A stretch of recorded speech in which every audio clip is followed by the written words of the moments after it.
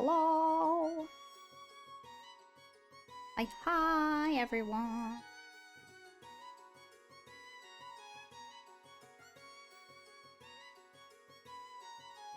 How is everybody doing?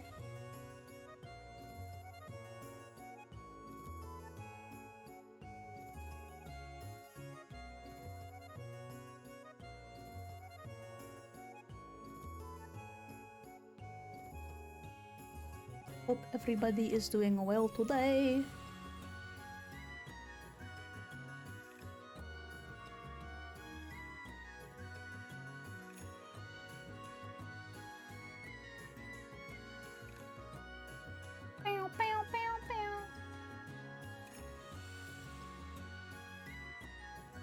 Okay, just making sure everything is good to go.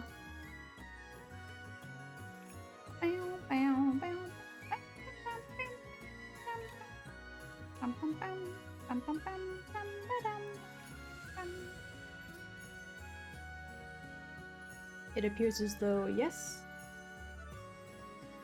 So let us get into the game. Rip. Yo. And the audio back on. Yo. Ooh. I haven't heard the menu music for this game yet. Not bad, not bad.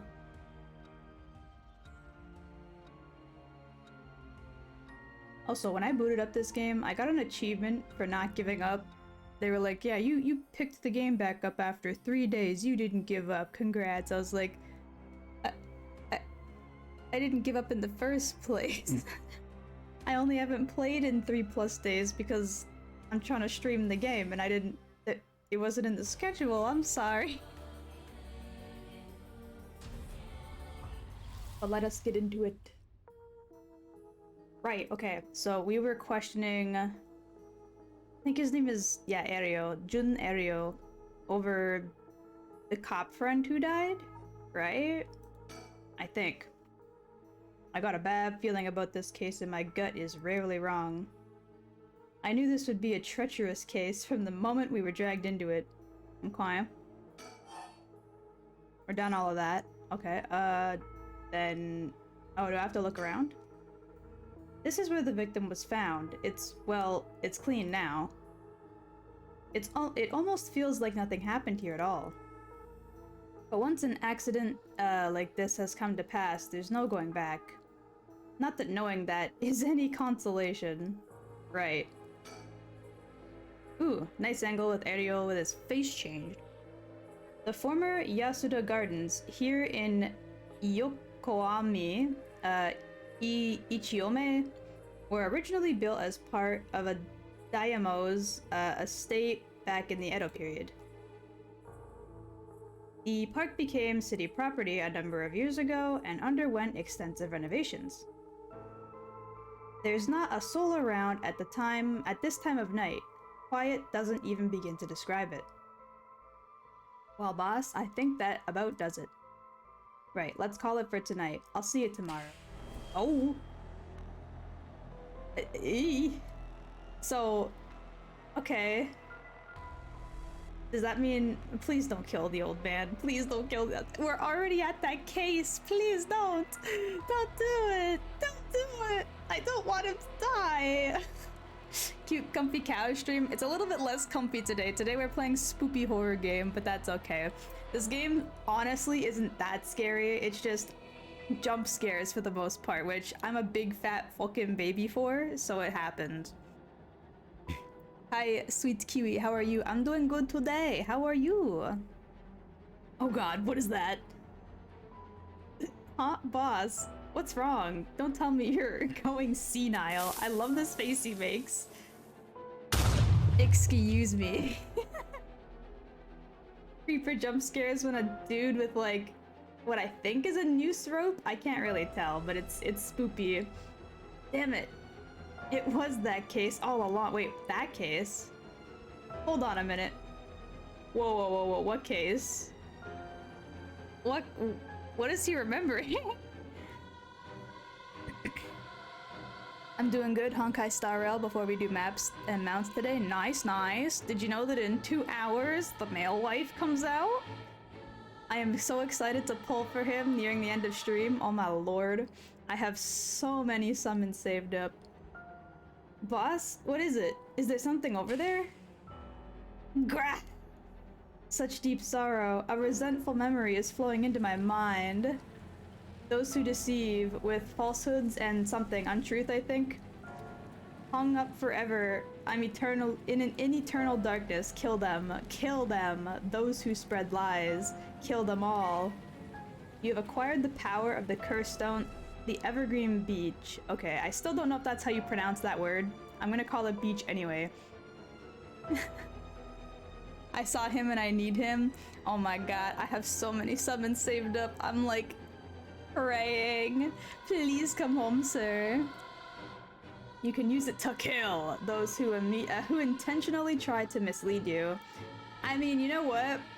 That's probably the most, like, interesting ability to give a detective and or cop. The ability to outright kill somebody who's lying to you. Oh my god. Use the curse button when someone is lying to you. Files updated. Yep. Actually, no, let's read that real quick, because it's going to be about the tree here. There we go.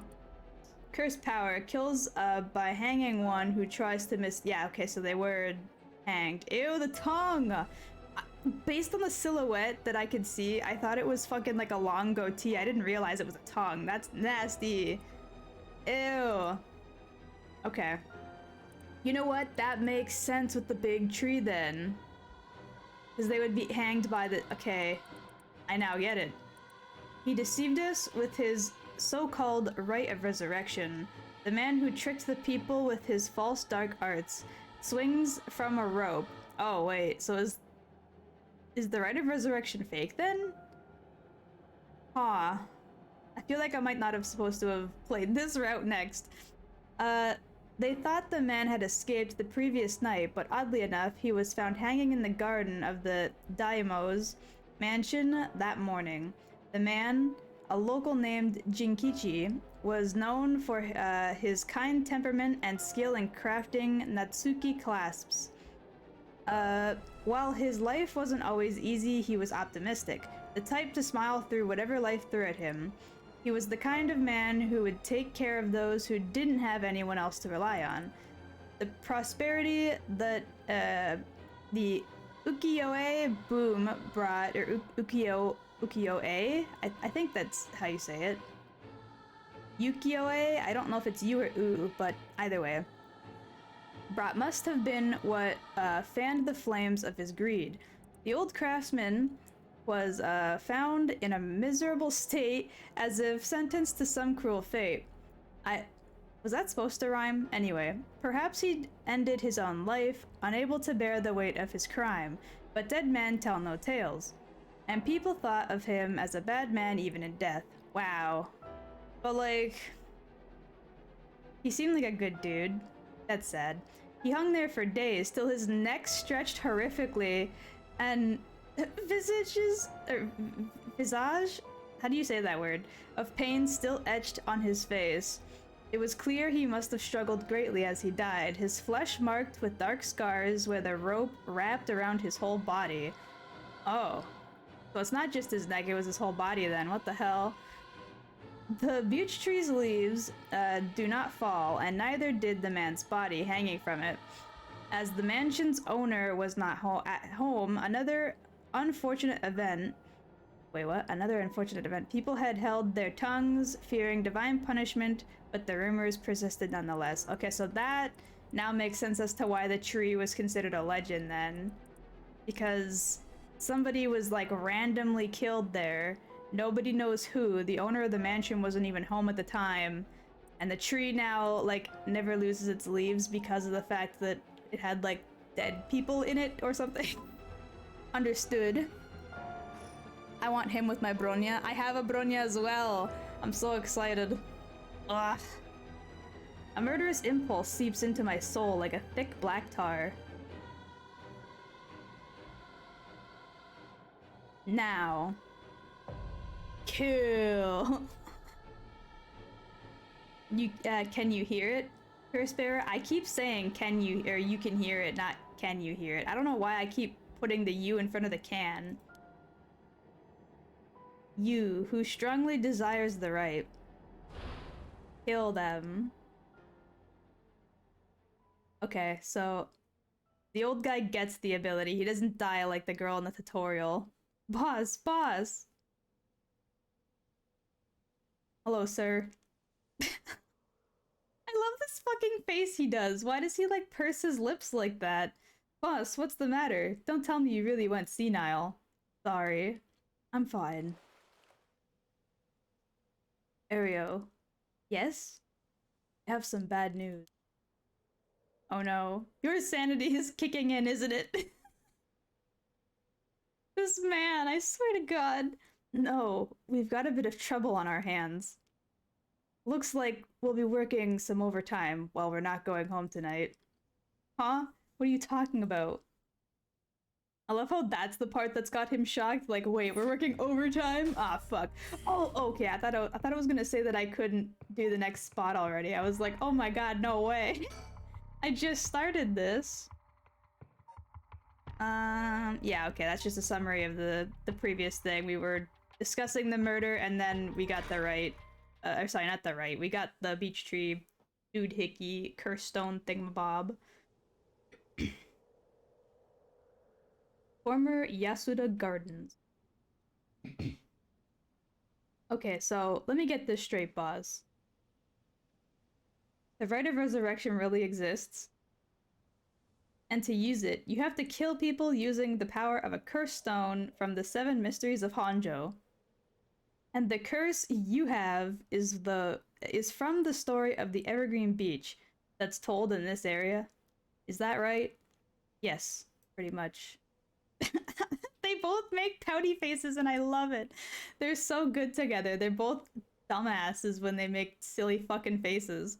You're quick on the uptake. You weren't your usual self when you were explaining, so I knew you were telling the truth. I'm never silly. Right when I said that they're dumbasses and silly together, I'm never silly. This game knows how to read my fucking mind, bruh. Every fucking time there's a dialogue option or something that I say, they have to either respond to it directly or give me the option to say exactly what I just said. It's crazy. The only thing I have trouble believing is that you're taking this occult stuff seriously now. I mean, to talk about paranormal, I thought you didn't believe in any of that. It's not that I don't believe in it. My familiarity with it is why I've tried not to get too close. Are you just being a sore loser? Not used to admitting that you were wrong? Oh, shut up and listen to me. No point in trying to hide things anymore. We won't get anywhere if you don't understand this, so listen up. Please, just listen. You don't have to keep saying it, I'm listening. We don't have time to waste. We'll talk as we walk. Oh, what is this music? Hey, boss, wait for me, boss! What is this music? I love it. Okay. They want me to go to the bridge. Got it. Boink. Wait, this bridge is where that one dude was with the girl. The dude with the legs. Is this their theme? I love this. This is so good. Sorry. I just want to double check one thing. You're telling the truth, right? This isn't a side effect of your senility? It's truth. Not like I can prove it, though. I guess. Revealing the existence of a secret department is against the rules, even to a fellow cop. But this is an emergency. I need his help, I'll tell him. What, a secret department? Huh? He's not stupid, but he sure can be slow sometimes. Man, I feel that. That's relatable. Though I think that positivity of his may come in handy at some point. Okay. Let's just think again? Yeah, okay. Understood. Nothing about surroundings? I can't- oh, I can look around. Not by much though, okay. Sir, I'm sure you already know this, but this is all top secret. No sharing it with anyone. Right, you can trust me not to. But, no, I just can't believe it. I'd heard rumors that you used to be a member of a secret division attached to the Security Bureau. I can't believe we actually have a department called Paranormal Affairs. Yeah, I'm sure it comes as a shock. I couldn't believe it myself. I thought the higher-ups were messing with me. Really had me worried for a while there. No, this is incredible. That's the whole reason I became a cop. I was always fascinated by secret agencies and stuff. You serious? But thinking about it, it totally makes sense. If curses and spirits really do exist, then of course we'd need a special department to protect citizens from them. You seem a bit too eager to believe all this. And hang on, I thought you joined up because of me. Come on, boss. Do you only have one favorite food? You can like more than one thing. Yeah, whatever. In any case, the official stance is that the supernatural doesn't exist, so Paranormal Affairs operates in secret. Still, still not sure why they stuck me there. Those 4 years, I worked nothing but cases involving the supernatural. Okay. I'll read that later.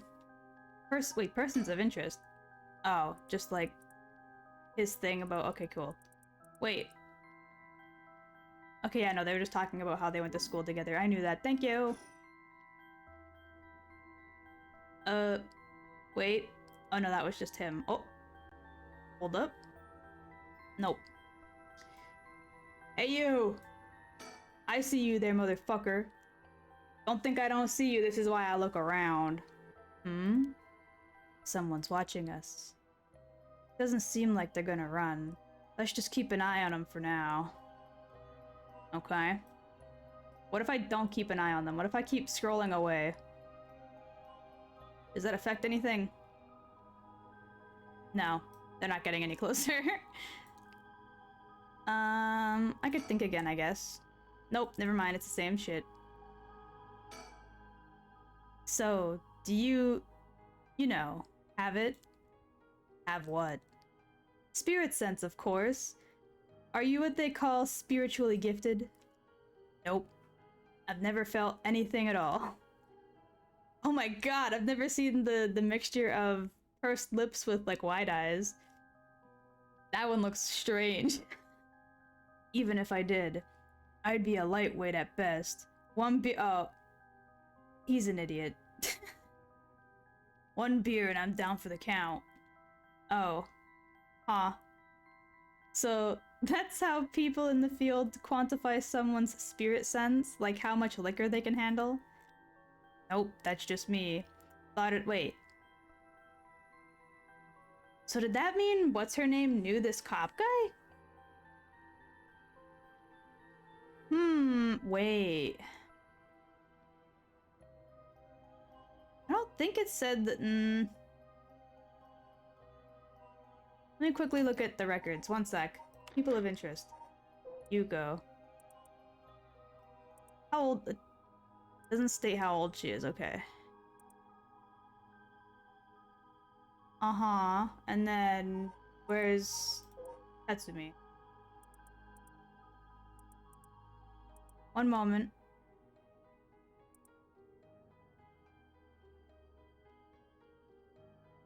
Yeah, so he's been divorced for a while, I know that.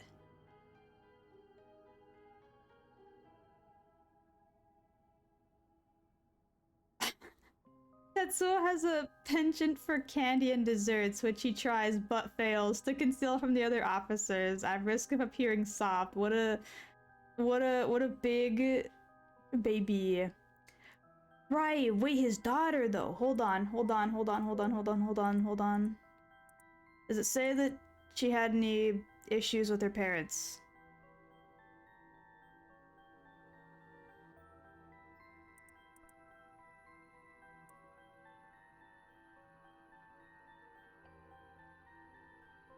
No. Okay. Because she was making reference to spirit sense with liquor like he does, right? But he also stated that he hasn't talked to his daughter in like years. Hmm.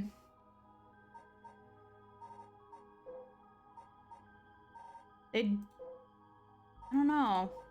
Something about those two. It's bugging me. It's bugging me. Also, thank you for the head peps. I'm sorry if I missed that a few minutes ago. I got distracted reading. Thought it would help get the point across. Oh. Huh. Sorry, you seems like I keep disappointing you. Nah, it's not your fault, boss. At the risk of disappointing you yet again, I'll tell you one more thing. Spirit sense is usually something you're born with. It's tough to develop later on. What? So there's no hope for me? No, say it ain't so. Of course, you were interested. Well, you never know. Maybe you have some hidden potential. I know there's a high schooler who's got so much spirit sense that she works in the front lines. I say work, but she wasn't paid because it was supposedly part of her training. Yikes, that seems like it'd be in violation of Article 69 of the Labor Standards Act. Wow, you really know the law. No comment. God damn. Thank you for the hydrate. I'll take that real quick. And the posture check. I'll take that real quick too. Thank you, thank you.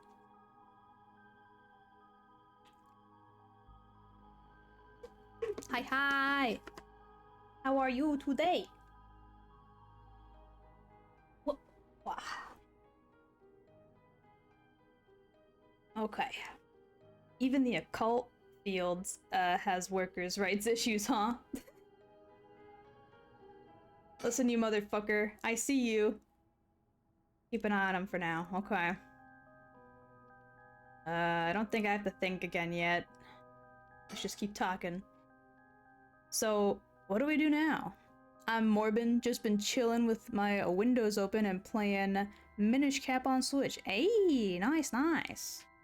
I probably should have had my window open today to let some fresh air into my office, but I forgot. You've got this rite of resurrection, and the curse echoes of the 7 mysteries of Hanjo. The curse being spread out around the city is a bit of an emergency. It's that bad? I'll put it this way. It's like handing out guns all over town. Jeez, that's real bad. It is. So we need to find the source and put it to a stop before something terrible happens. Usually that'd be a job for the paranormal affairs, but I talked to them on our way here. Main team is tied up till tomorrow night. Oh, he's like really curved, huh? That's a pose. I didn't realize how like bent backwards he was. This man's in like super shock, goddamn. These sprite work, like the artwork for the sprites, I mean, is really good. This game has such a like unique style to it. Holy fuck. So they told me to deal with it myself. Said it'd be fine since I have some experience. Huh? What? Then that overtime you mentioned means... Yep, you're gonna help me, partner. Alright, let's do it! You seem a bit too eager to dive into all this. You really have no reservations working a case you know nothing about. You said this was an emergency. I don't think we had a choice. I'm just trying to be logical about this, boss. You really are something. Might actually be nice having you around. Why, thank you. I gotta keep checking on this motherfucker. Okay. I just gotta make sure I do it, because if I don't, he's gonna fucking fly either towards me or away from me, and I can't have that. So, what exactly do we do? If these curses are connected to the 7 mysteries, then the people who have the others should all be here in town. Right. If there's 7 of them, that means there are 6 more out there. And we have to stop them all before they kill anyone with their curses. can, we should find and collect all the curse stones. But, boss, from what you said earlier, killing a curse bearer gets you closer to completing the rite of resurrection. Won't your life be in danger if they find out you're a curse bearer? Pretty much. Stop making that silly ass fucking face, sir.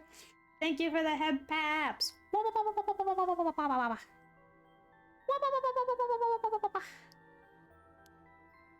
We can't let that happen.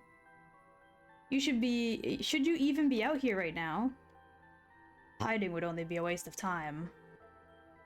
The mysteries of the one-sided reed is associated with Ryogoku Bridge. I was hoping we'd be quick enough to run into the one-sided reed's curse bearer. No such luck, it seems. Well, if nothing else, maybe word will spread that cops are on the lookout for people, and people will behave. That's putting a lot of trust in whoever these other people are. But it's possible that the other curse bearers with the same idea will come here. Talk to anyone you see who seems suspicious. Dirk, that means someone who may have the power of a curse. Understood. In that case... Yeah, I'm glad he noticed too. I'm not the only one who was like, who the fuck is this man? Why don't we go ask that guy who's been watching us this whole time? Ah, you noticed him too? Well, good luck. Hey, you there. Sorry to bother you. I've got some questions. I'm with the police. It is this fucking guy. I hate this dude. He's such an asshole. Hold on. Let me double check I've got the goddamn sounds off. Where's the... Yeah, the voices are off. Good. Fuck this dude. Fuck this dude. He's such an asshole. Kiwi, guess who had a power outage that killed their third printer 3 days into a print that's totally ruined said print? Oh no! Oh no! A 3D printer. I can't read, not third printer. Still, I'm so sorry to hear that. That's awful. That's gotta be like a big waste of materials too. Man. I'm sorry to hear that, my guy. Thanks for your cooperation. We'll be asking you a few things, Mr. Yutaro Namigaki. That's your name, correct? Yeah. I don't mind answering your questions. You're a detective? Did something happen? Oh, right. Lots of things been happening around here. Like people dying. Uh-huh. Let me think real quick. So, what to make of this guy? He's an asshole, that's what to make of him. If this were a normal case, we'd be fine letting him take the reins. But curses are involved here, I should take over. Boss, let's talk to this guy. Okay, well... The man identifies himself as Yutaro Namigaki, a 21-year-old college student. He was watching us so calmly, we need to be careful with this guy. Is your, like, woman friend around? I guess not. Where's your woman friend? So, what is it you were doing here? Nah, it must be the incident at that former Yasuda Gardens. The dead policeman?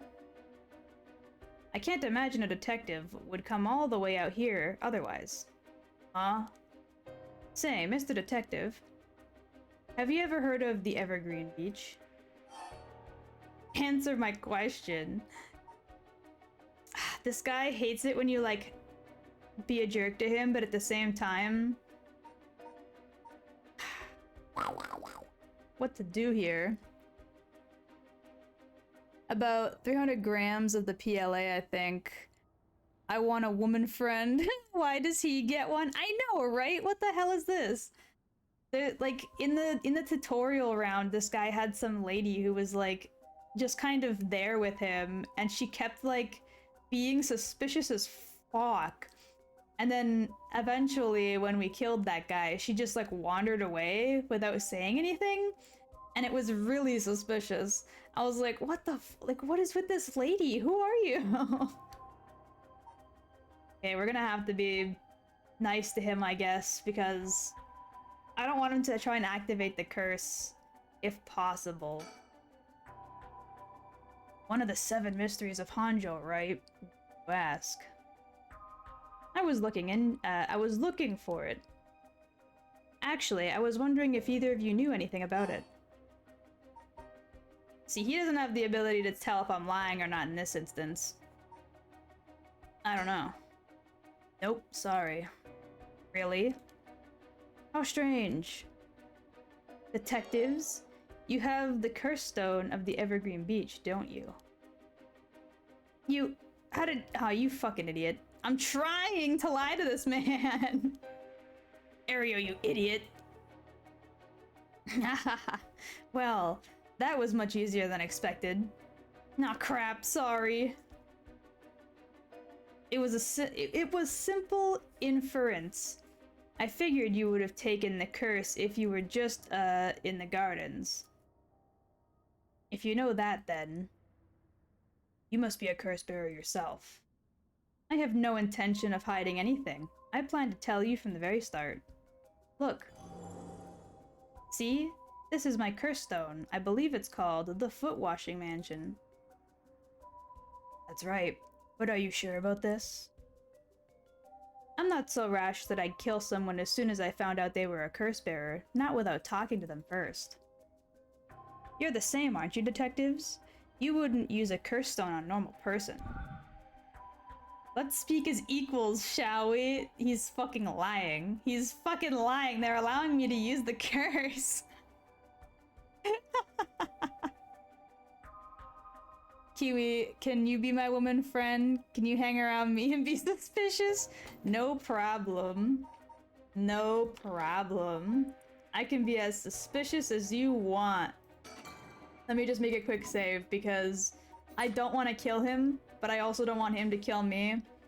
But I do have a way to neutralize his curse specifically, so we'll see. For fuck's sakes, Ario, dumbass. For real, like, literally sitting here trying to lie to this man, and he's like, oh my god, let me just reveal the truth out loud. Okay, so I only get the option to for a moment. Understood. Kill him for fun, then we continue.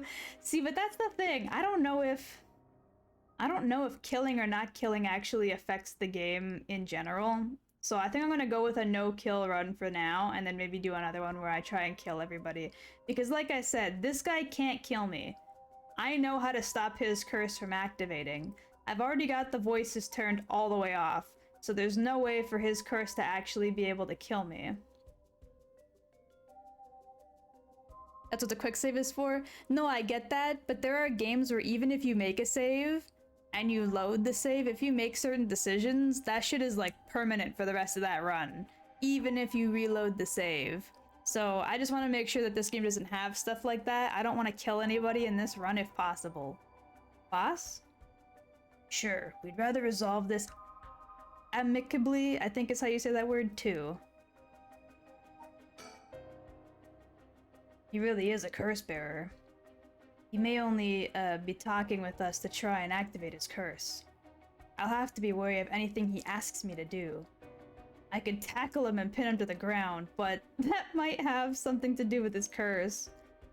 Any slip of the tongue could get us killed. I have to try and discern what activates his curse. So what do I do?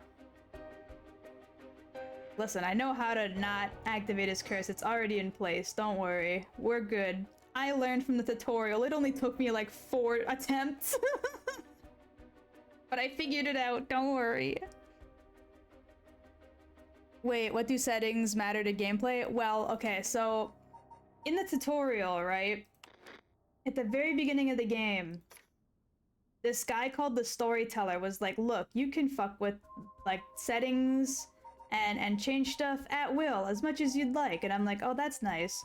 Voice volume, that's interesting. This game doesn't have any voice acting. Why would this matter at all? And then when I got to this fucking dickhead, the dude over here, oopsie, did not mean to click next. He started like talking about how his curse activates. And like there was a piece of dialogue that I just kept like overlooking every single time it activated because I'm stupid as hell, where he says, once you hear the voices, it's too late for you, right? So after I realized that, once I read that piece of dialogue for like the 4th time, I was like, wait a minute, the voices, let me just turn that shit down, came back, and the game was like, ta-da, you figured it out, puzzle solved, he can't kill you because you can't hear the voices of his curse. I was like, oh my god, I'm a dumbass. Oh my god, I'm so stupid. I thought it did have voice acting. No, no, no, no, no. So this in particular dude's curse cannot kill me if I can't hear the voices of his curse, and that's what that voice volume is. It has to do with his curse. After I figured that out, I was like, how am I that stupid? He literally specifies the words, like, once you hear the voices, it's too late for you. And I just completely overlooked it like 3 other times. Fortunately, I don't think he knows which of us is the curse bearer yet. If we play things right, we should be okay. Okay. Hello, sir. But before we talk, there's something I'd like to tell you. Hmm?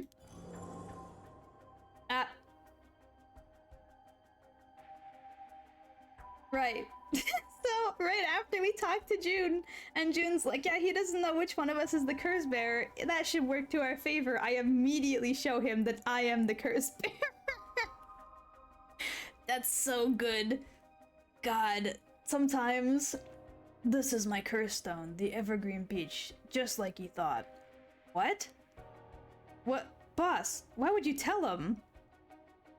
As for how the curse works... Boss, are you having another senior moment? If you tell him that... It hangs to death anyone who would try to mislead me. So if you try to lie to me, the curse stone will let me know. I don't have to use it to tell, understand? Whoa, really? That's super useful. I see, I understand. That's a pretty useful power for a detective. That's what I said. I was like, that's such a, like, overly convenient power for a cop or detective to have. Now then, let's talk. Damn, it seems I've lost the upper hand. No point for petty tricks then. I'll be honest with you. He's such an idiot. Why would you immediately lie again? Why would you immediately, like, we just said. This guy really thinks we're lying or something. So far, so good. He's lying again? Oh my god, this dude does not learn! By the way, since you're woman friend now, if the game reveals that his woman friend is that his is his waifu, do you intend to become my waifu due to translation? Due to transitive? I can't read it. My brain is smooth. Oh, I'm sorry, I can't read. Also, hello, Dark. Hi. And, I don't think they're together. I don't know what I think, actually. Maybe she was trying to use him for something? I'm not sure. Because she left right when he died, like, with no remorse. She didn't scream, she didn't look upset, she just dipped. Like, she was just like, alright, he's dead, bye. Like, it was very, very suspicious. I also don't think we took his curse stone, so she might have just yoinked it and ran. I'm not sure. How are you? I'm good today. I am good today. I hope you are good today too. There's some... sorry, wrong voice. This is Namagaki. There's someone I want to bring back, so I'd like your assistance in collecting soul dredges. So that's a lie? He doesn't. Oh. You know what? I think I get it now. I think that woman was using him in like, he likes her, but she didn't get the curse, so she's using him as a means to get someone she wants back to life. Okay, that's starting to make sense. Can't help you. Please, all you'd have to do is tell me who the other curse bearers are. That's not really a lie, though, is it? That one's not exactly a lie. Why am I able to curse him for that? He's technically not wrong. Thank you for the head paps. A woman friend is the closest I'll ever get, so this is good. That feels nice. Yeah. We're all fuentio. Woman friend or not. Sorry, but as a police officer, I can't just look the other way and let you go. Please, if you help me, I'll let you two go as well. But see, that one's a lie. That one's obviously a lie, right? The other one technically wasn't a lie. I don't know why it gave me the option to curse him there. Is that a threat? No. This one is obviously also a lie. It's your final warning. That one's also not a lie, though, so cursing him there doesn't make sense either. But it doesn't matter, because your curse can't kill me. You're a loser. Nah. My curse?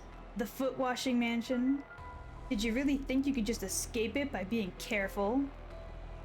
It didn't matter to me which of you was the curse bearer. It'll be both of your soul judges anyway. Wait, Namigaki. Okay, wait, hold on. I have the voices off, right? Okay, good. Just double checking. Because this shouldn't be able to kill me. Oh, why? What does he need for them? Wait, need them for? Need what for? The curse bearers? The point of this game is that there's something called the Rite of Resurrection, right? Which is a ritual that brings back somebody from the dead. And the way to do that is anybody with a curse stone, his is the foot washing mansion, mine is the Evergreen Beach. Every time you kill somebody, you get like soul power that goes into the stone, and when the stone is full, you can then perform the Rite of Resurrection. And so killing people who have another curse stone grants you a ton of soul power compared to someone who doesn't have a soul stone, which is why he's looking for them. If he finds the people with the soul stones, he can only kill 7 people instead of like 14,527 or whatever random number they want to call the maximum amount you need for the rite. The foot washing mansion is a powerful curse and is so simple to activate. It is ready whenever I need it. There is no escape from the voice of my feet. What the fuck sentence did I just read? There is no escape from the voice of my feet. Also, yes there is. That technically that's a lie, but it's only because he's too stupid to know that that's not true. Ario, get out of here, hurry. I'll find you later. What? Okay. Too late. Hear the voice of my curse echo. The voice of his curse echo. Huh? What? Why isn't my curse echo working? Impossible. This has never happened. What's happening? I don't hear anything. Get fucked, idiot. I learned your trick in the tutorial. Honestly, they shouldn't have told you this in the tutorial. This should have been a surprise for the main game. I think this would have had way more impact if they didn't tell you how to fuck this guy over right off the bat. Ario, now! Grab him! Right! Namigaki, get down! Ah, damn it! Boss, here. His curse stone. Good work. Give it to me. So now we got 2. Okay. Damn it, why? What do you think, boss? Should we lock him up? I mean, he did attempt murder on police officer. he technically didn't get to do it, but he attempted murder. I'm pretty sure you can charge somebody for that. At the very least, like assault, maybe? I don't know. I haven't even touched you. You can't consider that assault of a police officer. Well, I mean, but you attempted to kill us. I don't know if you can prove the whole spiritual part in court, but I don't know. Let him go. All we need is the stone. Ugh, how could this happen? My right of resurrection. Give it up. The right was too good to be true from the start. I don't know what happened to you, but you'd be better off mourning whoever you lost the right way. Now get out of here. Damn it. Okay, later. Bye.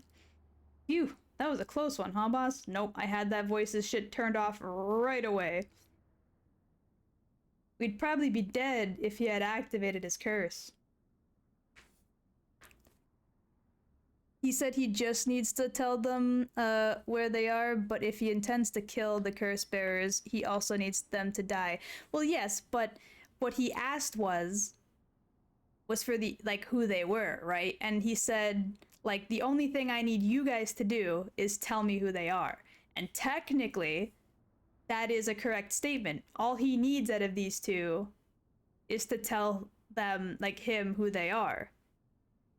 Then he can do whatever he wants after that. That is not a part of the initial statement. That statement was not a lie.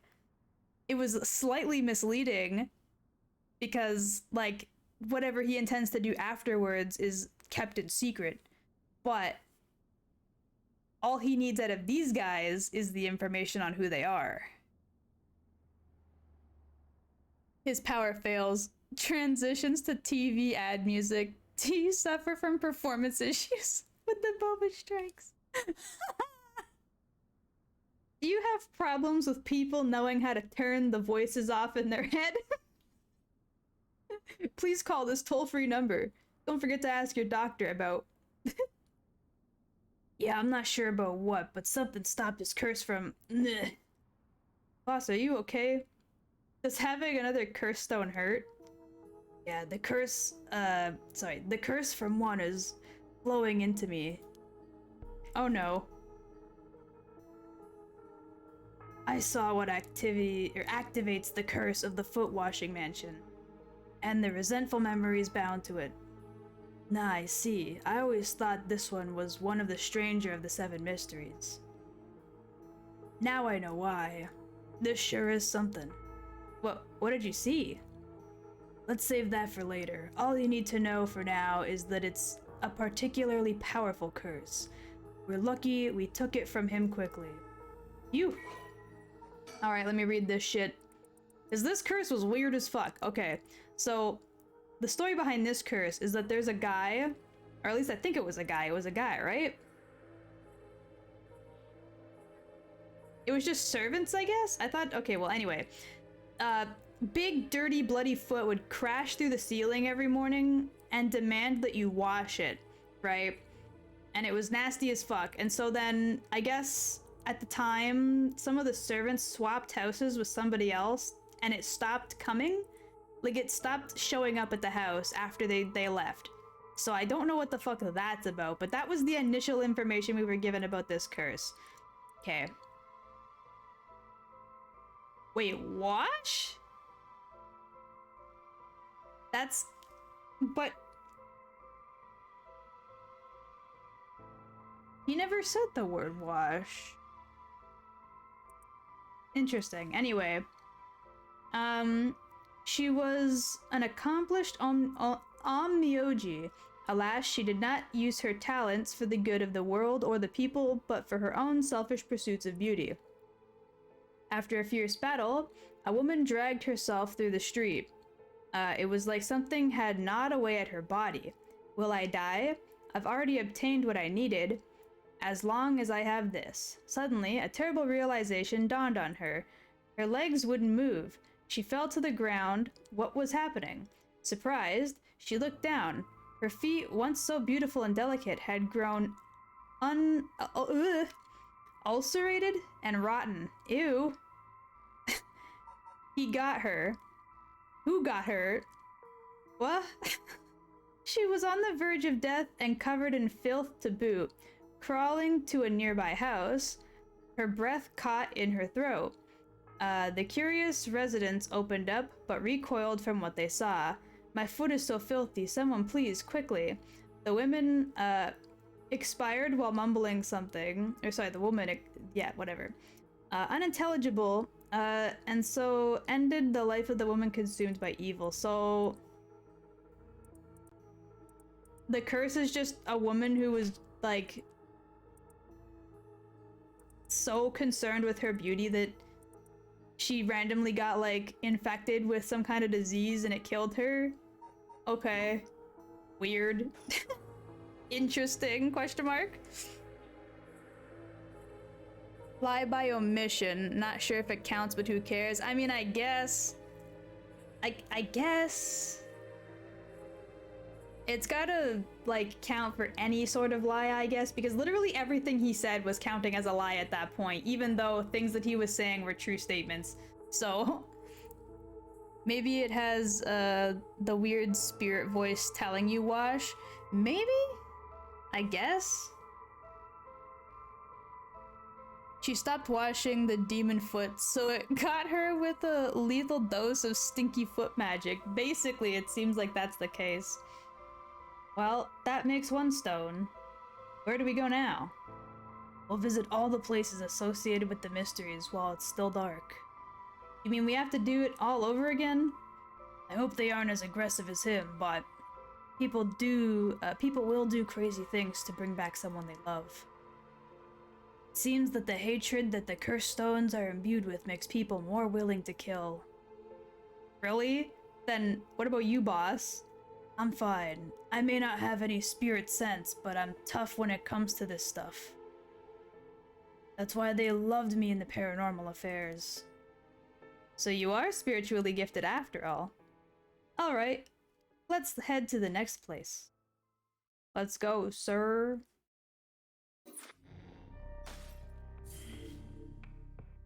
I can continue? Nice. Okay, one moment. I have to BRB real quickly.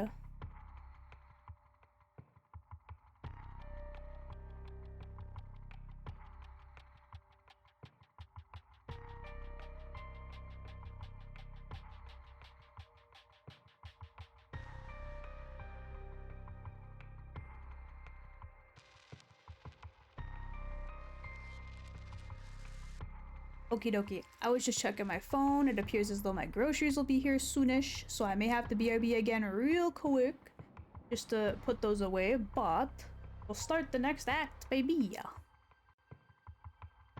Oh, I'm very close to killing you off, Ario. You keep being so stupid. I mean, he's fine. He's one of those, like, he's got that, like, rookie cop charm where he's not stupid, but he's a little stupid, you know? Wait, who the hell is this guy? Who the hell are you? Very short man. Midoricho Park. Let's go!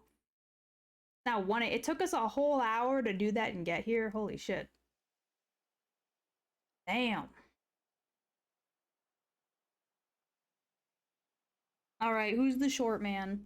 Excuse me, sorry to bother you, but we have some questions for you.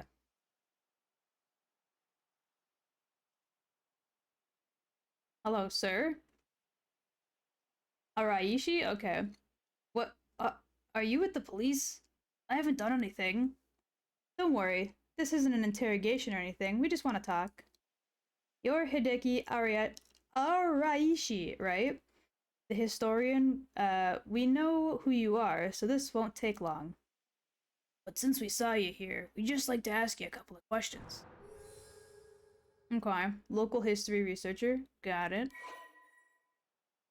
Let me quickly skim this.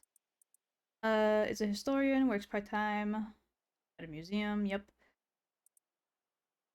Uh-huh, wait. He's the guy, okay, he's the guy who did the the thing about the right of resurrection and the what's it called? The academic fucking council or whatever the fuck they did. There was a presentation and some guy was like, "Yeah, it's real." He's this guy. Quintessential observative researcher. Uh-huh. I'm just quickly skimming his stuff. Don't worry.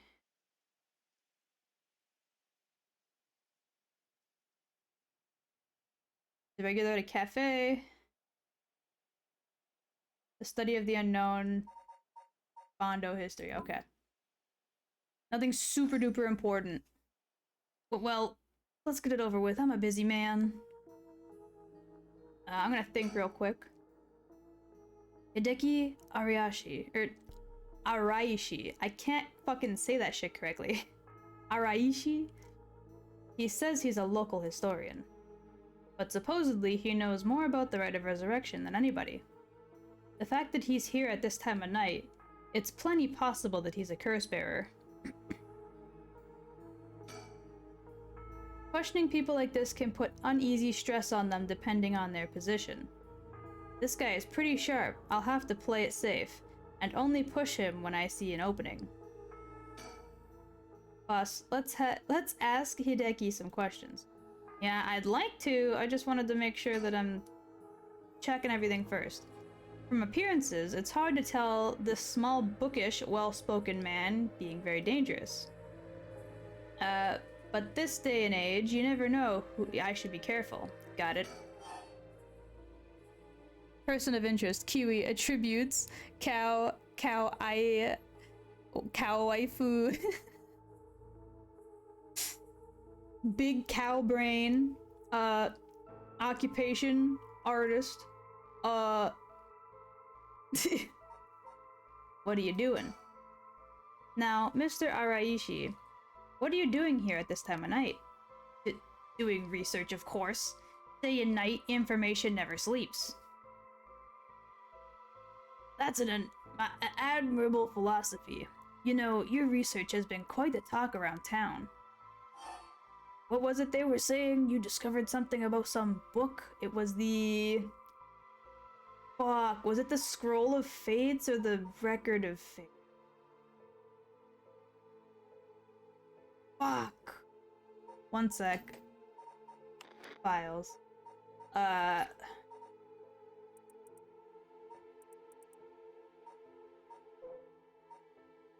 Was it this? No. Was it this one?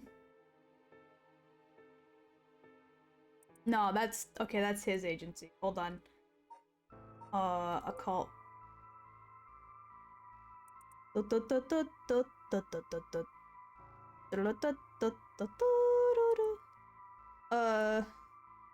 Where is it? No, it's a 7 mysteries.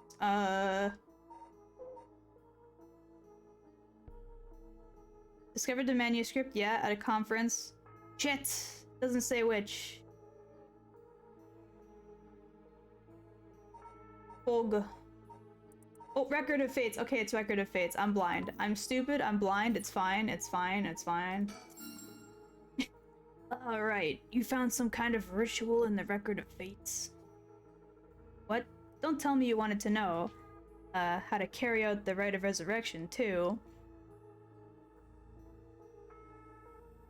How I... Oh! Listen, I can't read to begin with, let alone put words together like that. You're so smart. Not gonna lie, getting it wrong might trigger him. I want to correct you. If I asked you about the intricacies of Twitch, you'd instinctively want to say it's Twitch actually. I literally like auto-corrected it in my head. Also, yes, my groceries are now here. I will BRB real quickly. Sorry for the interruption, but it'll only be a moment putting away some groceries and then I'll be right back.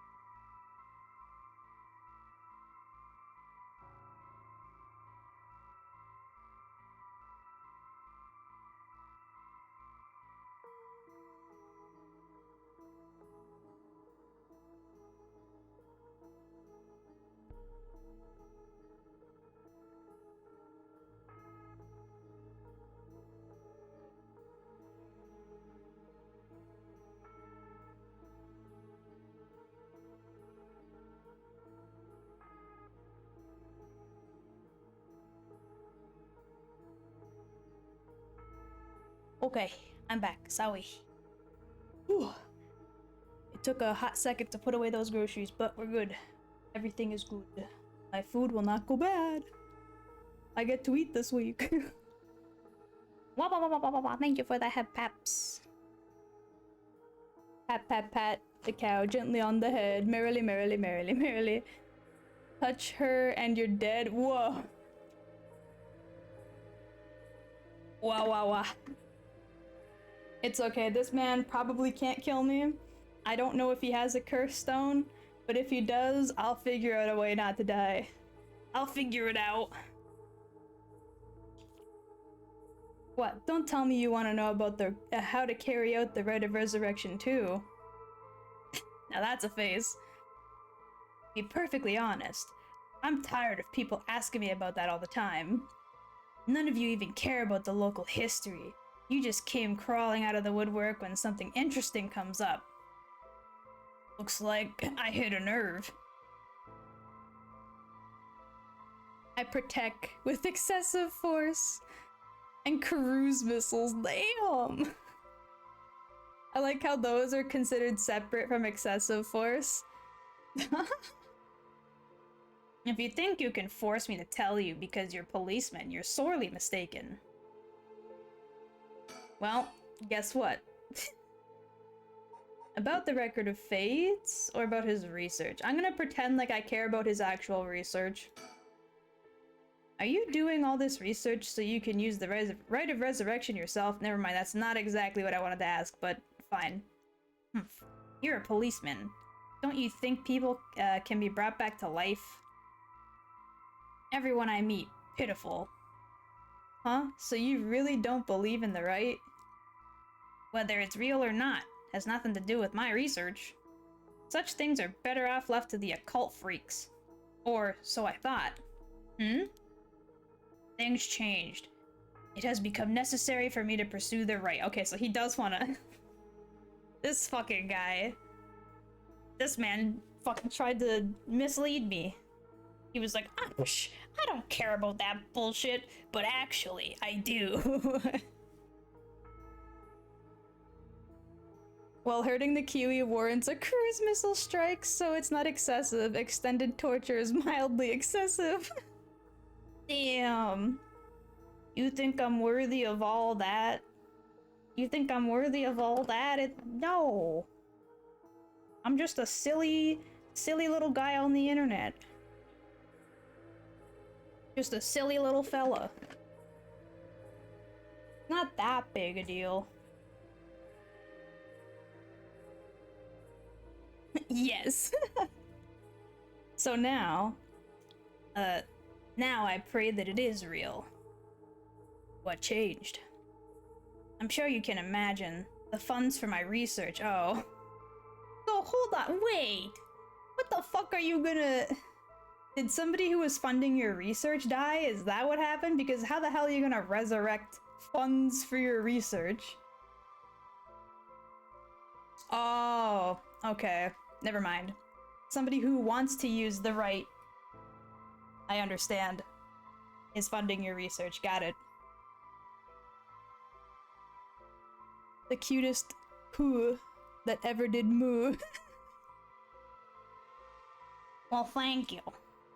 I'm glad you think so. I received a large amount of funding for seeking the rite of resurrection. And if I find it, I'll receive a sum so great that I'll never have to worry about money again. Oh, so that means someone is sponsoring your research, is that right? So what if they are? You have no idea how hard to secure funding for our research. I have no intention, or no interest in teaching those children. Listen to me, I'll tell you one thing. Those experts you see, provocating books or spouting nonsense on TV to try and get popular, all of them are just trying to get the money they need to do their research. With how popular the occult is, saying something even remotely spooky can lead to big money. What? But I bought your book. The pursuit of the unknown begins first and foremost with belief. I was so inspired by that bit. I do appreciate your patronage. Unfortunately, however, the occult is not my true interest. The fate of the unknown is to be destroyed by thorough research and deep consideration. Thank you for the head paps! No way, I can't believe it. You're surprisingly innocent. Jesus Christ. Okay. About the Record of Fates. This Record of Fates, where did you get your hands on it? The storehouse of an old private residence in the city, just as the public was told. I'm unable to be more precise due to an agreement with my informant. Right. Oh, I gotta ask, gotcha, more about these other things. I keep forgetting that when there's no checkmark, that means there's still more to be said on that category. What kind of research do you want to be doing? I'm sure it wouldn't interest you, but to put it simply, the focus of my research is how historical accounts transform into folklore over the years as they are passed down from generation to generation. What does that mean? Bitch, I'm a cow. Oh. Bitch, I'm a cow. That's loud. Hello, iSouls. Jesus. I was like so zoned into trying to read that actually like my heart stopped for a second. I was like, oh, I'm good. But it did get me. Due to human bias, the account of any event is inevitably changed by the person communicating it. This is not necessarily done with ill intentions. It happens when someone tries to fill the gaps in a story that lacks details, or when something's left out or abridged because of the story's length, or when a story twists and shifts as it spreads through oral tradition. Even when two stories are told about the same event, differences in culture or environment affect how it's told, changing its content. Silly little things can turn into terribly mysterious legends. My research in the study of how history, culture, and legends all influence each other. I see. Take the 7 Mysteries of Hanzhou, for example. Why are some of the mysteries seemingly about nothing particularly interesting? You'd think the stories wouldn't last a decade, let alone hundreds of years, so why? Perhaps putting it that way piques your interest. I admit I am curious. So that's what you've been researching all this time. Makes sense. As I said, it doesn't matter to me whether the right exists or not. If people in the Edo period believed that's what was written in the Record of Fates was real, that's all I'm interested in. Okay. I gotta continue to ask about this shit? Fine. But I have to be realistic. The research I'd like to do is unfortunately not very lucrative. There we go. That's why I need to take some risks. Is that it? Yes, okay. Was the research you were doing just now also related to the Rite of Resurrection? Well, yes, that's right. What exactly are you looking for? I have no reason to tell you that. You wouldn't understand anyway. Yes, I would. I think I have a feeling. Well, in that case, I think I might have a guess as to what it is you're looking for. You're looking for the curse stones. What? Damn it. If you know about that, then... Calm down. No need to get so defensive. Show the curse stone. We both want information, right? Why don't we have a nice friendly chat? A curse stone? You're a curse bearer? A leaf. It is the Evergreen Beach then? Yep. Will you show me yours? Ever-burning lantern. Okay, he is the ever-burning lantern. Interesting. Reveal curse details. Hide curse details. I mean, I should just reveal it. It's not like telling him what my curse does changes anything. I think? Because the ever-burning lantern curse is a tricky one. It's a curse that has two different, like, stories to it, if that makes sense. Only 45 minutes left until the new banner. I know, I'm sitting here literally like shaking. I want him so bad. The curse either goes that the lantern always stays lit, or it's never lit. It'll either like relight itself if it's like put out, or no matter how many times it's lit, it'll go out like instantly. So I'm not exactly sure how his curse works, which means it's going to be very hard to determine whether or not he's about to activate it and how I can stop it. Should I really tell him about my curse? Fuck it. I'm gonna tell him. I'll tell you this for free. The Evergreen Beach comes from a man who was hung for spreading false rumors. But the accusations against him were unfounded, and he died cursing those who deceived him. Ah, so the resentful memory held within the Evergreen Beach. The memories of the 7 mysteries truly are fascinating. If only I could collect them all. Do whatever you want, but you should know something. This stone of mine lets me curse anyone who tries to mislead me. What? But... So don't even try to lie to me. I'll know. You would curse a citizen? And you call yourself an officer of the law? That all depends on you. I don't want to use it if I don't have to. What is it that you want? The cursed stones are dangerous. I'd like to confiscate yours. Excuse me? But my right? First, let me ask you one thing. You haven't used that curse, have you? No, of course. I haven't, I swear. He's fucking lying. He's killed somebody. He's killed somebody. Who have you killed, sir? I see. Good. Now, why don't you hand over that stone? Unless you'd rather try using it on me instead. Damn you. I won't give it to you. If I were to say that, what would happen? Would it be a crime? The police are aware of how dangerous the stones are. I could arrest you under Article 1, Section 2 in the Minor Offenses Act. Or you hand it over, and all you lose is your secret ability. Think of what would happen to all your research if you were arrested. That's a good point. He'd never get funded again if he was arrested. Fine. You can have the stone here. It's like, he was easy to deal with. Yeah, let me read up what the lantern one is. Killed by disembowelment. Whoa. Ah, he was the one with the darkness. Okay. Understood. But why is it disembowelment? What the hell?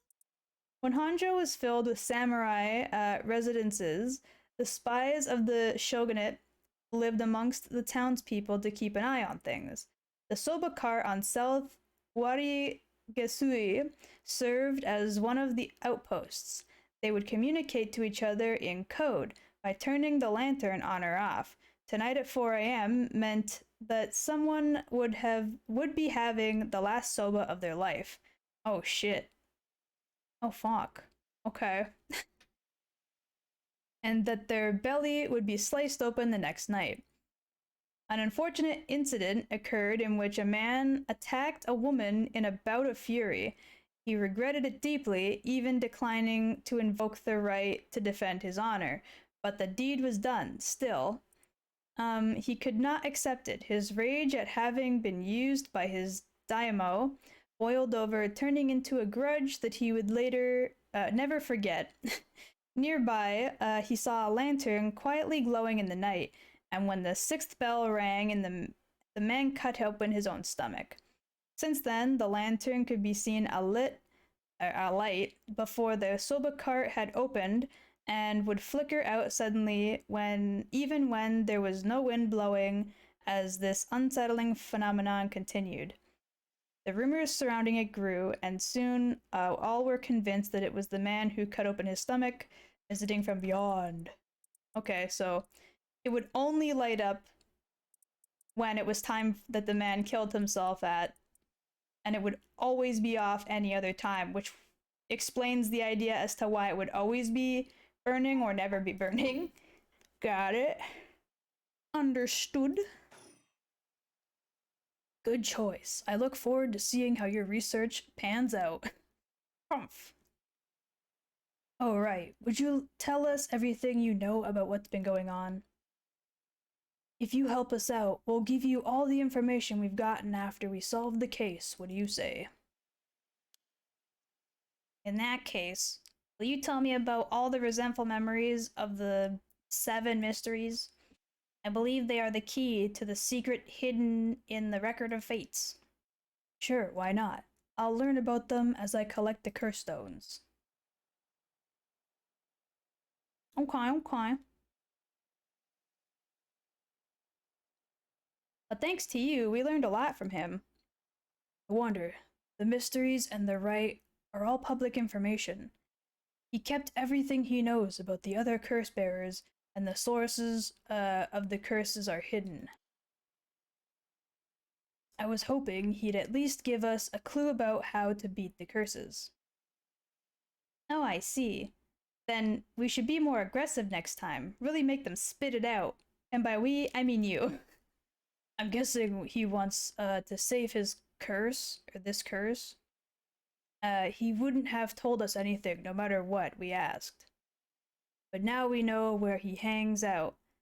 We can always send someone for him if need be. Right, got it.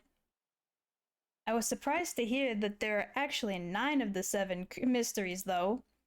Yeah, there's 2 extra curse bearers we have to find. We've confiscated 2 so far, 6 more. They could be anywhere in this town. We have to find them faster. They may start using the curses. Nah, I think we're already too late. Huh? I didn't tell you this, but there were some soul judges in Nimigaki's curse stone. Really? Then he already killed someone with it? It's not much, so it probably wasn't a curse bearer. Shit.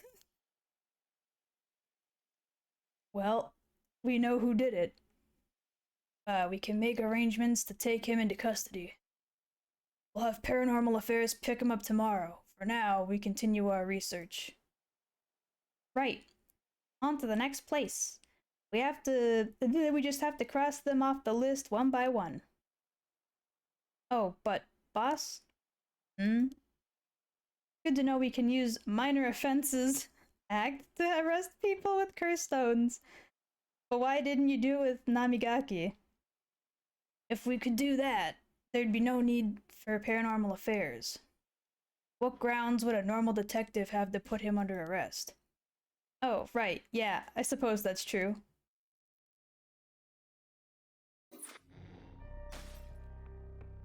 Alright, and I'm assuming, yeah, I can't do this one just yet. Damn it.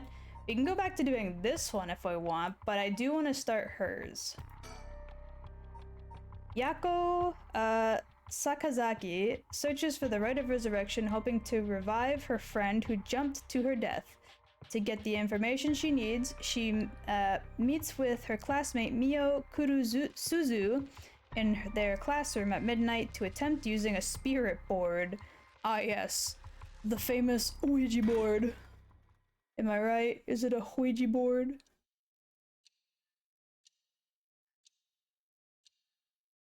A Ouija board? Homogata High School.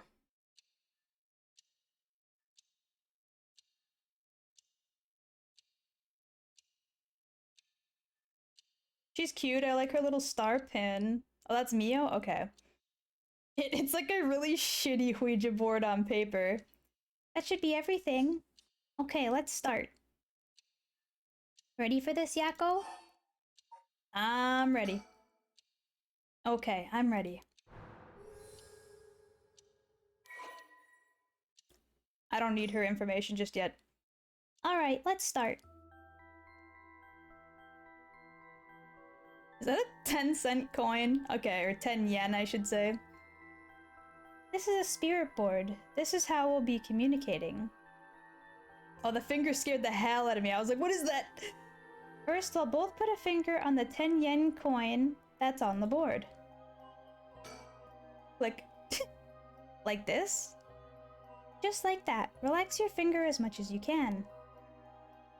Now for the chant. Repeat what I say, okay? Oh, Spectre of the Spirit Board, please visit us. Your turn. Wait, what? Spectre, Spirit of the Spectre Board. Okay. Spectre of the Spirit Board. Of the Spirit Horde. What the? Okay. Board. Wait, shit. It was please visit us, right? It wasn't come. Spectre of the Spirit Board. Spectre of the Spirit Board. Please visit us. Good. I got it right, thank God. Please tell us if you are there. Yes. I didn't click anything. Whoa, it really moved. It looks like we succeeded in summoning. We can ask questions now. Right, questions. Start with a question you know the answer to and see the response. Then, when you know your questions are being answered truthfully, you ask what you really want to know. Okay, I'll start with something simple. Is it really you? What is my name? I think it should know the answer to this. Oh, Spectre of the Spirit Board, what is my name?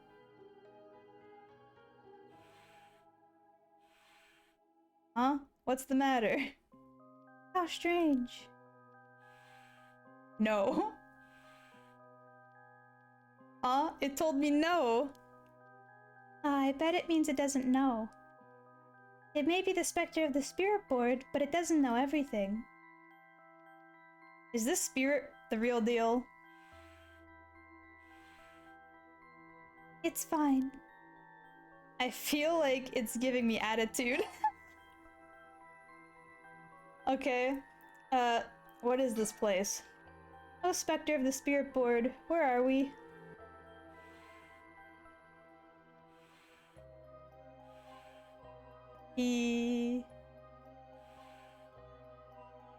Yeah, high school. Okay.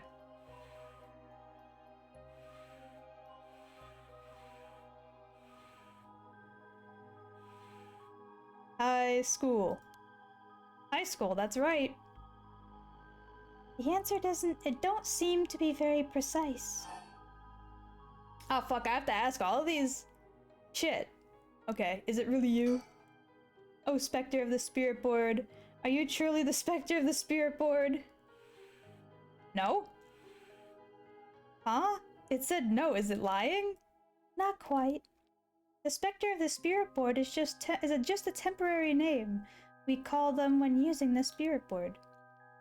We're actually calling a spirit with a strong tie to this place, or one of the people participating. In other words, a spirit that just happened to be nearby just felt like answering. They don't really think of themselves as specters of the Spirit Board. Oh, really? Huh. Feels like some of the mystique has disappeared. Do you mind if I still call you Spectre of the Spirit Board? Yes? Okay. Thanks.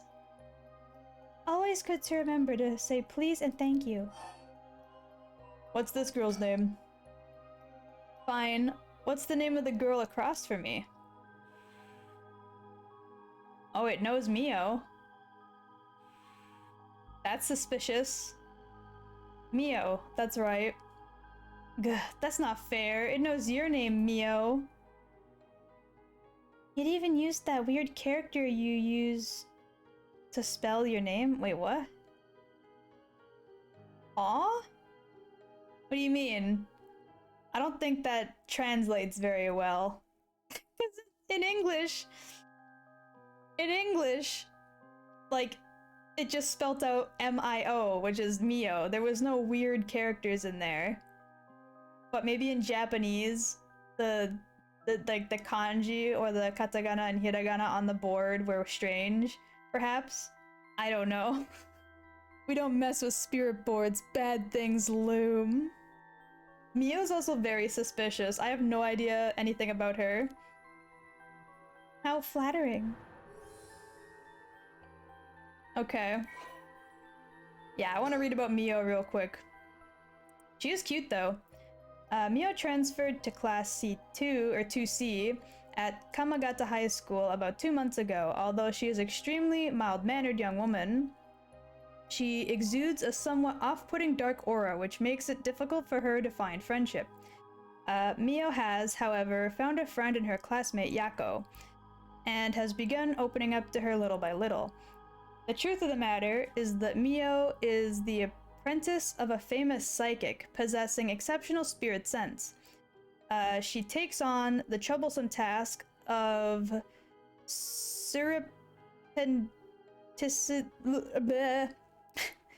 big word, handling spiritual disturbances that break out in high schools across Tokyo before they become a problem. She transfers schools frequently as a result, and thus has trouble making human friends. Mio has already solved an incident at Komagata High School involving a female student possessed by a spirit, although she takes effort to hide her spirit sense. Many develop an impression that Mio has a deep knowledge of the occult and the paranormal upon first meeting her, leading her to be anxious that her secret has been exposed. The most common comment she receives is that she seems to get along well with crows and black cats. Is she the high school student who's not being paid to do quote-unquote training at the paranormal sector of the police department? This poor woman's not being paid for this. I bet even the teachers get it wrong all the time. I guess these paranormal beings just tend to take a liking to you. Huh, I don't know how I should feel about that. Well then, what's my name? I'll ask again. What's my name? No. It didn't even hesitate this time. Alright, it's time to try asking serious questions. Yeah. Who does Mio have a crush on? Hello? Oh, Spectre of the Spirit Board, what is the name of the boy Mio has a crush on? Hey! You're going to ask that kind of question? Doesn't everyone ask this kind of stuff on spirit boards? Besides, I'm curious. No, let's not do this. Huh, it said no. Guess that must mean you don't have a crush on anyone. Phew. Yeah, that's it. No is correct. Let's move on. Or maybe... it's because she doesn't like a boy, she likes us, isn't it? Oh, Spectre of the Spirit Board, do you mean the boy isn't in our class? Oh. Never mind. Whoa. Hey, stop that! Don't make me exercise you. If that's the case, then, oh, Spectre of the Spirit Board, is it a teacher at our school? Oh, thank God. I was like, whoa! No good, huh? Phew. Yako, cut it out already. We made the effort to sneak in at night. We shouldn't waste our time with these questions. You got a point. Damn it. I wanted to know if she liked us, though. Okay, Michio's cause of death. Okay, here I go. I'll be serious now. Yes, please. Oh, Spectre of the Spirit Board. Did Michio Shiraishi in our class, who died by committing suicide by jumping 1 week ago, really commit suicide? No. Yep, thought so. Ugh. So it really wasn't. I'm not surprised. I never believed it from the start. Now, now's the important part. Yeah. Who got updated? Oh, the girl. Right. She's the one who was last seen with another protagonist's son before he was kidnapped and killed. Michio's cause of death. Oh, Spectre of the Spirit Board. Did Michio Shiraishi die in an accident? Oh? It said yes. So it was an accident, and not a suicide? Michio. Then, did she slip and fall from that apartment building? No. She must have been pushed on accident or something then, maybe. Huh, she didn't. What do you mean? Michio didn't die falling from the apartment building? No way. If that's true, then why was she lying on the ground like that in the back alley of the apartment building? It was an accident, but not a fall? Oh, Spectre of the Spirit Board, what happened to Michio on that day? It seems like it doesn't know the details. Then how about, oh, Spectre of the Spirit Board, when we want to use the Rite of Resurrection to bring Michio back to life, do you know where the Rite of Resurrection is? I wonder.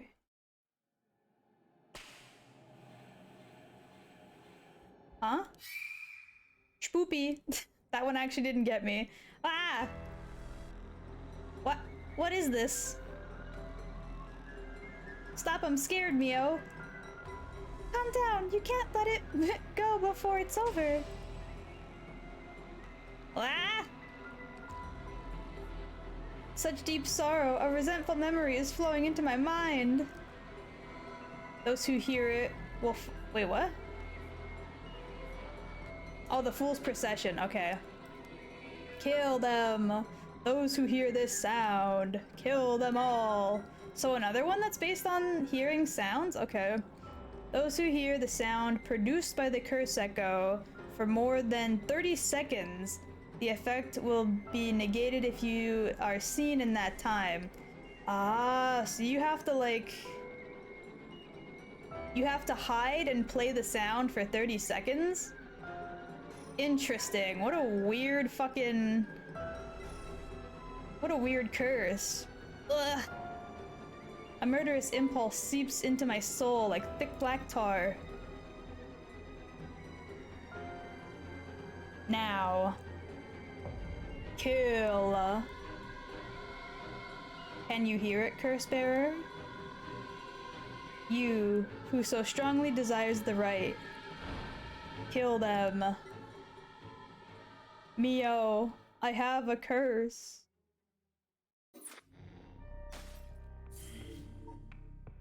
Ooh, things to remember. The information they gain from the spirit board suggests that Michio's death was not a suicide.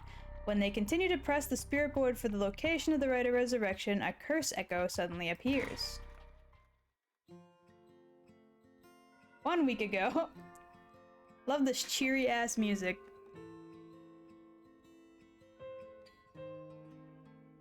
Very like melancholic almost.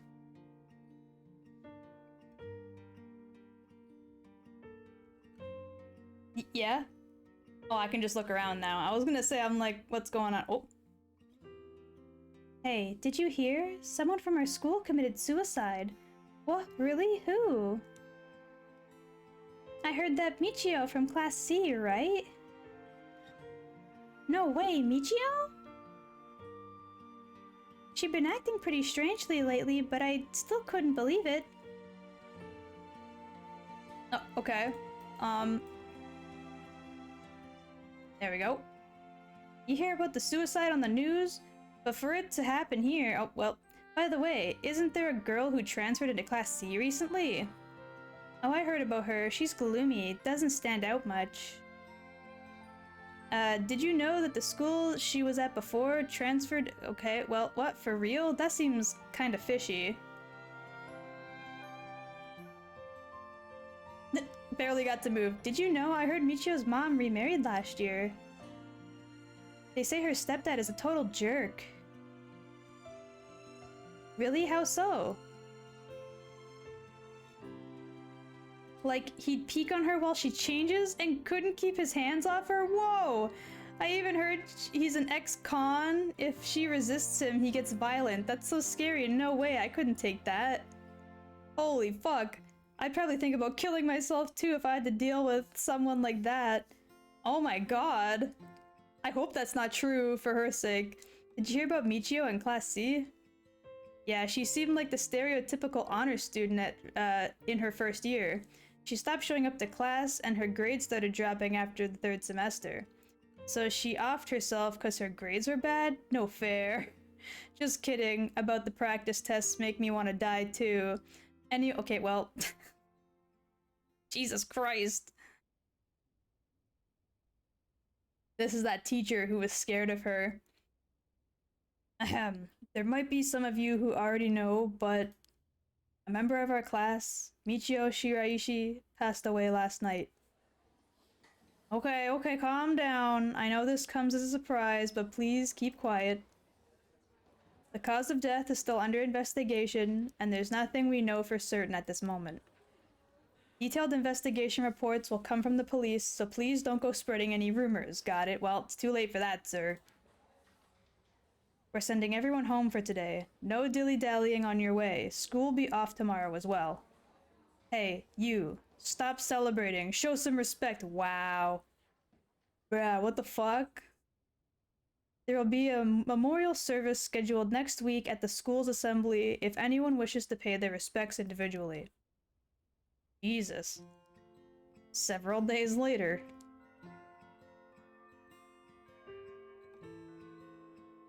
Oh, this is Mio.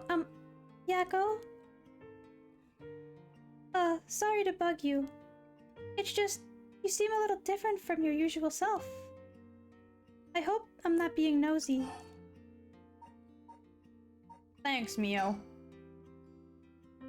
But thanks, Mio. I was acting that strangely? Yeah, enough to make me worry. If you want to talk, I'm happy to listen. Yeah, this is perfect timing. There's actually something I wanted to ask you. Yeah?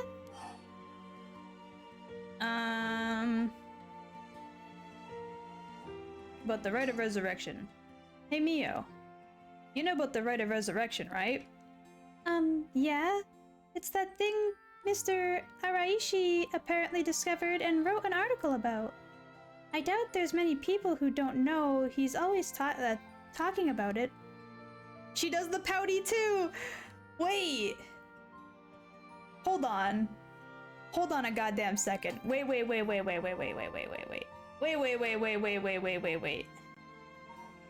No, okay, they don't have the same last name. But like...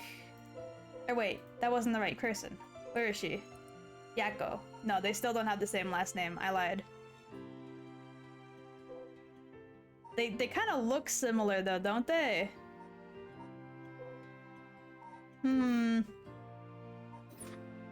They look the fucking same when they both do that pout. Something about it. Something about it's fishy.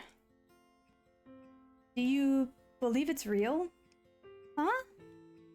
Well, it sounds a little too good to be true to me. But on the off chance it really works,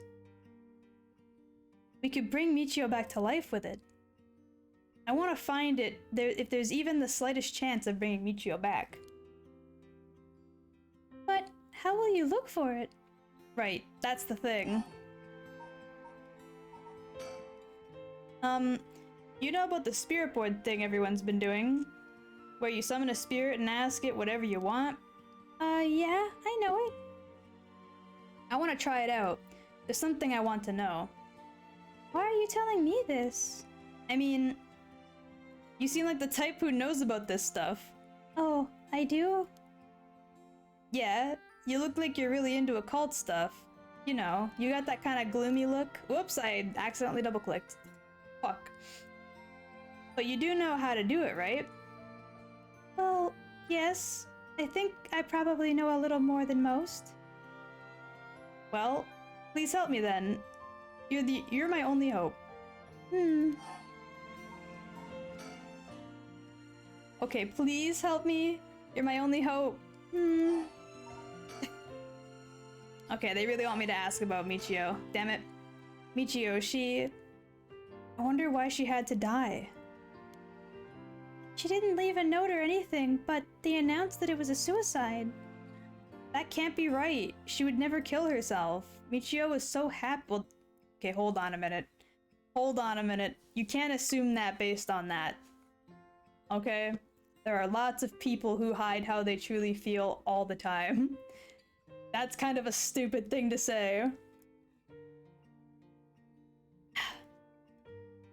She always looked on the bright side of things. She loved coming to school. Again, usually people who are the most upset in life always hide with the biggest smile, so please don't say stupid shit like this. I know she was going through some hard times, but for her to kill herself? I never got the chance to speak with her. She was often absent from school. When she did come in, she looked depressed. You're right. And that's why everyone is so willing to accept that she committed suicide. They acted like they cared, but all they did was gossip about it. They put together little pieces of information and spread rumors like it's the truth. Isn't that terrible? Yes, it is. I've heard some, that are really awful. In the end, the only reason you're able to say stuff like that, the only reason they're able to say stuff like that is because they aren't personally involved. It's true that they didn't get along with her new stepdad and that her grades went down. But to say things like, how sad, no wonder she killed herself, how dare they? She always told me she was okay whenever I talked to her because I was worried. Again, people lie, they hide these things, that's how they are, that's how it works. She would have told me if there was something bothering her so badly that she'd kill herself over it. Uh-huh. Even Mio is like, bruh, come on now. I won't let Michio's death be written off like this. Like, maybe she got caught up in something bad. Something bad? People who've been talking about that body found in the former Yasuda Gardens, right? Some are saying that this town is cursed or something. Yes, there has been a strange feeling around things lately. Okay, there we go. The thing you wanted to ask, is it... Yeah, I want to know the truth behind Michio's death. And where the resurrection is hidden. I see. Don't know if getting the answer to those questions will be easy as you hope. Please, the teachers and policemen aren't any help, and there's only so much I can do alone. If there's even the slightest chance, then... Well... Okay, if that would make you feel better, then I'll help. Oh, that's a cute one. I like that. Yes, thank you, Mio! Okay, then tomorrow after dark. And now we're at today. Now I'm cursed.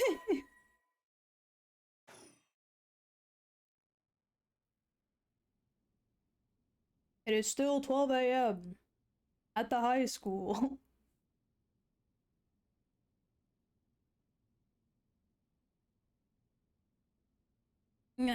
Huh? Are you awake, Yakko? Yeah, what happened? You can't remember? Let's see. We used the spirit board, and I suddenly heard something, like a weird voice. And then I passed out. Yes, as far as I can tell, you aren't experiencing any negative effects.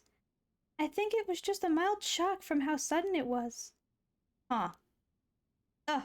Was everything okay with the spirit? Yep, it was almost bad, but I got it to leave. More importantly, what is that thing that you have in your hand? In my hand? Whoa, what the heck is this? It looks so freaky. When did I get it? Yatta. Oh, wrong voice. Oh, there's so much anger and hatred held within it. It looks a little like a tool that was used for ancient curses. What? That's so scary. Yako, you just said you heard a strange voice, right? Would you tell me what you heard? Anything you recall? I think it might be connected to the object. Let's see. It felt like I was at the bottom of a dark place, then this voice felt like it was echoing in my mind.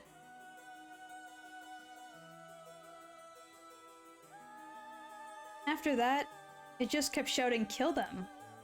I see, thank you. Yako? I think you may have exactly what you need in order to use the Rite of Resurrection. A curse with the power to take people's lives and turn them into soul judges. What? You mean this is a real curse? I know I said I wanted to use the Rite of Resurrection to bring back Michio, but why? Why me? It makes no sense. It makes perfect sense. Yako, please calm down and listen. Yeah, I'm sorry about panicking. No, it's okay. Fear is something we feel in the face of the unknown. Long ago, people would give names to phenomena they couldn't understand in order to live with them. Huh? However, modern-day developments in science and culture have pushed for the rejection of things that can't be measured. And so, the paranormal has been treated like it doesn't exist. But they've been around since a long time ago. If you just understand, you can see that there's nothing to be afraid of. First, calming down is the most important. Accept reality for what it is. Huh. I only really gave this stuff a shot because it was popular, but you really do have a connection with this stuff, don't you? Well, I suppose to an extent. Hey Mio, what do I do? Where do I start? Am I cursed? Am I going to die? It's okay. I'll take care of the curse. That's why I'm here in the first place. What? Trust me. I'll take care of things. It'll be alright. Thanks. I was the one who dragged you along to do the spirit board. It's fine. You're desperate to find a way to help your friend. But spirit boards are dangerous. You have to take them seriously. So I'm glad you invited me. Alright, let's review everything we've learned so far and think about how to move forward. Okay.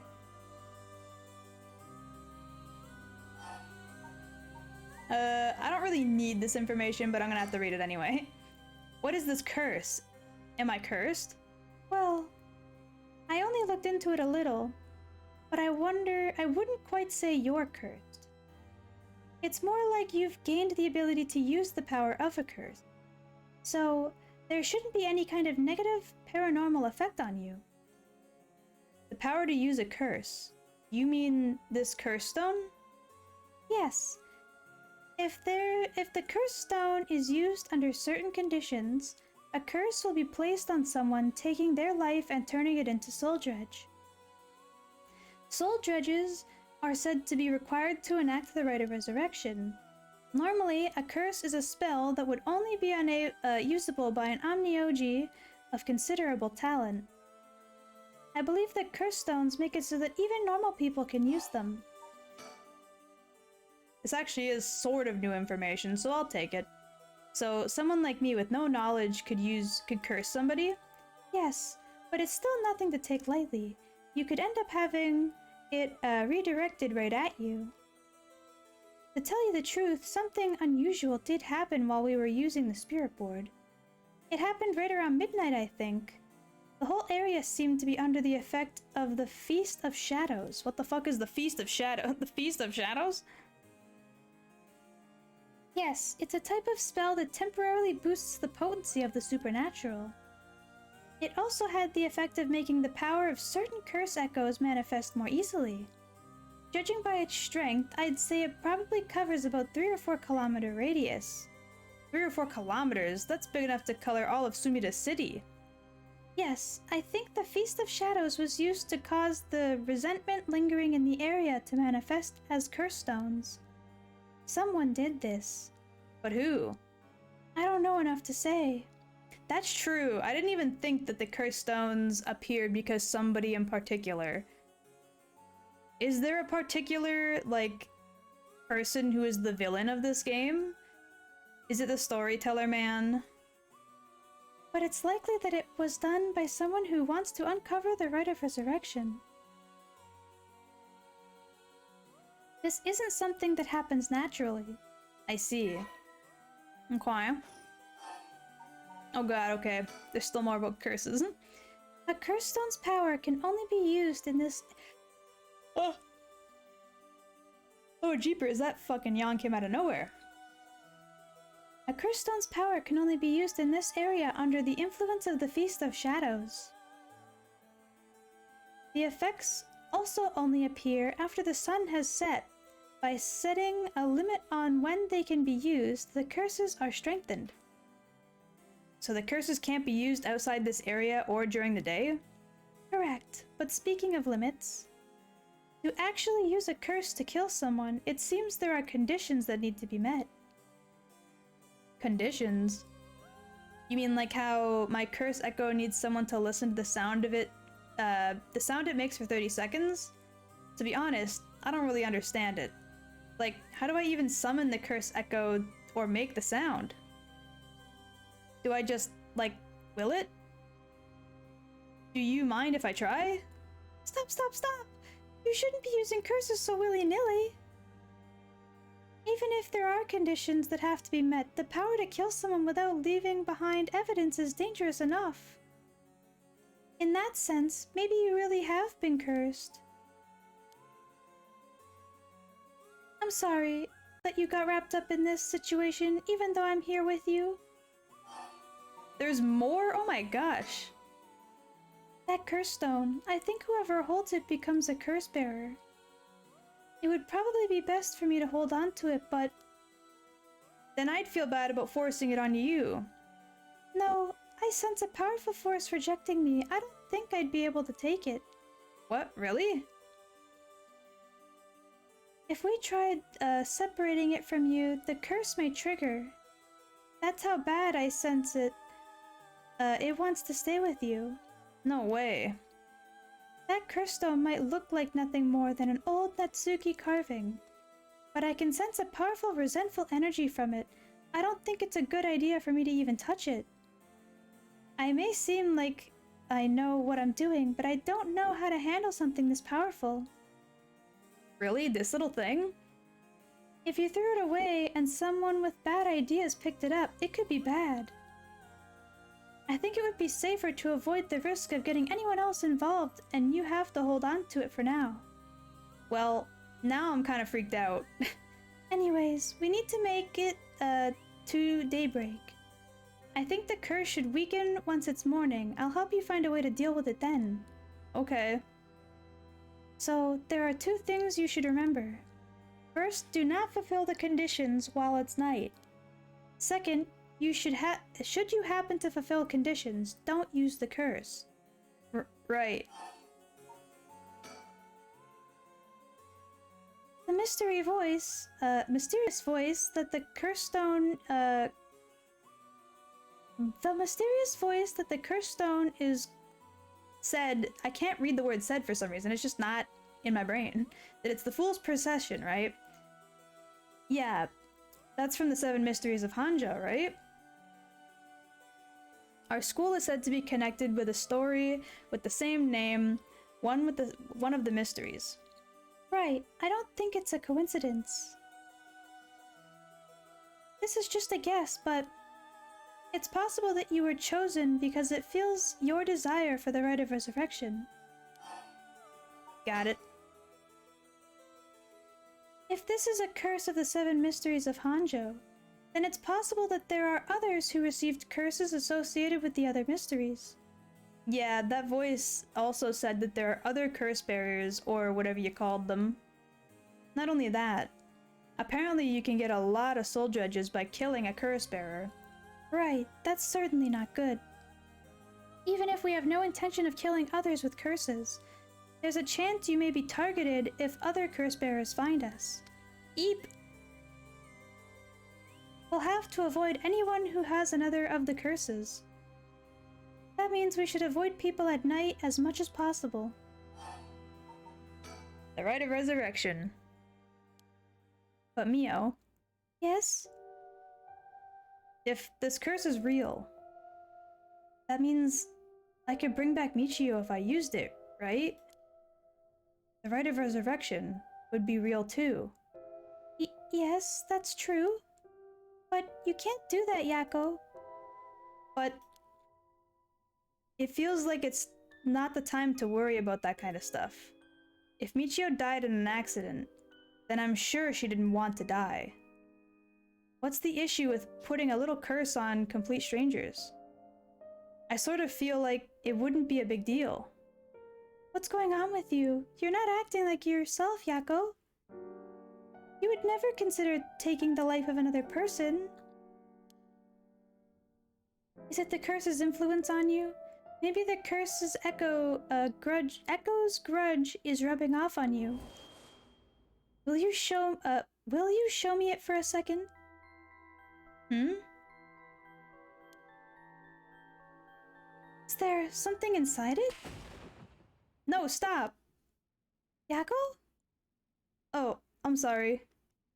But it's like, I just suddenly really didn't want you to touch it. I understand, I'm sorry. But you need to give up on the rite of resurrection. What? Because that's the real curse. Using resurrection as a lure, it tempts curse bearers into using their curses.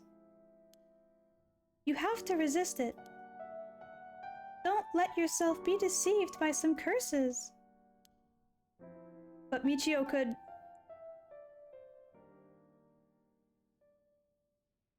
I think for tonight, we should get you home to rest. I'll walk you. The curse's influence should subside in the morning. Okay. God damn it, there's more. I'm sorry, but I'm telling you that you need to give up on the rite. It's beyond us. Even a single curse stone alone is too much to handle. Bringing back the dead isn't something simple. I know how much it hurts, but please focus on just worrying about surviving tonight. Even now, we're in great danger. Okay, let's get going then, shall we? We'll take the same route we took to get here. Right. We'll be fine, right? There's no one else at school, is there? I think so. The night shift janitor shouldn't be patrolling this late at night either. Well... Ah! Huh? What? Why did the lights go out?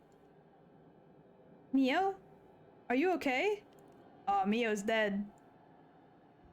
That researcher guy killed her, I know it. Hello? Oh, I can look around. Hello? Mio? She's not here. What happened? Where are you? I need to find a light. Hello? I literally can't see a fucking thing. Hello? What the hell is this? Oh, is that just a beam? It's hard to tell. It's so fucking dark. I can't see shit. Hello?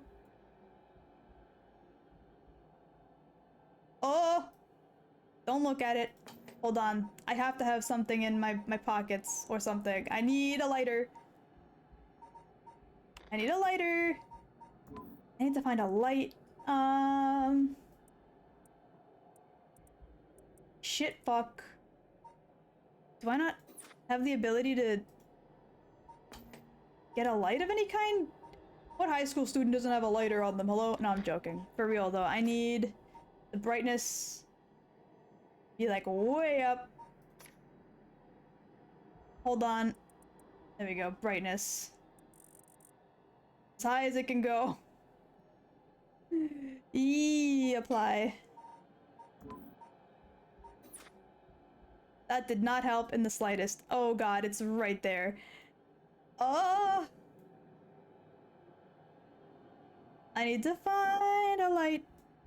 I need to find a light. Yako! I need you to find something that's lit up, please. I straight up cannot find shit. Jesus. Hold on. Turn the lights on, please. That's a clock.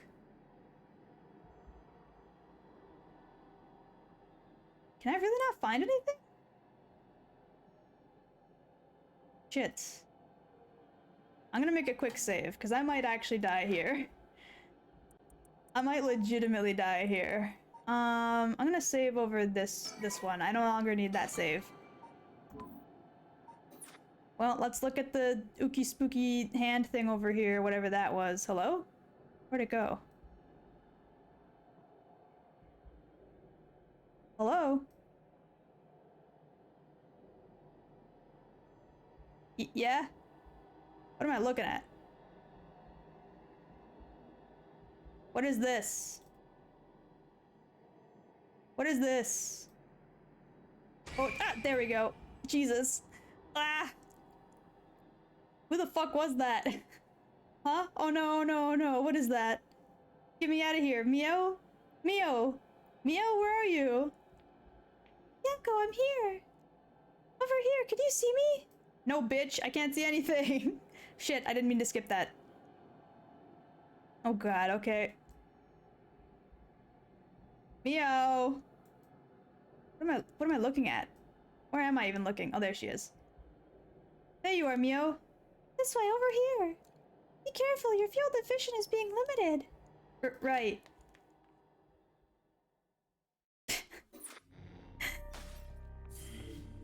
Bitch ass jump scare, fuck you. Okay, so I thought it was gonna be the ever burning lantern one. I thought I was gonna die there, but I guess not, just jump scare. Okay, after Yako acquires the curse of the Fool's Procession, Mio tries to persuade her to give up on going after the Rite of Resurrection. The effects of other curse echoes are already appearing at the school, so the two have to hurry to get out of the classroom. Right. Turn on all the fucking lights. If the lights are on, we can't be targeted by the ever-burning lantern.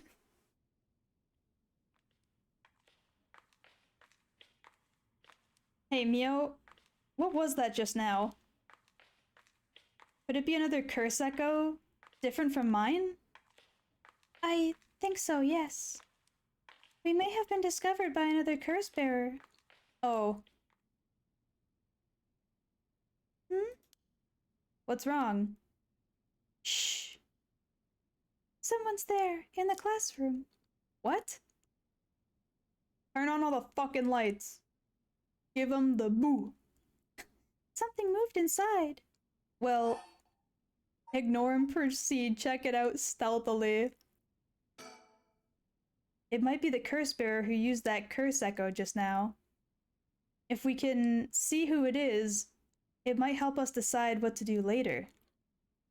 That's true. Okay, be careful. I'm gonna get killed. I probably should have just ignored it, but... Well, can you see anything? Try to get a look around. Of course. Oh. It's that fucking teacher. And a mysterious student I don't know about. Ah. Huh? Is that our homeroom teacher? Mr. Jonouchi? And that person he's with him is Hitomi from Class A? What? Oh my, what's going on here? That bastard. He's at it again.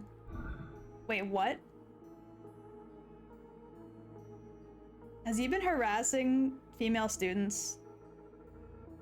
Is he one of those? Ugh. I'm trying not to kill people regardless of how bad they are as people. I won't let him get away with this. What? The curse. I could kill him with it. No, Yako, you can't use the curse stone. What's gotten into you? Resist it. Who's there? Is someone there? This is bad. We have to go before they see us. I resisted the urge to kill. even though he probably deserved it. uh, uh, it seems like they're not coming after us. Let's hope they didn't see our faces. But, Yakko, what came over you all of a sudden? I'm sorry. Thanks for stopping me. It's like this uncontrollable rage suddenly welled up inside me. I wonder what's gotten into me. I can barely even remember what happened. I'm really sorry. So it seems like the Curse Stone's influence like really changes depending on the person with the stone. Like the detective guy is really, really resistant to it because like he deals with stuff like justice and death and murder and paranormal BS like all the time from his job. So he's really resistant to the urge to kill, you know? But this high schooler, who is obviously very dead set on getting the right of resurrection, is very young, doesn't seem to have like a super high moral high ground overall, just like generalized like knowledge of this stuff, as well as probably a bit naive and ignorant to certain things, is like very susceptible to the urge to kill and goes into like a blind rage randomly. That's interesting to know. I'm really sorry. I do think it's partially the curse's influence on you, but we certainly saw something shocking. My heart's still pounding. I'm a little surprised. You know Hitomi from Class A? She tends to stand out a lot. Gotcha. Well, she certainly does dress like a delinquent, though she barely shows up to school. But could Mr. Jonouchi or Hitomi... I don't like that. I don't like this. I only just saw that. I don't know how long that's been there, but I just saw that. I hate that. I don't know if I should do anything about that. Could they really be curse bearers? Can I not look around? This is bad. It's right behind us. I don't know, but we should be careful just in case. Yakko? Hmm? When I give the signal, run. Go straight for the entrance. Don't look back, no matter what. Huh? Why? Did something happen? No, just a creepy floating ghost head behind you. It's nothing serious, I swear. Something happened, didn't it? What about you, Mio? I'll be fine. We'll meet up outside the school gates. If I'm not there in 10 minutes, go straight home, okay? Okay, go! Right. She's gonna do some fucking jutsu shit. Don't look back, don't look back. Oh. There was a screech. I hope that's not Mio. Mio's cute. I like her. I have to get outside. Let's see. To get to the gates, I go by the gym and... Okay. That's the gym. Yep. Hmm? What are you doing, miss? Eek! Oh, fuck. Who the hell are you? You shouldn't be here this late. Don't you know what time it is? Oh. Mr. Ashimiya? Okay. Who the hell is that? Well, if it isn't little Yakko. Anyways, students aren't supposed to be outside playing around at night. Oh, he's the janitor. Okay, I kind of had a feeling based on the way he dressed, but I was like, is he maybe a teacher? She was acting like she knows him specifically. Let me look at the janitor real quick. Makoto. Oh, his name is Makoto. Cool. Makoto is a janitor at the Komagata High School. His predecessor was nearing retirement, so he began working as his replacement about 6 months ago. Makoto is popular among the students for his friendly and caring nature, going so far as to remember the names and faces of all those attending at the school. He is affectionately known as Old Man Ashimiya. Okay. Although he appears to be a simple, amiable man? Okay. Makoto's occasional shrewd remarks have led to speculation among students that he may have led a far more interesting life than it seems. Whatever the truth may be, He will be remembered as one of the 7 mysteries of Komogata High School for some time to come. Okay. Hello, sir. You know, you're rough around the edges, but I don't take you for one to act out like this. I'm not acting out. I'm sorry. Sorry, I've forgotten something back in the classroom. No sass today, huh? Realized you were in the wrong, did you? Yes. Forgot something in the classroom, huh? You're a piece of work. But you don't have nothing with you. Oh. Wait, do you... What's that in your hand? Huh? Well, this is what I forgot. I, got it from my grandpa. It's really important to me. Girls these days have such weird taste. Well, okay. Better head straight home if you're done. I won't tell on you. No, wait. I can't let you walk home alone this late. Alright. Just wait a little. I'll hurry and lock things up. But... Fuck. I'm not supposed to go back, though. Shit. I'm gonna save. I want to check on Mio. I feel bad for her. I don't want her to get ghost blapped. I'm not supposed to go back, but I'm worried about her. Actually, a friend of mine is still inside. I think they'll be here soon.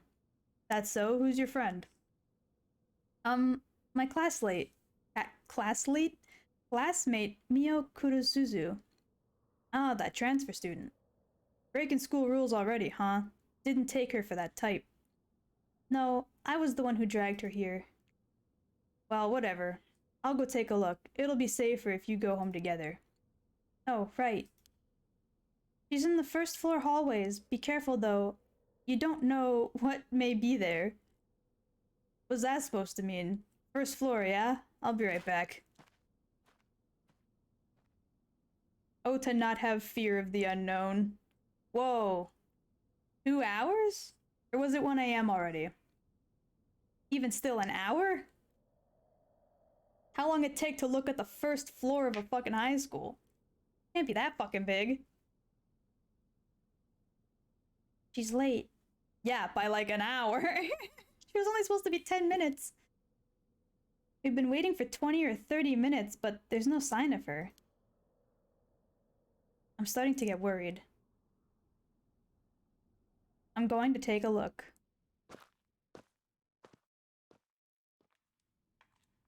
The janitor's not back either, which is no bueno. Mio, are you there? He's dead, and so is the janitor. Ooh. And possibly that girl. Yep. Oh boy. Huh? Oh no. Oh god. Oh, it's the Reed one. She's gonna be missing 1/2 of her body. Oh no, Mio. No, I'm so sorry, Mio. What, Mio, what happened? Where did I go wrong this time? This is my fault. It's all my fault. I'm gonna get killed. It's okay. I left her alone with the curse bearer. Mio.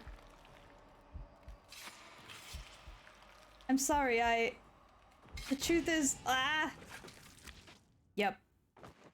It's okay. It was worth it. I'm sorry, Mio. Deceased. It was worth it. It was worth it. One-sided Yakko, Jesus. Oh my, Kiwi, you seem to have arrived at a less than favorable result. But this was bound to happen. There is someone who is not to be trusted. That sounds familiar, doesn't it? If so, you may choose to withhold important information from that wait, what? Was it the wait, that can't be true. Why would it be the janitor?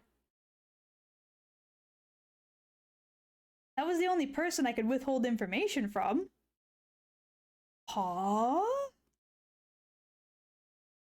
Okay, fear not. You may try as many times as you'd like. The janitor? You're a curse bearer, sir? But you don't have nothing with you. Oh. Wait, you do. What's that in your hand? Huh? Well, this is what I forgot. I got it from my grandpa. It's really important to me. Humph. Girls these days have such weird taste. Well, okay. Better head straight home if you're, done. I won't tell on you. No, wait. I can't let you walk home alone this late. Alright. Just wait a little. I'll hurry and lock things up. But... I guess I have to. Oh, right. Mr. Jonouchi was actually looking for you inside the main building. What's that? He's here right now? What's he thinking? I don't know. He was in class 3. Oh, so I just like rat on him? Okay.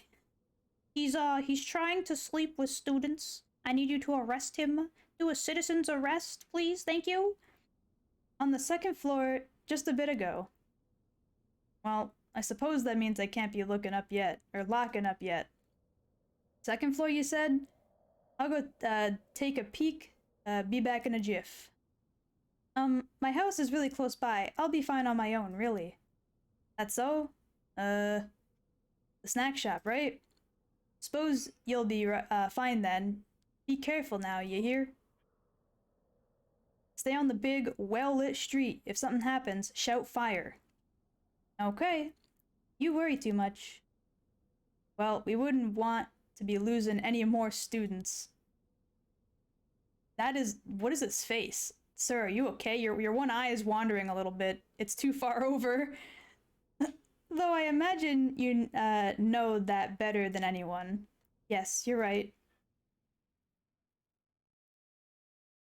I can't tell if they were trying to imply that he was a curse bearer or not. Because, like, they specified I should withhold information, but instead I said different information? The teacher is probably the fucking curse bearer. Mio's late. I've been waiting for 20 or 30 minutes, but there's no sign of her. Huh? There's something coming down the road. This fucking guy. That's... Yeah, he's got the ever-burning fucking lantern. Oh no, a teacher. Oh, he's also a teacher? I thought they said he worked at a museum. Well, anyway. It's Mr. Araishi. He looks on edge. I wonder what he's doing. Wait. He's the one who discovered the rite of resurrection. It wouldn't be strange for him to be involved with the curses. I wonder if he has a curse stone. What do I do? But it's way past 10 minutes. Mio said she'd be here by... Managed to escape. I can't let it go to waste. I need to get out of here before anyone sees me. Okay, so we don't even interact with him. Cool. I didn't want to have to deal with that dude right now. It's way too dark out. There's no way for me to not do anything to save myself in that instance. I'm home. Thank goodness. I don't think the walk has ever felt so long. Nobody will be able to use their curses once it's light outside. I need to go back. I need to go look for Mio as soon as it's morning. But for now, I need some rest.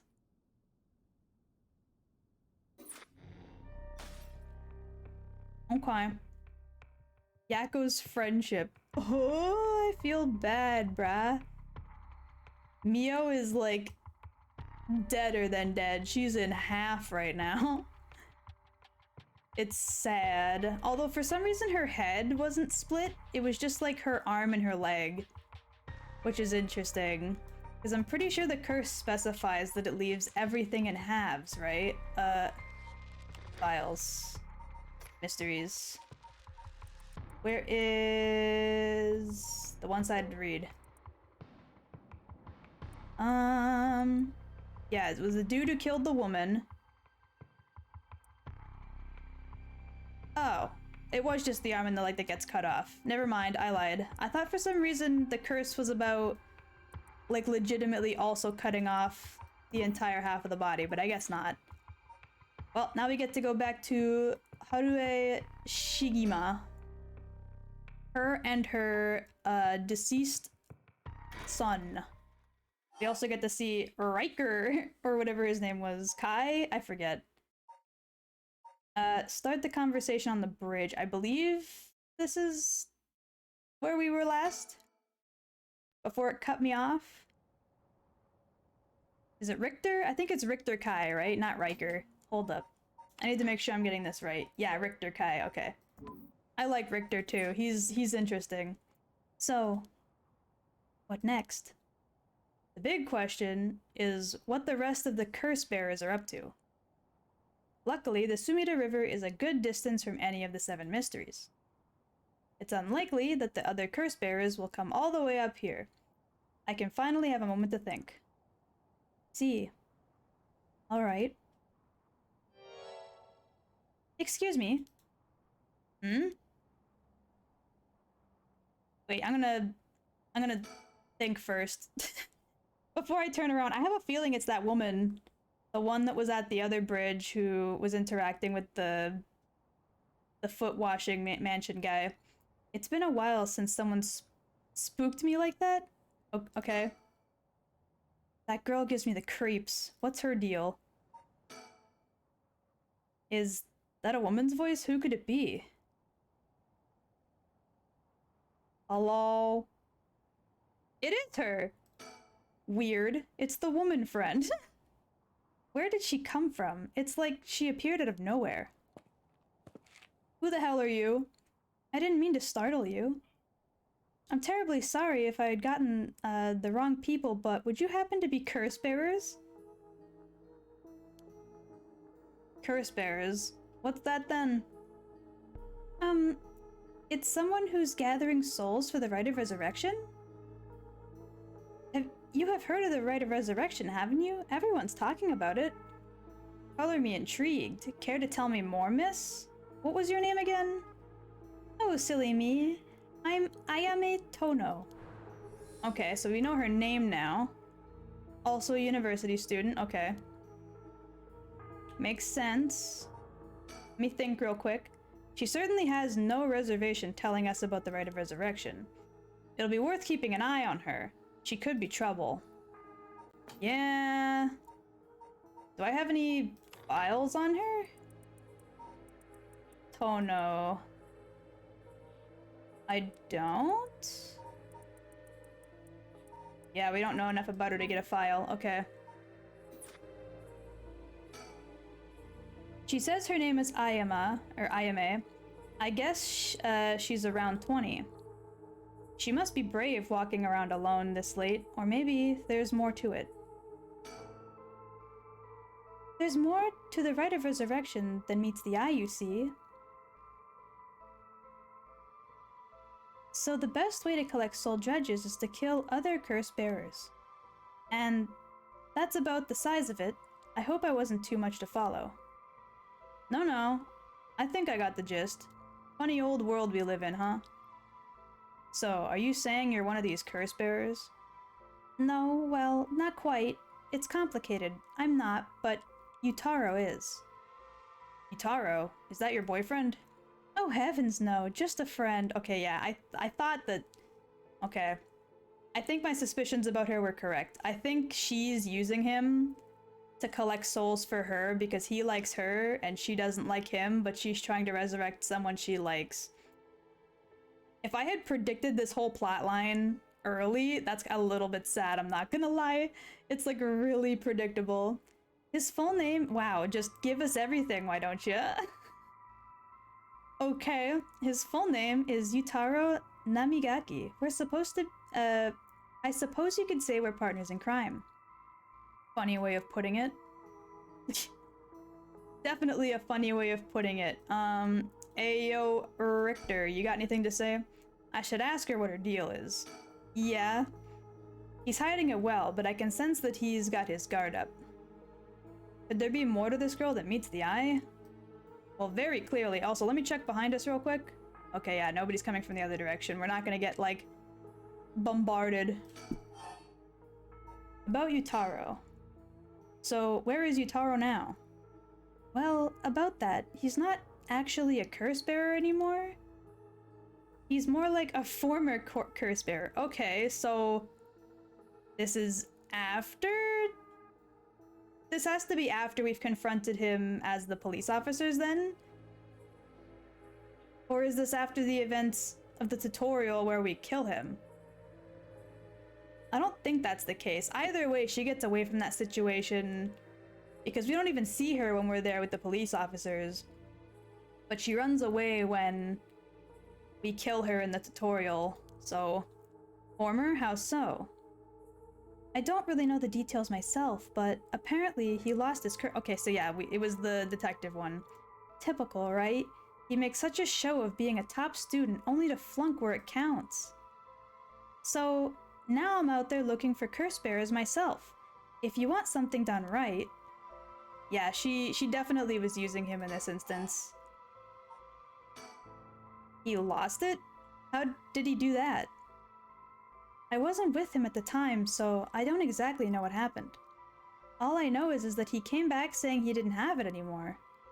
Although, well...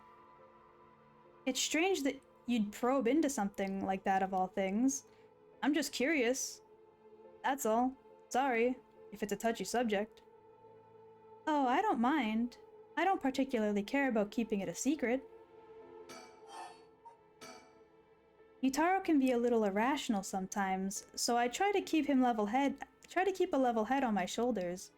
Right. Okay. So anyway, mind if I ask why you thought I was a curse bearer? Oh, that? I'm terribly sorry. I was so rude. I saw the two of you out late at night, and I suppose I made an assumption. Gotcha. Sorry if we gave you the wrong idea. Out of interest, what was your plan if we did turn out to be curse bearers? Great question. And the answer is, I was going to ask you very nicely for your curse stones. Richter, this face? I don't think I've seen that one yet. That's a good face. Holy shit. And you thought we'd give them to you? Just like that? Well, maybe not, but you know what they say, you never know until you ask. You must really love your boyfriend if you're willing to try something that risky. Oh goodness no, we're just friends. My life doesn't revolve around him, you know. She's being very particular with saying shit like that. Anyways, you aren't curse bearers, so I'm just bothering you, aren't I? Please ignore me. So, what are you trying to do with this rite of resurrection? Well, Yutaro has his own plan all laid out. I don't know if I can get behind it though. It seems, how do I put it, self-centered? I mean, if you got a chance to resurrect the dead, it would be a waste to not use it on someone that really matters, right? So I was planning to steal his curse stone at the last second and use it for myself. Oh yes, the classic, he was gonna do something selfish, so I'm going to do something selfish instead because I think my reason is better than his. Well, until he lost it anyway. Oh, but don't tell Yutaro I was going to do that, okay? I don't think he'd be happy to hear- Obviously not! Of course, keeping secrets is my business. My, aren't you dashing?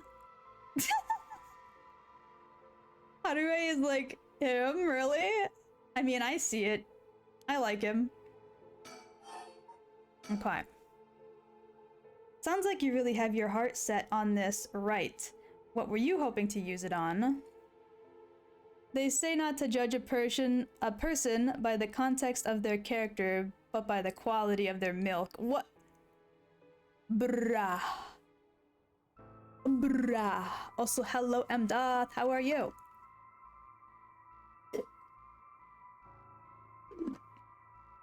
If you just got here, you've actually missed quite a lot. I'm not gonna lie to you. You've missed, like, a good chunk of the detective's story, And then you missed me starting the schoolgirl story. And the schoolgirl story has me very upset because a very cute friend of hers had died a very horrible death. And I am very, very upset. Because she was so cute. But when the VOD goes up, you're totally welcome to go, like, catch up on that. Fuck. Yeah. And whenever I'm, like, ready to wrap up today's stream, I'm gonna do my pulls in Honkai for Jing Huang, so I hope you look forward to that at least. Not the cute schoolgirls. Yeah, look at her too. She's so cute. I'm so mad. Where is she? Where's Mio? There she is. Look at her. She's so cute. She's such a precious little bean. She did her best to protect us, and she got her leg and arm chopped off in the process. By the ghost. What the fuck, man? I know, right? God damn. I'm grumpy about it. Okay. I'm pretty sure I just read this dialogue, but I'm reading it again. Sounds like you really have your heart set on this right. What were you hoping to use it on? Do you promise not to laugh? Won't laugh? Cross my heart. Well then, let me tell you my master plan. Prepare to be amazed. Ahem. I'm an art student. You see, woodblock prints are my specialty. Ukiyo-e in particular. Ukiyo-e, huh? Wait, I've heard that already. We just heard about ukiyo-e in one of the other, one of the other routes, and I forget what specifically.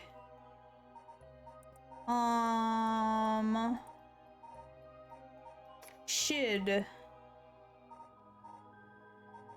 What did I hear that from? Is it listed here directly as ukiyo-e? Because that would be nice. Please? Please? No, okay, well. Shid. Somebody mentioned ukiyo-e recently, and I think it was in the detective route. Thank you for the hydrate, big stretch, and posture check. I'm taking those right now. Wee. Kiwi's downright pouty right now. Listen, a lot of these characters have been doing really goofy pouty faces, and I like it. This game does not shy away from, like, strange expressions, and I'm very happy for that, because I like it when games do extreme emotions in the face.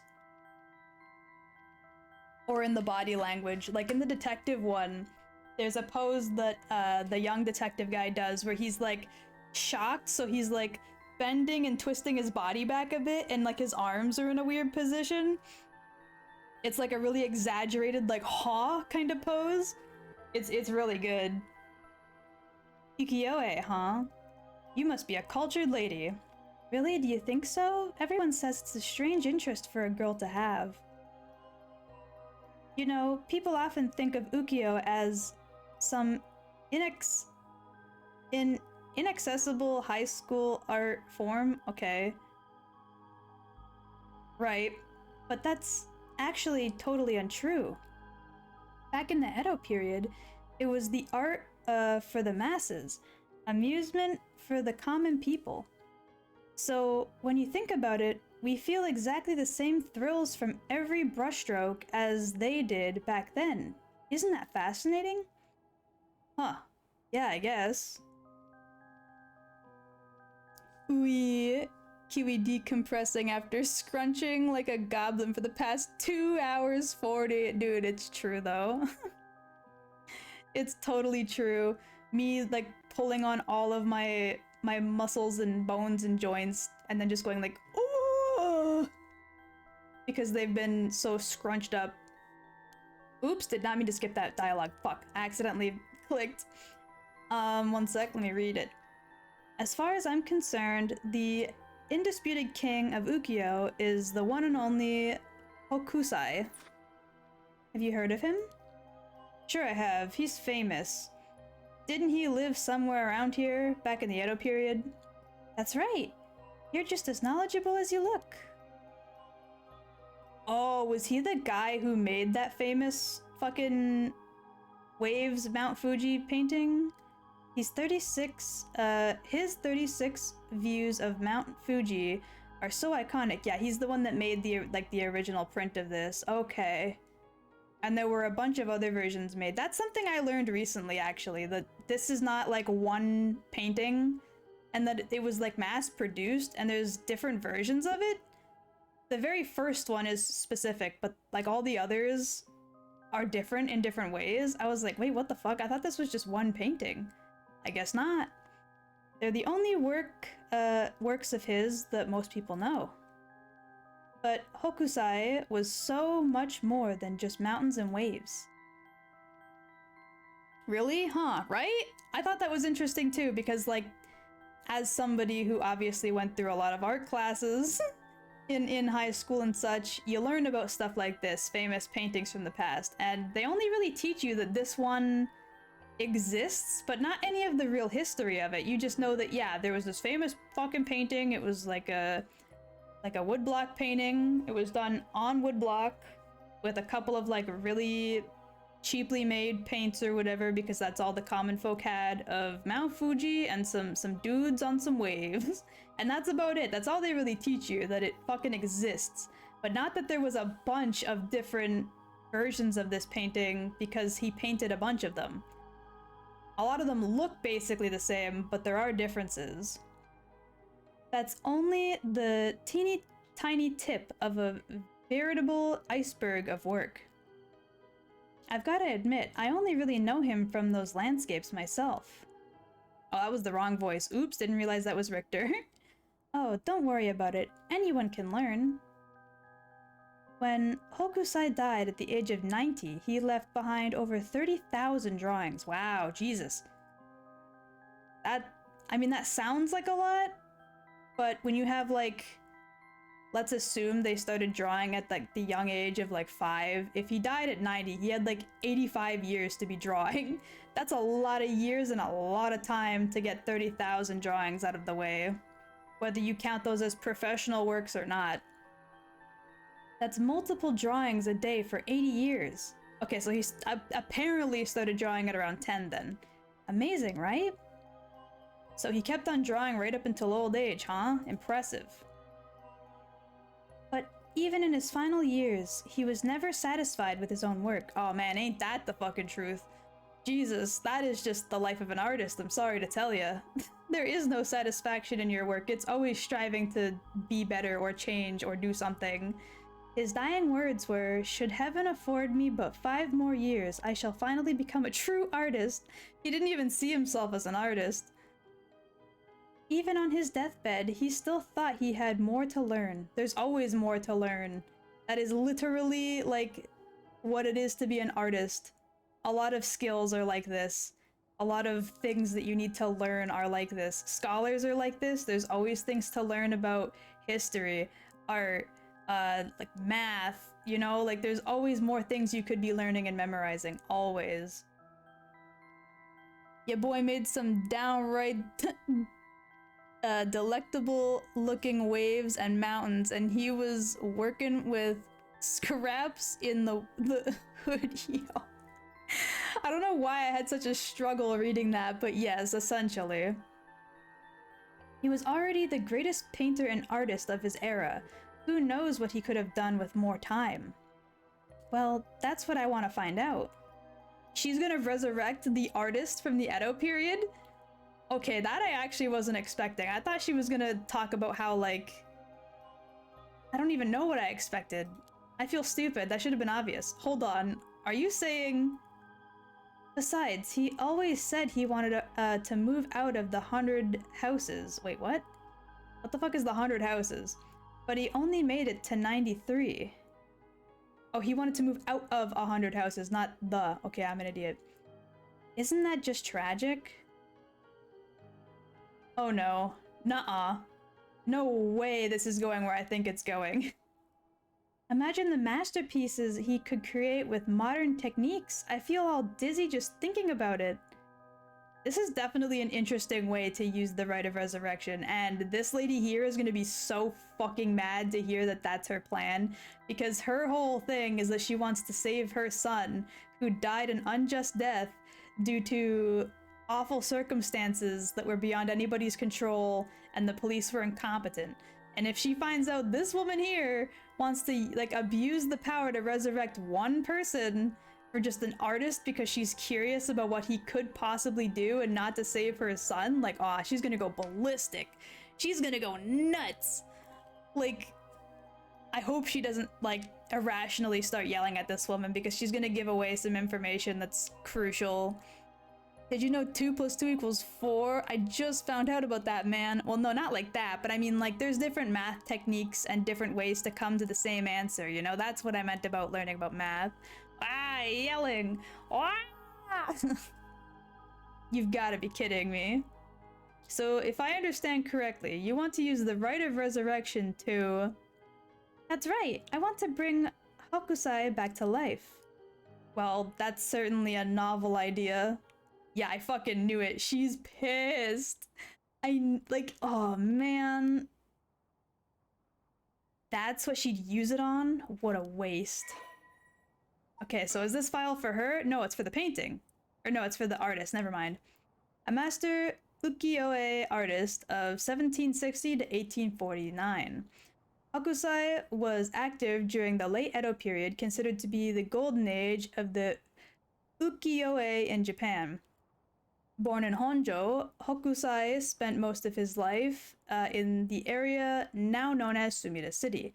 Along with his most famous works are the 36 Views of Mount Fuji and the Hokusai manga. Oh, okay. Hokusai was a prolific artist from a young age and has left behind a wide variety of works, producing an estimated 30,000 pieces during his lifetime.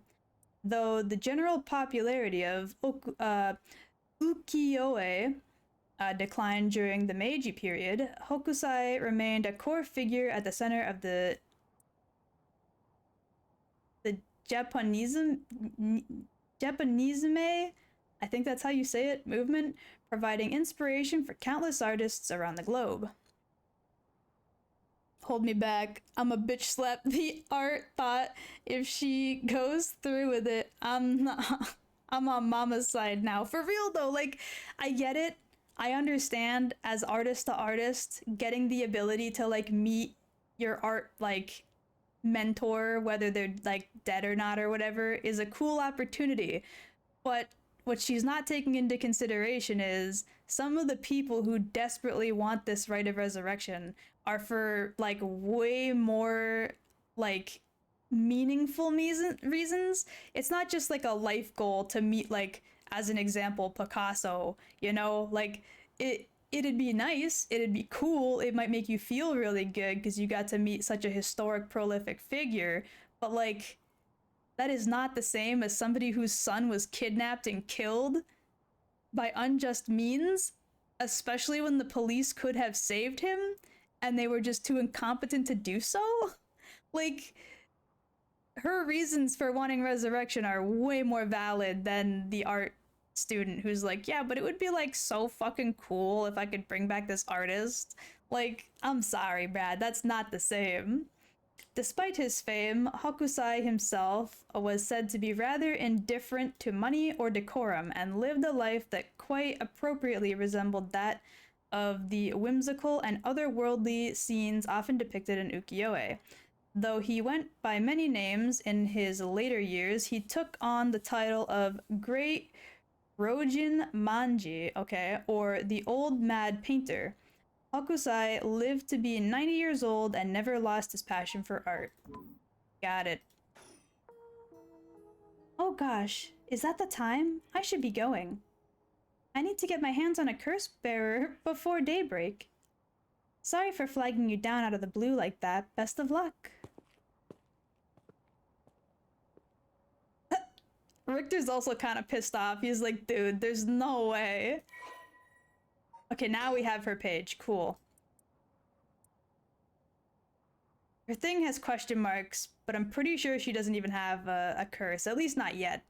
Young woman working with Utaro. Her love of Katsuchika's Hokusai's ukiyo art is great, and that she wishes to resurrect him. Got it. So I'm not going to read the rest of that because it's long, but I just wanted to make sure that we got everything correct. Well, there goes trouble. If we're going after curse stones, we should keep an eye on her, too, if we can. Why do you say that? Before she left, she wished us best of luck. She got at least an inkling that we're curse bearers. My. There's a good chance we'll clash sooner or later. We're after the same thing after all. You heard on the back of the... Wait. You head back to the mansion, ma'am. I think I'll tail her for a while. Okay, so that's when he ends up alone during the tutorial. Makes sense. No more curses. Like, actually, just think of all the clout I'd get by rezzing this dude. Right? Like, bruh. Oh man, it's 3 a.m. for her already? Sheesh, okay. Shigima Mansion.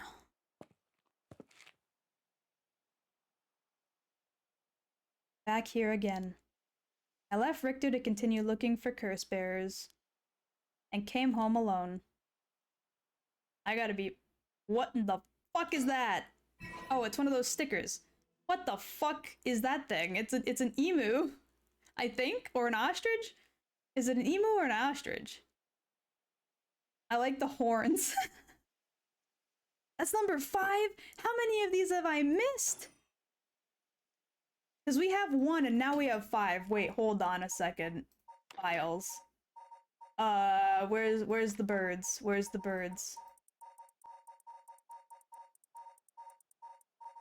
Mockingbirds. God damn! Approach the net? Ah, fuck. That was at the school with the what's her name fucking route, the schoolgirl. A bottom shelf surrounded by darkness? I don't even know where that would be. Jackpot. No clue.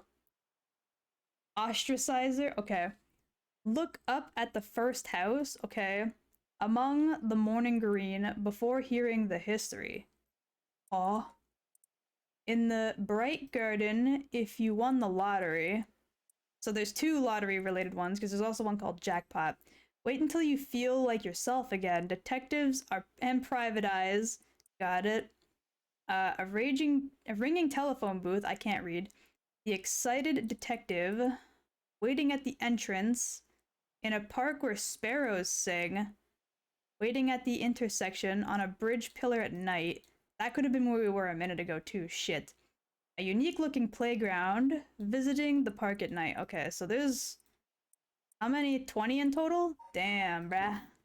Okay. Anything else interesting? Not really. Okay, surroundings. I can hear the wind rustling in the trees. Oh, that's surroundings again. Whoopsie. Think. Will this really be enough to gather the soul dredges I need? What if nobody uses any more curses? I'll lose my chance to bring him back. Maha. She's getting that FOMO feel of like, I need to possibly kill to get my son back. Go inside.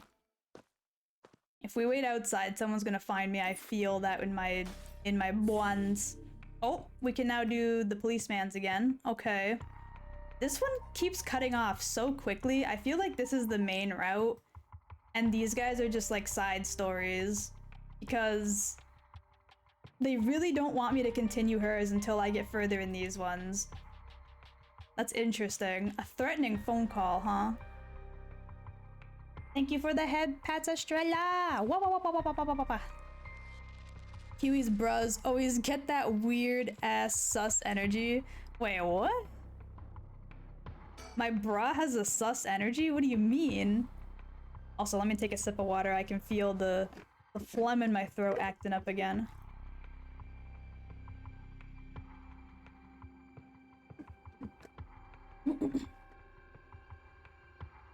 Okay, that should be good. What about my bra is sussy? What do I do to make it sussy? Is it the rolling of the R? Is it the pause between the brr and the What is it? Well, with this, we'll have visited every place connected to the 7 mysteries. Already? That can't be right. We only visited like 3 spots with this team so far, unless they skipped a bunch of time. This is the last spot, huh? And we've got nothing to show for it. Even though every last location looked suspect from top to bottom.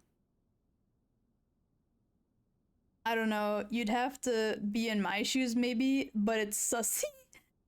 I saw the words old man on Twitter and came running. Hell yeah, baby. This is him right here, actually. This is the old man I don't want to die. I'm very scared for his life. At first I was worried that this man would get the curse stone and he would kill the old man, but that's not the case. We ended up with the curse stone, the old man got it, but now he's also a target for other curse bearers, so his life is still very much on the line, and I don't want him to die. He's a good boy. He's a sad old man, divorced as hell, daughter doesn't speak to him, and now he has to deal with this goober and not dying while trying to uncover the mystery of both a deceased cop friend, kind of, as well as getting rid of all these curse bearers and protecting the general public. The blink animation is creepy. It is a little bit, huh? Some of these, like, character models are, like, creepy, but in a good way. It's eerie, but it's not so creepy that it looks bad. I like it a lot. This game's art style is, like, super good. I love these, like, dry ink brushstroke effects they've got on all the borders of things. I like how thin the line art is in a lot of places, but then randomly they've got these really thick strokes. They make some really interesting faces. A lot of characters have a really good pouty face. It's so good. Both. It makes it feel all romantic from the rolled R, and the separated gives it the impact. Damn, he sounds like perfect Kiwi bait. He sure is. He's a handsome man. He's sad as hell. He needs some kind of help, and his life is on the line, and I'm terrified for him. Oh, he sounds very divorced. My type of OG-san. Exactly, you get it, Estrella. You get it. He is the depressed old man that you just want to pat on the head and feed warm soup to make him feel better, you know? It is exactly that type. Maybe we came at the wrong time. There might not have been any curse bearers around. Sounds like we'll need to do another round before morning comes then. See, this is what I'm talking about. Look at their pouts! The pouts are so goofy and I love it. They do this shit all the time. Every character has a really good pouty face. It's so good. You sound like you want to put him in a nursing home? That's not what I meant. That's not what I meant. He's a capable man. He can live on his own. I just want to help him feel better, you know? He's clearly upset with the way his life is going, and I want to make him not feel upset. Or maybe someone's been observing our movements. What? No way. It's just a thought. Either way, we should check out this last place. Let's hope we finally get a lead. Wow, okay, they went fucking far. They started off all the way over here, and then they went here and here the last time we played their route. Now they're all the way over here at the park, and this is the park where the tutorial took place, where we found that girl, and then she dies, and then we get confronted by that weird dude in the suit. So, also, this is the place— oh. Well, okay, so this is the timeline where he drowns in the park by himself? Okay. Whoa, whoa, whoa. What the hell is this? Is he dead? Damn it, we were too late. Was this a curse too? Hang on, I'm gonna call this in. I'll leave you to it. I'm gonna take a look around. Okay, so this definitely is the timeline in which he ends up dead. Got it. Boss, bad news. What is it? Another mysterious death was reported in the area just now. The medical unit and forensics team are on their way, but it'll be a while before they arrive. That is bad news. We got so they got someone else, eh? You think this is the work of a curse bearer? With suspicious deaths popping up one after the other, we have to assume it is. Shit. Guess we will be stuck waiting around for a while. Alright, well, for one... Oh no, I can't click on the phone booth. Yeah, there we go. Phone. I was gonna say, because there was supposed to be a ringing phone booth with one of those stickers on it. Boss, the phone is ringing. Yeah. Let me click. Oh shit. Hold on. Wait a little longer. What's this? There's something stuck to the side of the phone. Ah, there we go. Perfect. Ooh. Okay, this one's a pelican then. I love his pompadour. That is fantastic. These stickers are ridiculous. And the fish is the cigarette. That's so good. What the hell is this? Are these deaths all from Kiwi not killing people at the start? Well, I mean... That's the thing.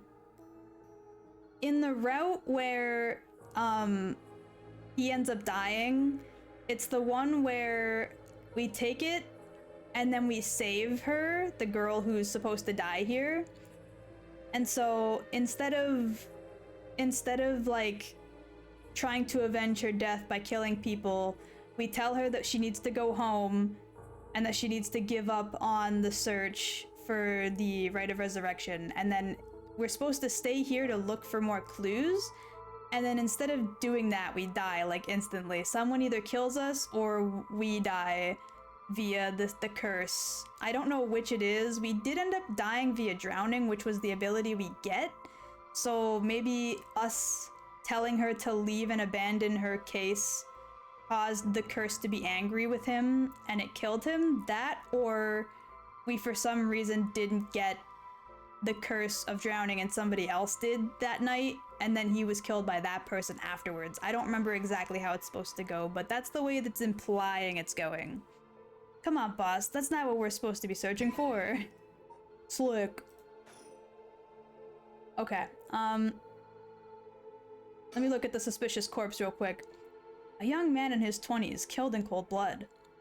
He's definitely dead, but I can't quite discern the cause from what I've seen. Well, I mean, he's got yucky liquids coming out of him. His shirt's wet.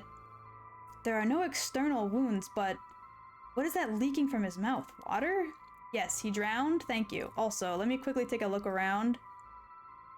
Is that suspicious man anywhere to be seen? Hello? Suspicious man in a suit. Are you here? Guess not. Okay, let me think real quick. The phone booth seems to be ringing. I don't even know these could receive calls. Oh yeah, can you even call a phone booth directly? I didn't even think of that. That's weird. Answer. This game looks super interesting. Yucky liquids. Oh, this game is really interesting. The first little bit after the tutorial was a lot of just like plain reading. Like they really had to catch you up on the first woman's like general story, which I'm not gonna lie, took a lot out of me. It was very much just, here's information and information only, no real action, nothing is going on, we're just telling you what happened in her side of the story, and it was very slow. But once you get past that point, and you start getting past the main questionnaire sections of all these, like, 3 main routes, it gets very good again, so I'm very excited to be back at this game. Ring-a-ding-ding! Yes, Dr. Red Cookie, this phone does in fact be ringing. Well, we better go check it out. You're right.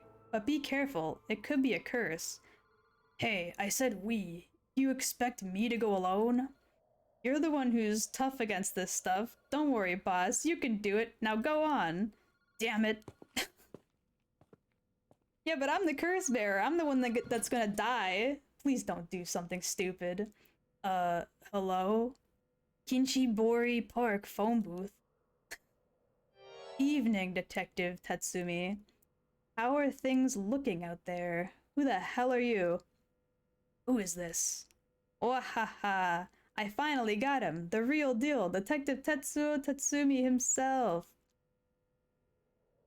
Ah, wait. That's Chief Inspector Tsutsumi now, isn't it? You've come a long way since we last met. I asked you to identify yourself. Man, have you forgotten already? After all this time we spent together? Wait a goddamn second. Is this Aereo doing a crank call? I'm actually gonna... Yep, I gave you quite the runaround. I think... if this man is doing a crank call at a time like this, I'm gonna beat his ass. Wait, is this... oh, never mind. Okay. Fumichika Nejima? What? Did you say Fumichika Nejima? Like, the one from the Nejima murders? Right, that's the guy who the other woman was involved with. She was the one that found the hand in the river that got this man landed in prison. And he was the man who, like, then convicted him. Understood. Ding ding ding! You got it. I had a feeling that the great Chief Tsutsumi would remember me.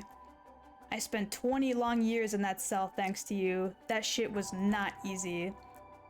You should be thanking me. Should have given you plenty of time to think and atone for your sins. Wahaha. That it did. I've repented. My conscience is clean as a whistle. Bullshit. 20 years in prison doesn't even begin to make up for the shit you did. I don't know about that. After all, the justice system was gracious enough to grant me parole. What? This is the real Fumichika Nejima. He must still have a grudge against me for the arresting him. So is this payback? Damn it. So, for those who might be unaware, this murderer here, about 20 years ago, I guess, would be the correct amount of time, he dismembered and murdered a bunch of, like, high school women. I believe it was specifically high school women. Like, chopped them up into pieces and dumped them in this disgusting-ass river. And the disgusting-ass river was, like, a specific part of the plan because that river was so fucking gross that it would, like, rot and, like, dissolve basically anything that was left in it for long enough. So he would dump the bodies in the river to prevent anybody finding any evidence of the death. So no body, no evidence, right? And the woman whose son was killed in the first route, who's like the first generalized main character, she found the hand of a former classmate of hers, former meaning that she's dead now, and brought it to him, this policeman, who then convicted this man of murder. So she's also involved, kind of. I'm not sure if the murderer knows this, but he is responsible for the murder of, like, I think it was like at least 10 women. He is a big murderer. How did you find me? How do you know where I am? Wahaha, that's my favorite part. The sound of confusion in your voice, it's to die for. This is delicious. I can't get enough. I'm not telling you shit. Have fun racking your tiny little brain for it. Wahaha. Well, goddamn. Okay. What is your goal? Now, you gotta understand. I've repented, seeing the light. I have been a good boy since I was granted parole. I even got myself a job. I have been real serious about walking the right path. Well, that's very nice. Keep it up. But it was no good. When the opportunity arose, it was impossible to hold myself back. I knew I had to give you a little token of thanks, or I'd never truly be able to have a fresh start. You get what I'm saying? No thanks. I don't need anything. No need to do anything. Sorry, no need to do all that for me. Just trying to live a quiet life. Oh, it's no hassle at all. It would be all too easy just to kill you, to tear you apart. But that wouldn't be very satisfying. Certainly not after 20 fucking years of waiting. This man's pissed, bro. This man is pissed. Japan do be horrible with femicide. Oh yeah, there is a long list of just, like, women's murders. For like literally no reason too. Like just dudes who really just don't like women. In fact, one of the curses is literally about that. Hold on. Oops, not people of interest. It's 7 Mysteries. Specifically the one-sided read. It's a story about a man who loved a woman, but the woman did not love the man. So the man got so angry over rejection that he cut off her arm and leg and like dumped them over the bridge or whatever. And so the main story is that now like reeds only grow on like the reeds only grow leaves on the one side as part of the curse, as well as that is exactly what killed our poor friend Mio. Where is she? Where's Mio at? There she is. Mio here. Mio was found dead in one of the routes. I specifically went to go check on her even though she told me not to because I wanted to see which curse killed her, and it turns out the curse happened to be the one-sided reed because she was killed in the school with her arm and leg missing. Big sad. And then we were killed shortly after that, but it's okay. It was just to see who killed her. And I'm assuming that's whoever this man is because I think he has the one-sided reed. At least currently. It would make sense since his original crime was cutting people up and tossing them in a river. It's very similar to the story of the one-sided reed. That's a long time to nurture a grudge. You fucking bet it is. I'll let it gnaw at me, grow inside of me. I thought of nothing else. All that time, I played the model prisoner, endured the harassment those asshole guards threw at me. And I did it all for you, Tatsumi. So please, just accept my deepest and most sincere feelings. I'm sorry, but I'm afraid I don't feel the same way about you. Shut the fuck up. That attitude of yours is why I'm saving you for last. Damn, bruh. He's so mad. Okay, hold on though. Wait a minute. So, people of interest. Do I have that one? Was it this guy? No. Which one's the janitor? Oh, Jesus, never mind. That's not who I was thinking it was. Hold on. Do I even have the janitor's profile? There he is, this man. For a second, I thought this was going to be the man. Because he was suspicious in the high school one, right? In the high school story.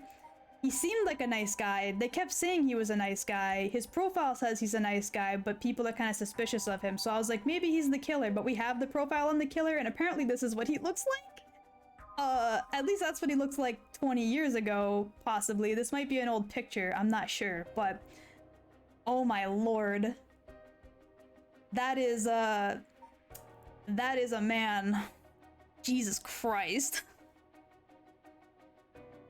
I mean, at least the I'm saving you for last confirms that you're not supposed to die anytime soon. Yeah, but I still don't like the sound of that. That's still the implication that my hot old man detective is going to die, and I don't like that. Bro.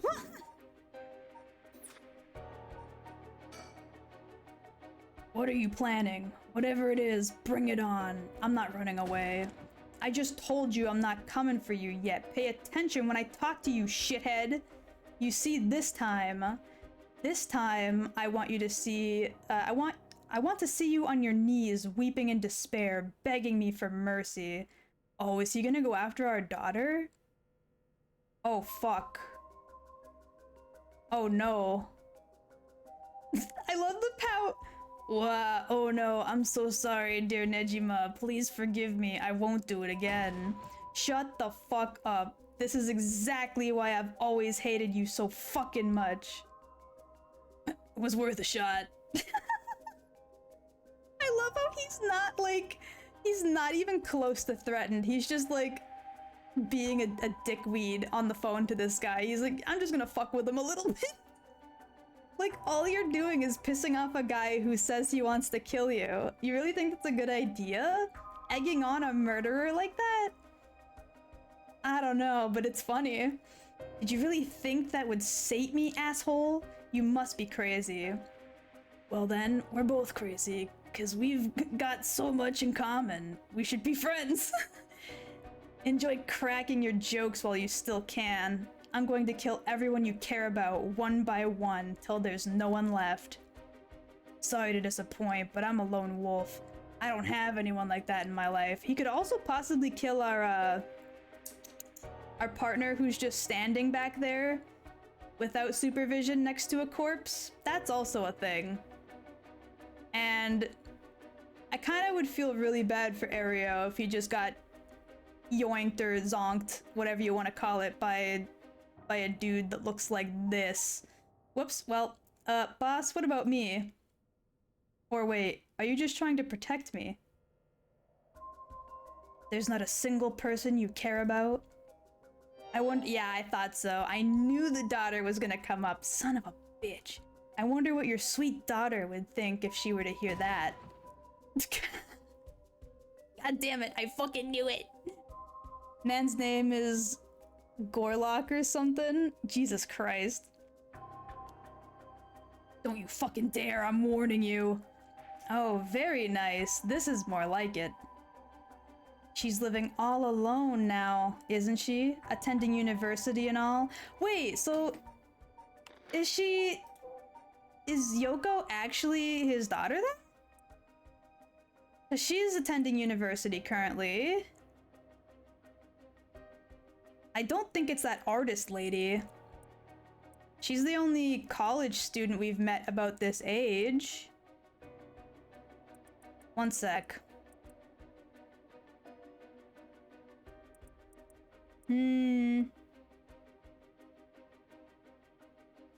I guess the deciding factor would have to be if they mentioned her dog, maybe? I don't know, because this character never had, like, her family situation discussed. But it would make sense if this was his daughter, because they mentioned earlier that he makes jokes about spirit sense in the way of alcohol, and this was, like, her whole joke. Like, the whole first half of the game with the tutorial was her making jokes about spirit sense being measured by alcohol.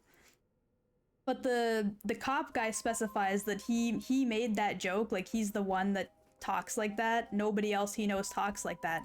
So maybe if this is the daughter, she would know the joke from how he used to talk before they divorced. Oh my, don't tell me that she just happened to live in Honjo. What, she does? No, forget it. This isn't funny, asshole. I'm going to find you and make you pay. Ah, I love it. Keep going. I want to hear you lose your mind. It's music to my ears. Fuck you. Damn, bruh. I look forward to chopping up your precious daughter. They'll be just like old times. I won't let that happen. Okay, we're done with that dialogue option. Cool. I guess I could give you a little hint. Go on. Well, you see. Okay, he currently has the one-sided read. Is that the teacher then? Hold on. This dude, where is he? This motherfucker. This guy here, Kohei. That doesn't make sense though. There's no way he looks like this now. Because this guy was at the school, and then the one-sided read was also at the school because that killed Mio. And the only other two people who were spotted at the school was not this man. Where's the janitor, right? And this guy, actually. This guy showed up at the school afterwards, but we know what he has. He has the ever-burning lantern, so that can't be right. Maybe it is the fucking janitor. Maybe this man somehow becomes this man. I don't know how, but maybe. It's the only thing I could possibly think of. I think the murderer looks like both the curly hair teachers. Whoopsie. You mean, nope. Where is he? I can never remember the damn names. Johei and, this man? These two? You know, wait. Let me look at the noses. This nose is wrong. But the eyes. The eyes are a little similar, not quite, but a little. If he, like, stopped having such small fucking pupils, like, and he closed his eyes a little bit more. The eyebrows are similar. The nose is close. It's probably the closest. It's not quite the same, but it's probably the closest. This guy, his eyebrows and his eye size and his nose shape, too different. But this guy, it's close. Let me look at the eyebrows. They're also similar to the janitor. The nose, I feel like, is not quite the same, maybe. Actually, it has the same sort of, like, inwards dip right about here. But it doesn't look as, like, outwards. The nose doesn't come out as far. I don't know. I think the closest two suspects are this man and this man. The skin tone is closer to the main teacher, not the janitor, though. But it's possible he got a slight tan? Question mark? Tatsumi, you have the Evergreen Beach, no? Nejima, you're a curse bearer? You're using the power of the curses? Indeed. And what a particular curse it is. Honestly, though, again, makes sense based on his previous crime, but that's where my hints end. Oh, ha, ha. God damn it. The curse echo couldn't have fallen into worse hands. Ah, one more thing we should discuss. In fact, it's the most important thing. Thought you were finally gonna shut up. I'm already sick of you, so I'll pass. Oh, but you don't wanna miss this. It's the main course. I could just go after your daughter, but something tells me you'd get bored. No, I'm good. You just got me real fired up. You're in my head, well done. But this is a gift tailor-made for you. I'm going to kill all the people you swore to protect, every last person living here. You couldn't. Oh, but with this curse of mine, I can. I'll give you until dusk. By then, I could possibly get a couple hundred people or so. And it'll all be your fault. Oh, and it must be so hard to know that they'll all die because of you. So tragic. It must be tearing you apart. Wahaha. Don't fuck with me. There's no way an amateur like you could pull off a curse that strong. Unfortunately for you, I absolutely can. My curse stone is a particularly strong one, which means I can have my fun without needing to hold back one bit. It's almost like the Feast of Shadows was cast just for me. You're surprisingly well informed about this. Who was it that tipped you off? Who knows?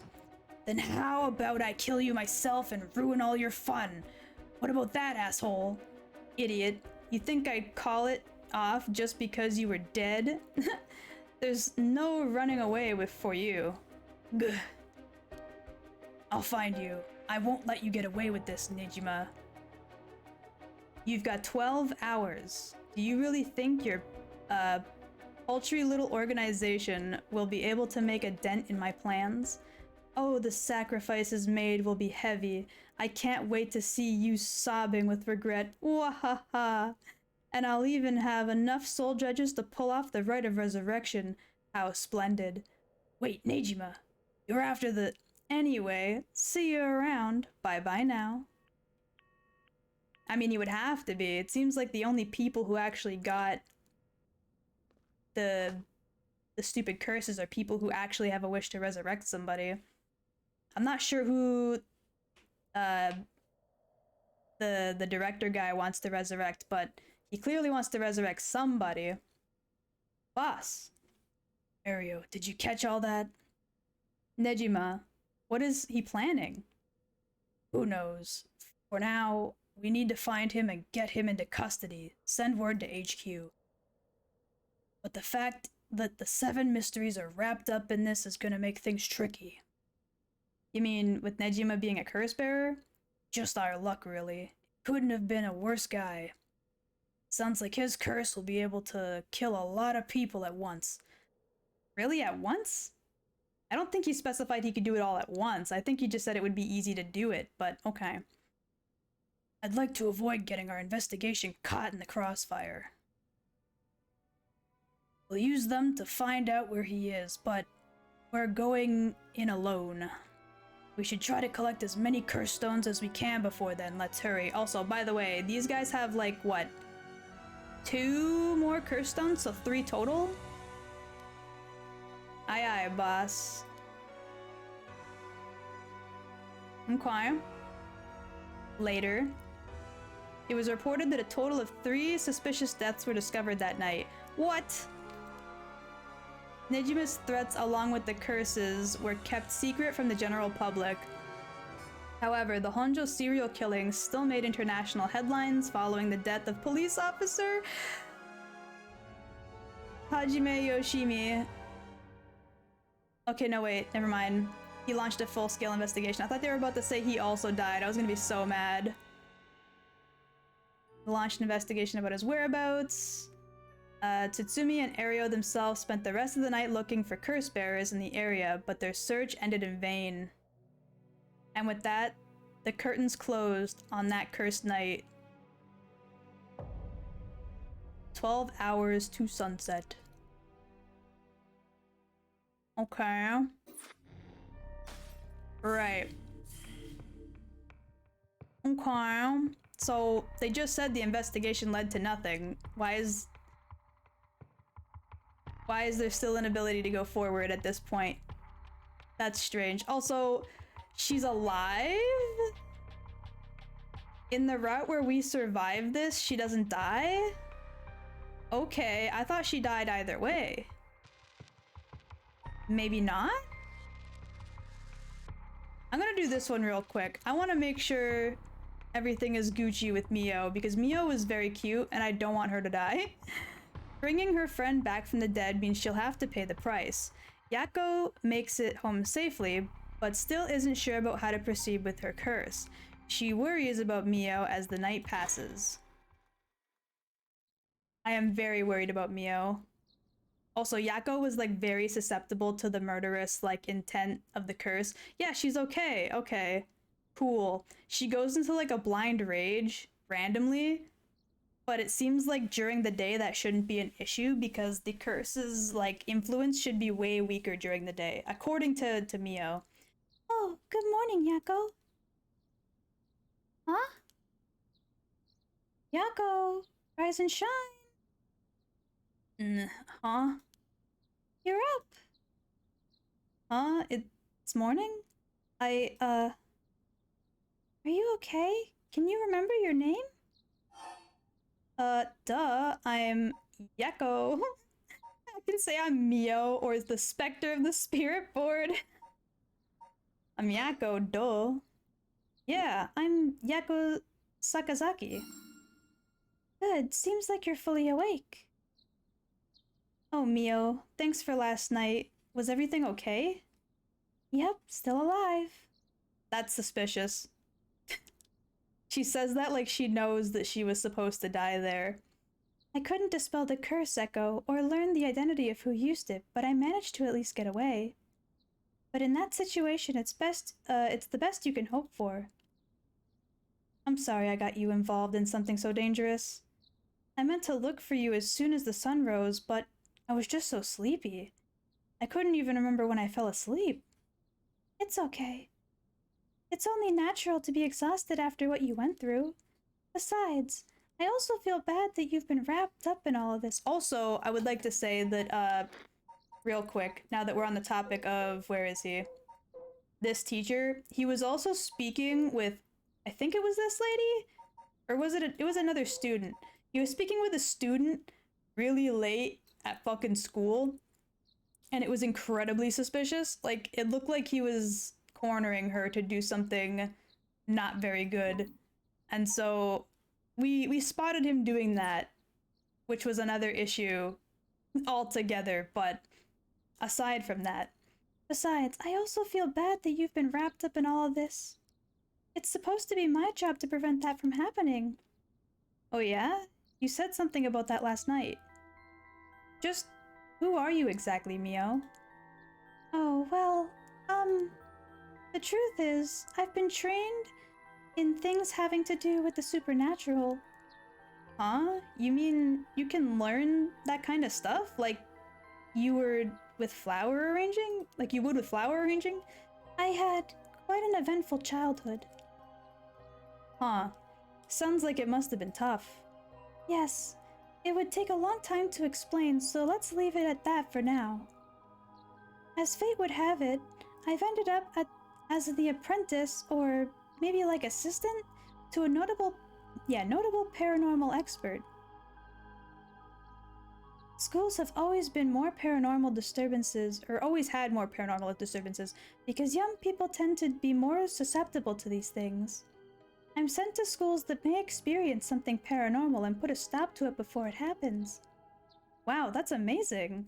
So, like a part-time job you do, also being a student? Well, I do help maintain public order. It's just all a part of my training, so I don't get any money. Yeah, she was the high schooler that the police chief was talking about then. I think it could either be the janitor, or janitor has different skin tone too. Yeah. Kiwi using that big old brain of hers. Games like these I like because my brain may be small, but it lets me use it. You know? It makes me actually use it. Oh, you've got it rough then, but still, that's really amazing. You were so cool when you faced off against that evil spirit. I never know if I should be happy when you compliment me like that. But anyways, that's why it's up to me to resolve any paranormal issues at school. And why I'm going to look into that curse of all this. The cause of all this, my bad. But for now, let's head to school. Yeah. Oh, do you have your curse stone? Now that it's daytime and its power is diminished, we should be able to hold on to it. Want to give it a try? Or I should be able to hold on to it. Right, I do have it, but... Yako? Is it really so wrong? Trying to bring Michio back, I mean? I can't approve of it. The rite may seem like a dream come true, but if it involves taking the lives of other people, then... Yeah, true. I want to make sure this whole ritual ends without anyone getting hurt. That's what I believe, and what I'll put before anything else. I'm sorry, but is it okay if I hold on to it? Yeah, go. I promise I won't use the curse, no matter what, but maybe there's some other way. I just have this feeling that I shouldn't give up on the possibility just yet. That said, I'll help you, even if it's to stop the curses. For the Michio that still exists within me, I'll settle things so that we can move forward. Okay, but if you ever feel in danger, you can give me the curse stone at any point. Right, thank you, Mio. Okay then, let's go. She's so cute. I like her a lot. Old-fashioned candy shop located on the street corner of Hanjo. Family for 3 generations, blah blah blah blah. Traditional candy shops are known for selling cheap treats for kids. Uh-huh. One second, I'm gonna skim through this real quick. However,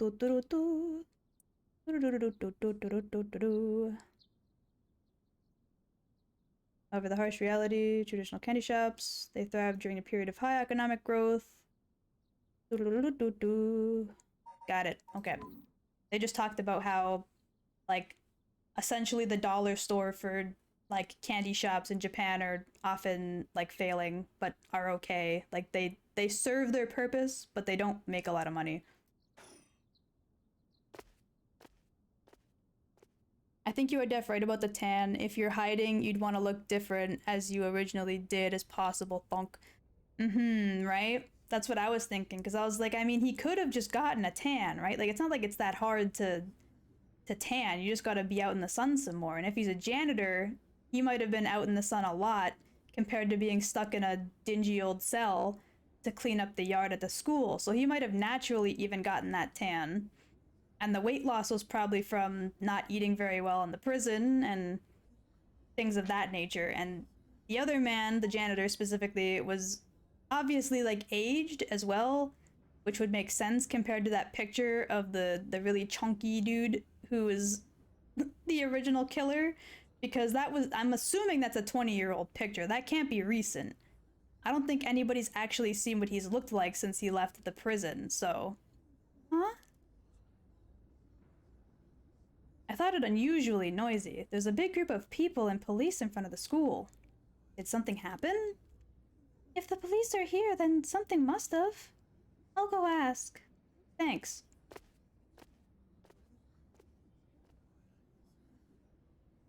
This isn't good. Huh? What happened? Don't panic, okay? The first teacher who came to work this morning found something. Okay.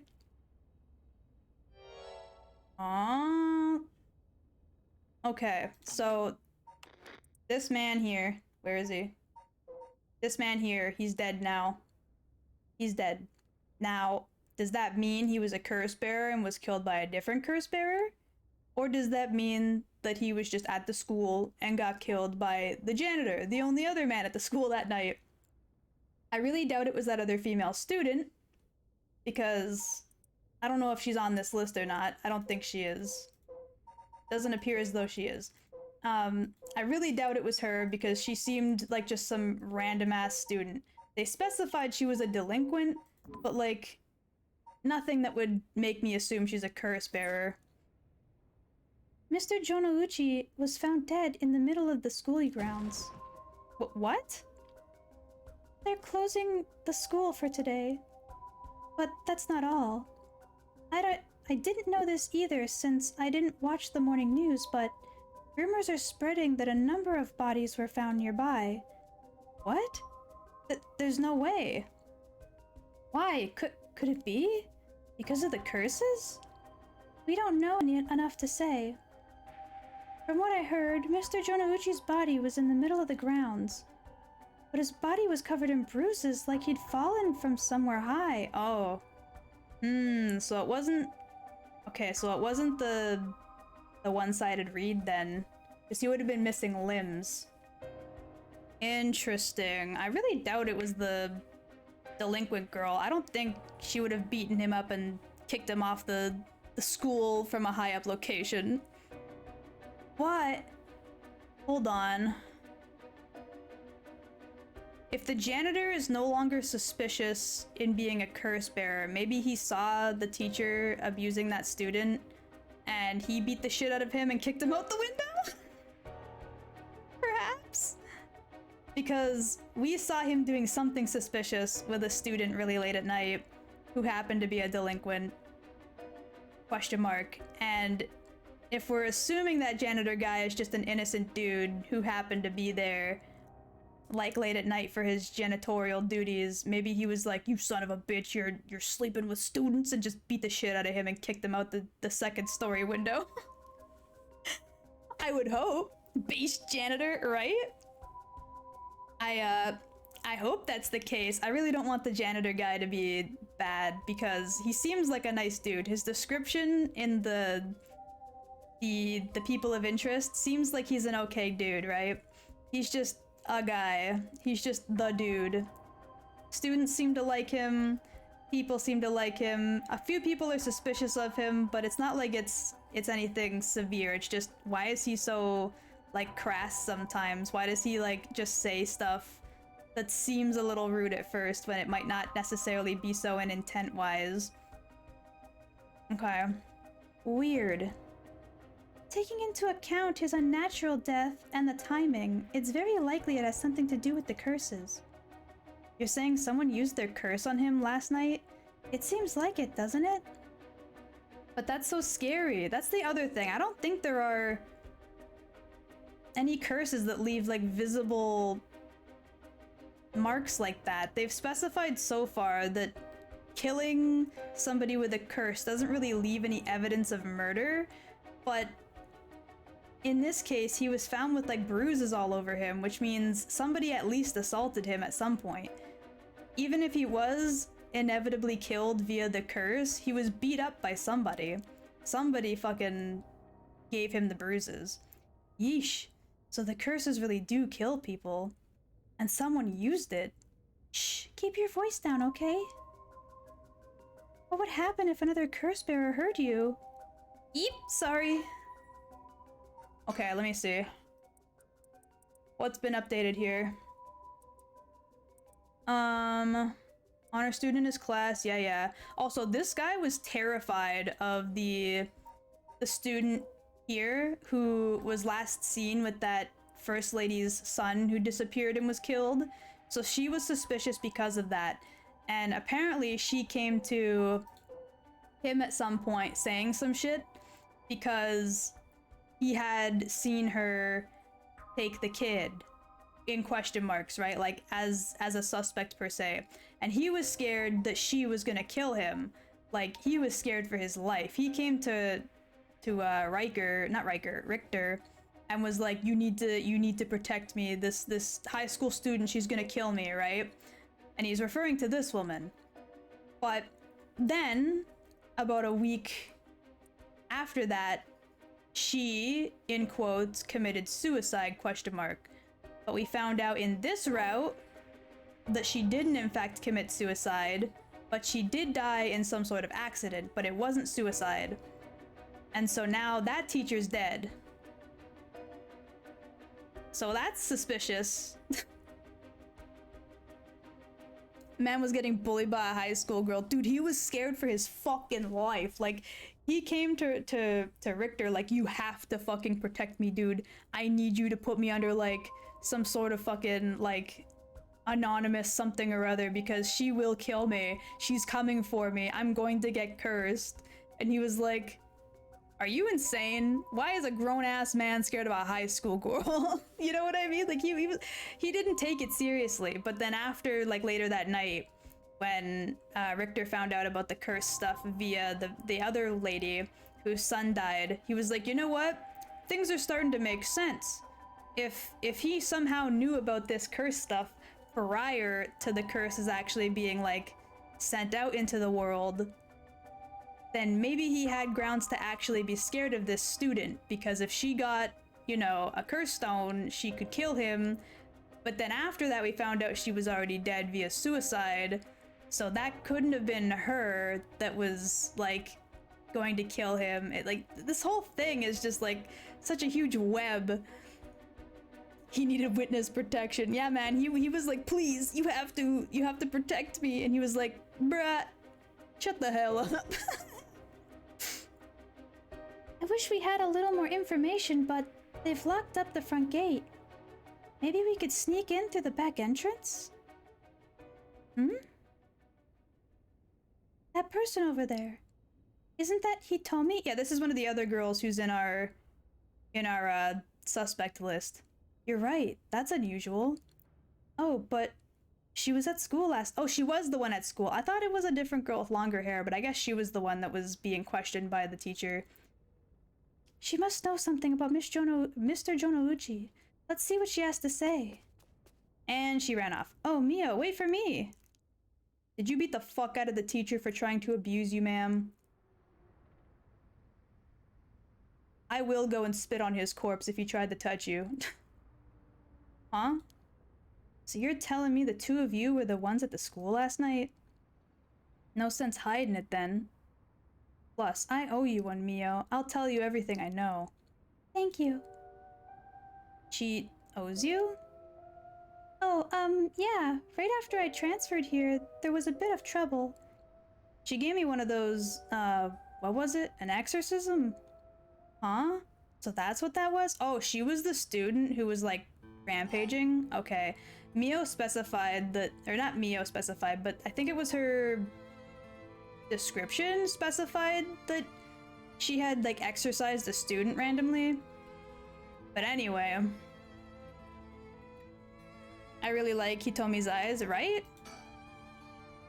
Did you hear about Mr. Jonouchi? Heard about it. I've known about it since last night. I saw that asshole bite it on the school grounds myself. What? You saw it happen? Tell us about it. What happened exactly? Don't really know myself. It was pitch black. What I can tell you is it was almost dawn, probably around 3. He started freaking out all of a sudden, and he ran onto the ground, he ran out onto the ground like something was chasing him, then screamed. Ah, somebody help me, forgive me, Michio! Or something like that. While he was running around. Michio? He mentioned Michio? Was there anyone else around on the grounds?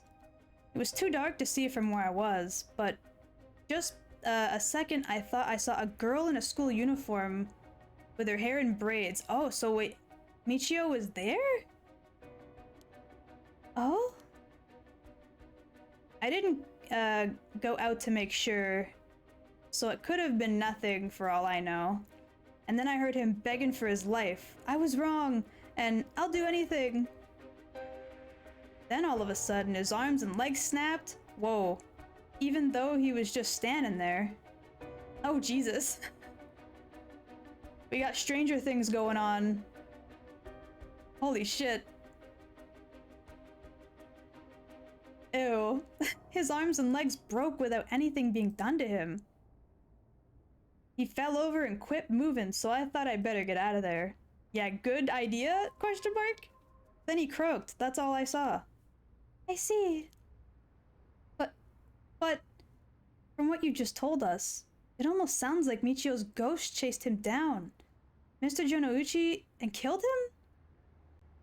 Hell if I know anything about that. I'm just telling you what I heard him say. Okay. So in the end, he really did need protecting from Michio. Michio really did. Ayo, the pizza here!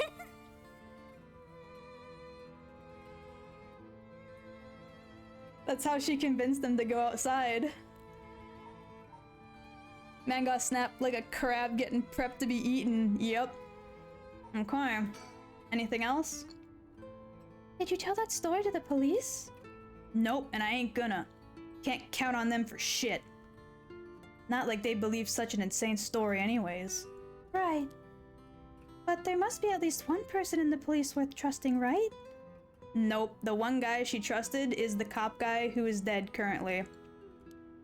Yeah, I guess. There was this one cop who always got on my case about stuff. But he died just the other day. Oh, he did? I'm sorry to hear that. Everyone who gets involved with me ends up dead. Maybe I really am cursed. Pisses me off. You've got it all wrong. The spirit that possessed you wasn't that kind of spirit. Huh? It wasn't? Yeah, it was just an unfortunate coincidence. Though, I'm sure that, that was hard enough for you. Okay. That's all I know about that asshole's death. Hey, Mio. I've been thinking something. The way she described it reminded me of something. The way Mr. Jonouchi died, it sounds like a lot how Michio died. Of course, I didn't see it myself, but the state Michio's body was in, it was like she had fallen from high up. Could they have been killed by the same curse? I don't think so. The curses of the 7 mysteries hadn't manifested when she died. And if we can trust what the spirit board said, then Michio died in an accident. Oh, right. Let's talk about the exorcism real quick. Hitomi, were you possessed by some kind of evil spirit? I don't understand it all too well myself. What I can say for sure is, thanks to Mio, the weird symptoms that were happening to me all went away. Yep, some people are born with a natural sensitivity to the paranormal. They tend to end up isolated as they struggle to relate to people around them. They also tend to draw spirits to them naturally. This can cause strange symptoms they don't understand, like headaches, muscle stiffness, and hallucinations, even memory problems. I'm sure it must have been very hard. So that's how it works, huh? Do people also have their personalities taken over when possessed too? It is possible with spirits who have a very close relationship to their target, like siblings or a parent and a child. Oh, wait a minute. That sounds a lot like our situation with the main lady, as well as possibly the cop. But it almost never happens. You hear about people being taken over completely. It's when the two parties aren't in sync that those negative effects start to appear. So, the seances, or whatever you see on TV, are all bogus? Not quite. There are mediums and diviners who can align their minds with the spirits they call. Though, there are people on TV who are just putting on a performance. Huh. There are people who who in life had extremely powerful spirit sense or a deep connection with the people, or with the person. But even they shouldn't be able to completely take over a person they possess. And even if they could, it'd only be enough to pressure them to choose certain behaviors that wouldn't be unusual for them to do in their own to begin with. But if that's the case, wouldn't you know if you were choosing that behavior of your own free will or not? Hence why there are lots of cases where people don't even realize they're possessed. Though the spirit may influence the behavior and memories of the host, the deeper their connection in life, the easier it is for that to occur. I see. Getting possessed by a spirit is pretty complicated, huh?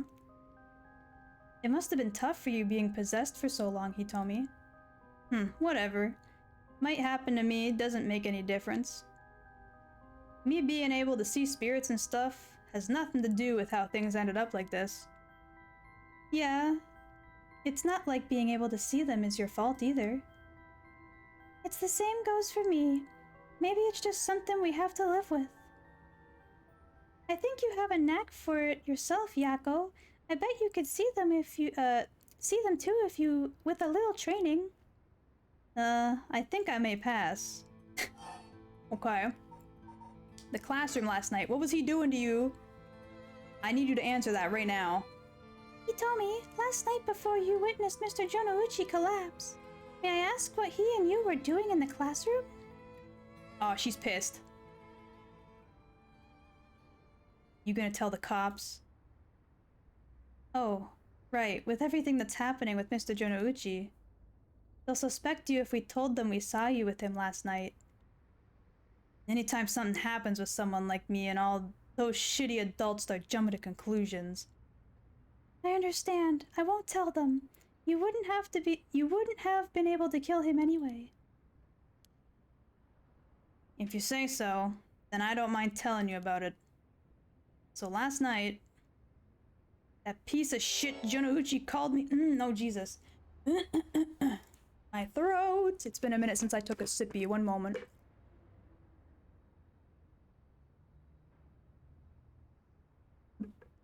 But doing 3 different voices, that's a lot.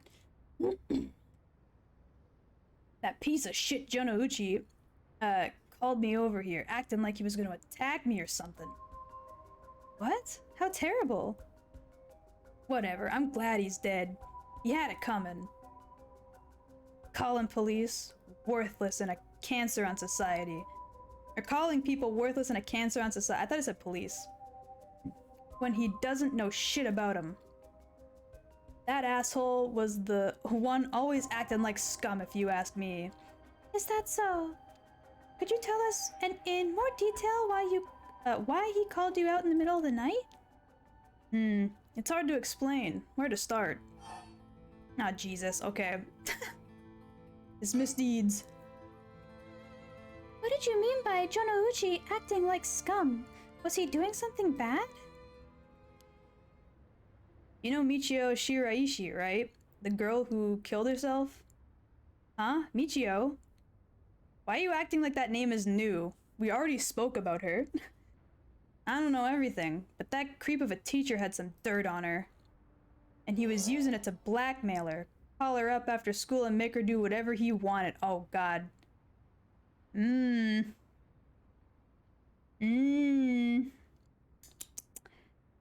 Okay. What? What do you mean when you say whatever he wanted?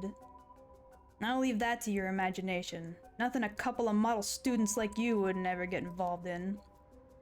No way, that's... How? What do you mean by dirt?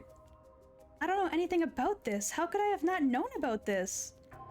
Yako, I know how you feel, but try to calm down. You got guts acting like you were her friend. Shonouchi really did a number on both Michio's body and soul. I fucking knew it. I knew that man was a goddamn... Oh, I'm pissed. I'm glad he's dead. Fuck that dude. I'm glad I never trusted him for a second. She probably felt she couldn't tell anyone, like she had to suffer alone. No, how terrible. Hitomi, how do you know about this? I just happened to walk in on it. I know the spots around school people go to when they want to stay out of sight. He ran off in a panic and I yelled at him, asking what he was doing. Walking in on it? I couldn't just leave her alone, looking like she was about to cry, so I stuck around for a bit. She told me everything, what happened in whispers. She probably figured I wasn't the type to spread that stuff around, but she never asked for my help. She told me she was fine and to just keep it a secret. Michio, why? I fucking told you. So Yako earlier in the story, like in the first portion before they made me switch storylines, was like, man, Michio would never kill herself. Like, she was always so happy, and like, of course she'd tell me if anything was going wrong in her life. Why would she ever not tell me things? I can't believe people are talking about her like they know her. Like, we all know that she was this, and I'm like, you can't just say that though, because like, people inherently don't like to be a bother, right? People inherently don't like to share things that are traumatic to them. People inherently hide their sadness with smiles. You can't just say because she was smiling all the time and because she was a good student and because she was your friend that you would know if she was like sad and would have killed herself. Like, you can't make those assumptions, bro. You can't just say shit like that. And so now she's learning the fucking truth, like I thought, that she was hiding shit from people and was actually suffering a lot behind the scenes. It's crazy. It's almost like that was obvious from the start. She probably thought she just, yeah, okay, she had to grit her teeth till it was through. She was naive. I tried to tell her that if you give guys like that an inch, they'll take a mile. She kept saying about how it was her punishment, she was soft. No.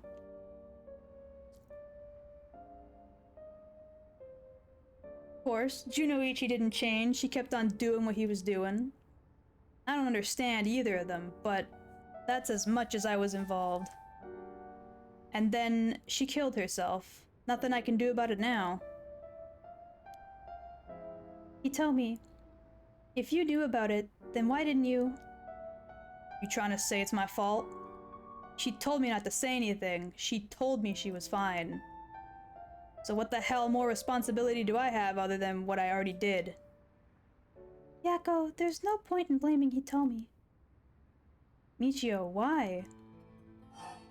Well, maybe you should have been a better friend, huh? Maybe you should have been more involved in her life. Maybe you should have asked better questions. There's lots of things you could have done. Not that it's necessarily your fault either, but you talked a lot of big words for someone who didn't know shit about her. Did you hear what this dirt was? Nope, never heard what it was. But from the sound of it, he'd been blackmailing her since about a year ago. For that long? The dick probably caught her doing something she shouldn't have been doing. She looked well behaved, but there's more to a person than meets the eye, you know? There must have been some reason. Dunno. Got nothing to do with me. That's true. So, last night, how did it start? Ah, right. Remember that nosy cop I mentioned who was always on my case? He died at the former Yasuda Gardens a couple days ago. Yoshimi was his name. He was part of the juvenile division. He didn't look like a cop at all. Real rough guy, but good looking, but good at looking out for folks. So, he was the only one I could talk to. Oh, so was there something like that with the police? Too bad he ended up dying. Oh, another thing. One time he suddenly introduced his fiancée to me. It was hilarious seeing a big guy like that act like a shy little kid all of a sudden. She told me that she was like me when she was my age, that she was on my side. It must have been a real terrible loss for her too. Yeah, I do feel a little bad for her when I think about how sad she must be. And I saw him at the gardens that night, the night he died. Oh no. This fucking lady's seen everything, what the hell? She's been at, like, every major death. God damn. Yeah, there he is, that's the guy. The goofy looking man. Whenever I would get worked up over something, Yoshimi always took me straight to that park. When he'd listened to whatever it was I was pissed off at, that day he'd call me over there like usual. But something seemed off about him, like he was worried about something. Worried about something? Yeah, he asked me for a favor too. It was pretty unusual. A favor? What kind of favor? He handed me this weird talisman and asked me to hold on to it for him. Okay. This is new info. A talisman? Yeah, just a normal good luck charm. Figured if that's it, then sure, I'll take it. I have it with me now. But that wasn't all. Then he told me he wanted me to look for a talisman Michio Shiraishi had that looked like this one. Huh? Michiro? What does she have to do with this? Yoshimi had been meeting up and talking with her. While they were together, he noticed that she had a special talisman or something. But apparently, Michio always avoided the subject. A talisman that Michio had?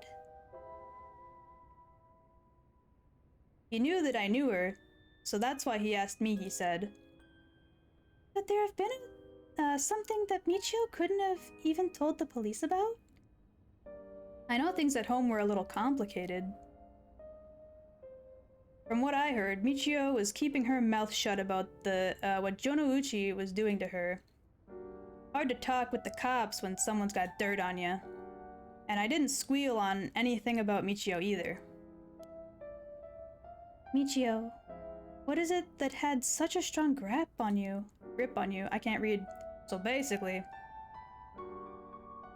Yoshimi didn't just have his eyes on Michio, but her talisman too. And she has a blue one? Okay. Understood. She knew she had a rough time at home with her family and thought she was all smiles. That's what I'm saying! Like, for some reason, Yako just, like, seems to believe that, like, she understood, like, Michio completely, and yet she doesn't know shit. One of the rumors that was going around school was that her new stepdad, who she was having problems with, might have been abusing her at home too. So whether or not that rumor is true, doesn't really matter, I guess. But either way, like, if you knew she had issues, even though she was saying she was fine and was smiling all the time, you should know that there's a problem with her, bruh. Like, come on. Life is rough sometimes, and, like, just because people say they're fine, that doesn't mean they're actually fucking fine. Just because they don't want to necessarily talk with you about the issue doesn't mean that they aren't in trouble of some kind.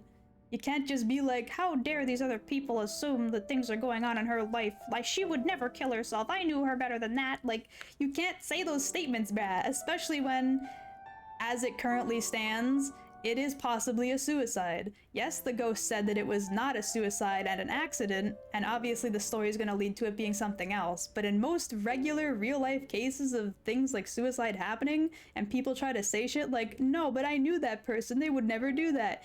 You didn't really know the person then, did ya? Like, come on. Stop pretending like you have some kind of moral high ground because you knew them in quotations. You clearly didn't know them. Come on. Bruh. Yoshimi didn't just have his eyes on Michio, but her talisman too. But after she died, she didn't know where it ended up. Or he didn't know where it ended up, sorry. So since I knew her from school, he wanted me to look into it for him. Is there something special about the two talismans? I wonder why he gave it to you. Hell if I know. When I looked inside, there was just a weird kind of grimy scrap of wood. So, you've seen inside it?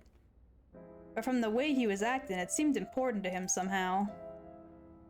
But to be honest, what he was asking is such a pain in the ass, I figured he'd had to be serious about it.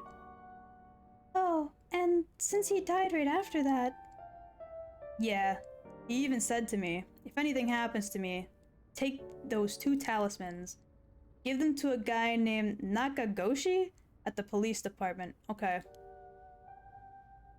Wasn't that Ario's last name? Hold on, let me double check. No, it was Ario is his last name. Who the fuck is Nakagoshi? We don't know what Nakagoshi. Okay. Good to know. That's the first we're hearing of this name. Knowing what I know now, he probably felt that something was gonna happen to him. Nakagoshi? Do you know him, Mio? No, I've just heard the name, I think. So there really is a Nakagoshi. That's a relief, at least. Anyway, it didn't feel right just ignoring a dead guy's last request. Hitomi. Yeah? That talisman, would you mind if I looked at it? Sorry, but I don't trust you all that much yet. It's important to me. Oh, okay. Understood? Okay. I mean, I don't know why you wouldn't trust her. She exorcised you, but sure, whatever. We'll talk about that some more to see if that helps. So, that's why you do the job you do, huh, Mio? I thought she was a weirdo when she showed up, all of a sudden saying she was gonna exorcise me. If you hadn't said anything, I probably would have knocked your lights out. You tried to perform an exorcism on her without even telling her anything? You see, in my experience, most people don't understand, no matter how much I explain. They only accept my explanation after they see the result. Huh. I guess that makes sense. Okay, that's the end of that. She's a worse friend than I thought, lol. That's what I'm saying, bro. Like, she wants so bad to be this poor girl's best friend, but like, just did not put any real effort into actually trying. What you described does sound like Michio killed Mr. Jonouchi. She did have a reason to hate him after all. No way, you mean that really was her ghost, like, for real? Those who die bearing strong resentment or regret can occasionally become spirits, either bound to a place or roaming freely. However, it'd usually be impossible for them to kill the living. Most don't have that kind of power.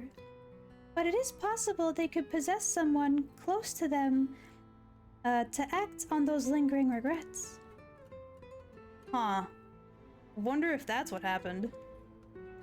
Alright, then supposing what the spirit board said, is it true that Michio's death was an accident? Then she must have had some regrets. If it really hadn't given up on... Wait, hold on a second. Yako woke up this morning not really remembering a whole lot. What if Michio possessed us and used us to kill the teacher? That'd be interesting. Supposedly we were friends and had a close connection. And Yako was already suffering from a lot of side effects of her curse stone, making her want to kill people. And she already had the, like, inkling to murder the teacher when she found him cornering Hitomi in the school late at night, so that could possibly be something that happened. Maybe. But then, I don't know, I feel like Hitomi said she didn't really see much, so... If she really hadn't given up on living, that is.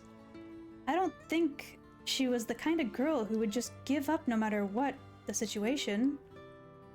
I don't really know, but she didn't seem like she had something tormenting her, so that much, tormenting her that much she'd kill herself. Again, another assumption about somebody you don't really know. Cool.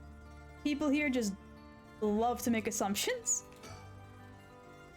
So, last night you were looking for the talisman Michio had? Yeah. And I figured that piece of garbage teacher would know the most about Michio.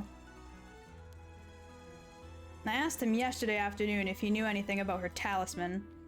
He gave me some cryptic response like, I can't talk about it now. Come to the school tonight. He even gave me the code to the lock on the back entrance. He seemed pretty willing to give it out, so I wouldn't be surprised if he used it for secret meetings before. Yuck, I can only imagine. We climbed over the front gate to get in. Yeah, so we met up in the classroom in the middle of the night, but before he made any sense, like that, I was really Michio. Wait, like that, I was really Michio and stuff like that. What? Did I read that correct?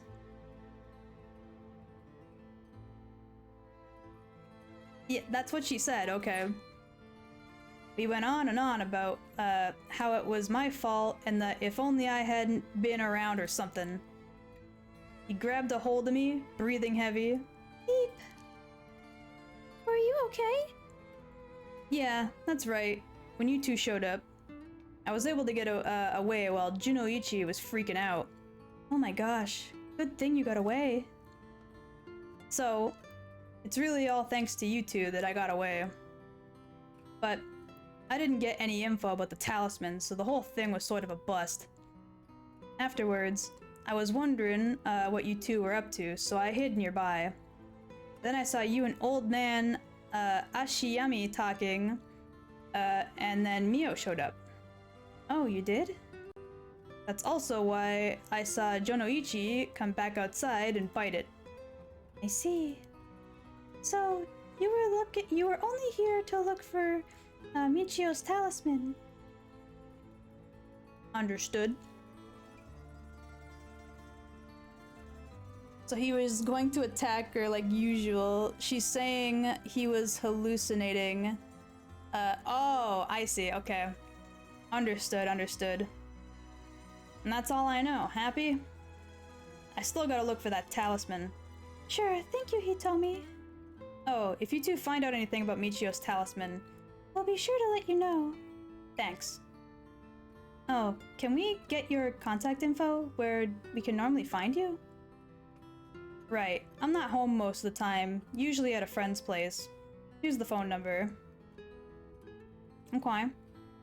Thanks. We'll call her if we need to talk with you. And, what is it? You're easier to talk to than I imagined. I was kind of scared at first, but not anymore. Shut up. You were the one avoiding me. Anyways, catch you later, and don't die out there, okay?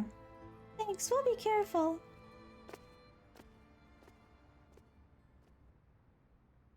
I like her. He told me she's a good gal. Alright then. We got a lot of new information. Sounds like Mr. Jonoichi was killed by a curse just as we thought. Which means there was a curse bearer at the school. Multiple, in fact. Multiple? You think so? Yes. The curse echo we experienced in the school and the one that killed Mr. Jonoichi seem to be different. Well, I know for a fact that the... what's it called? The ever-burning lantern was there, but...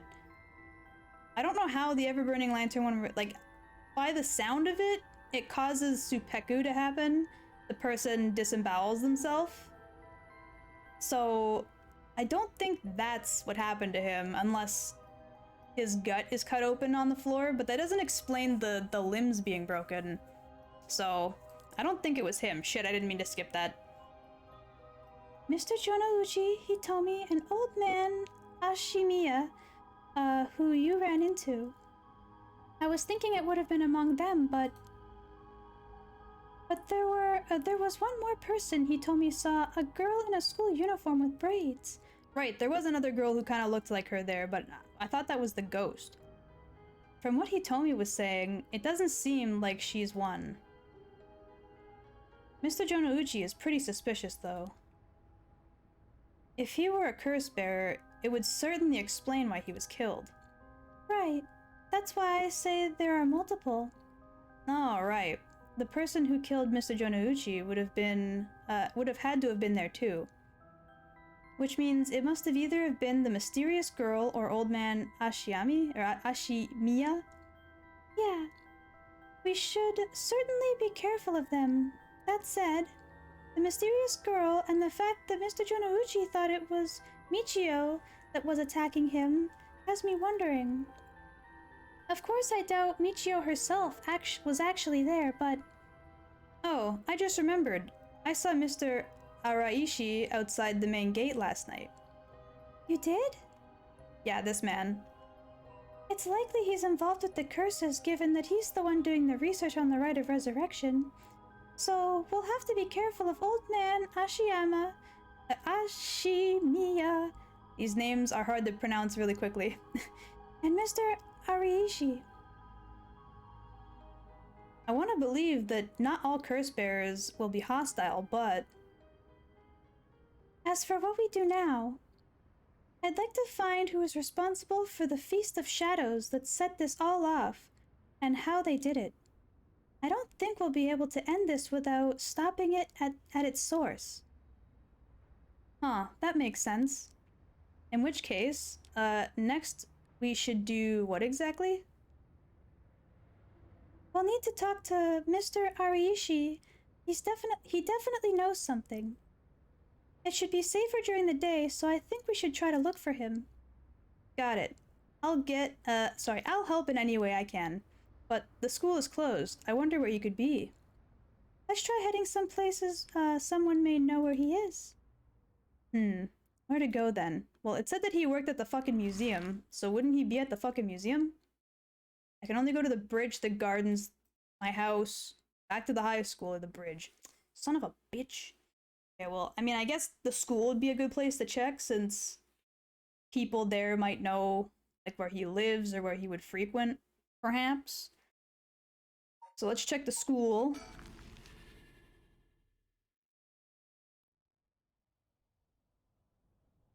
Yakko at 9 a.m. Omagata High School.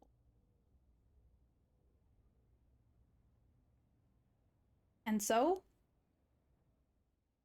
Mio Kurusuzu and Yako Sakazaki decided on their next location to investigate. Oh. Okay, well I can't continue this one yet. Cool, now I gotta go back to them. Summary of previous events. Hajime Yoshimi's death, Nejima's threats of mass murder. I don't think, like, yeah, he threatened mass murder, but they kept saying that he could do it all in one go, which I don't think is the case.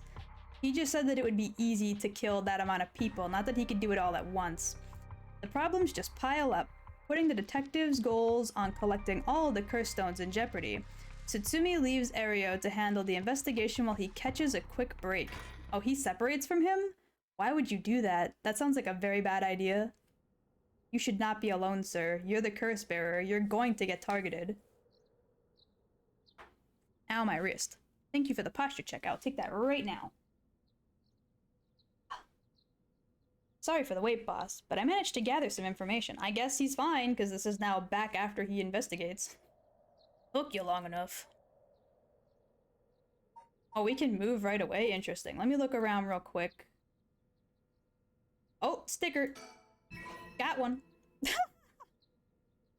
Is that a fucking swan? Or like a white goose? I like the poofy hair. That's good shit. Okay. Let's think real quick. Well, we've got ourselves quite the mess. Strange deaths popping up all over the place. That may or may not have been something to do with the curses. We also need to keep looking into Yoshimi and Nejima. Now we'd better start following up on the few leads we've got. Guess I'd better see what Ario has found. Alright, sir. He's been up all night gathering information. Must be nice to be young and have that kind of energy. But I'm glad to have him on my side. It gave me a chance to rest up. That's the thing. We never actually confirmed or denied that he didn't get a curse stone. Hold on a second. It says none, but did we fully confirm that he didn't get one? I don't think we ever, like, specifically asked if he got one or not. Maybe he's just playing the fool. Things at the station were pretty hectic, but I managed to get some info. Let me fill you in. Thanks, the floor is yours. A total of 3 mysterious deaths. 3 mysterious deaths were confirmed in the area, including the one in this park. So let's start with that one, the young man we found here. He's been identified as Shogo Okie, 25 years old, a regular old office worker who worked around here. He died of asphyxiation due to water in his lungs. He drowned. He drowned? Middle of the park? That's not possible. It's gotta be a curse we're dealing with here. About that, boss. Isn't this park associated with one of those 7 mysteries too?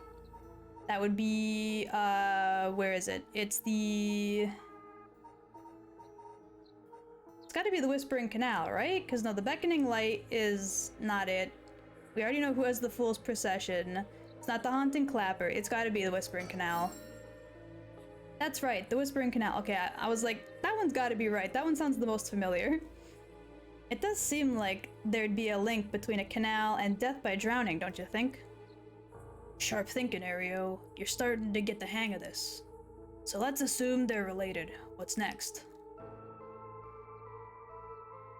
Before that, the body of a woman was found behind the residential complex in Kamezawa.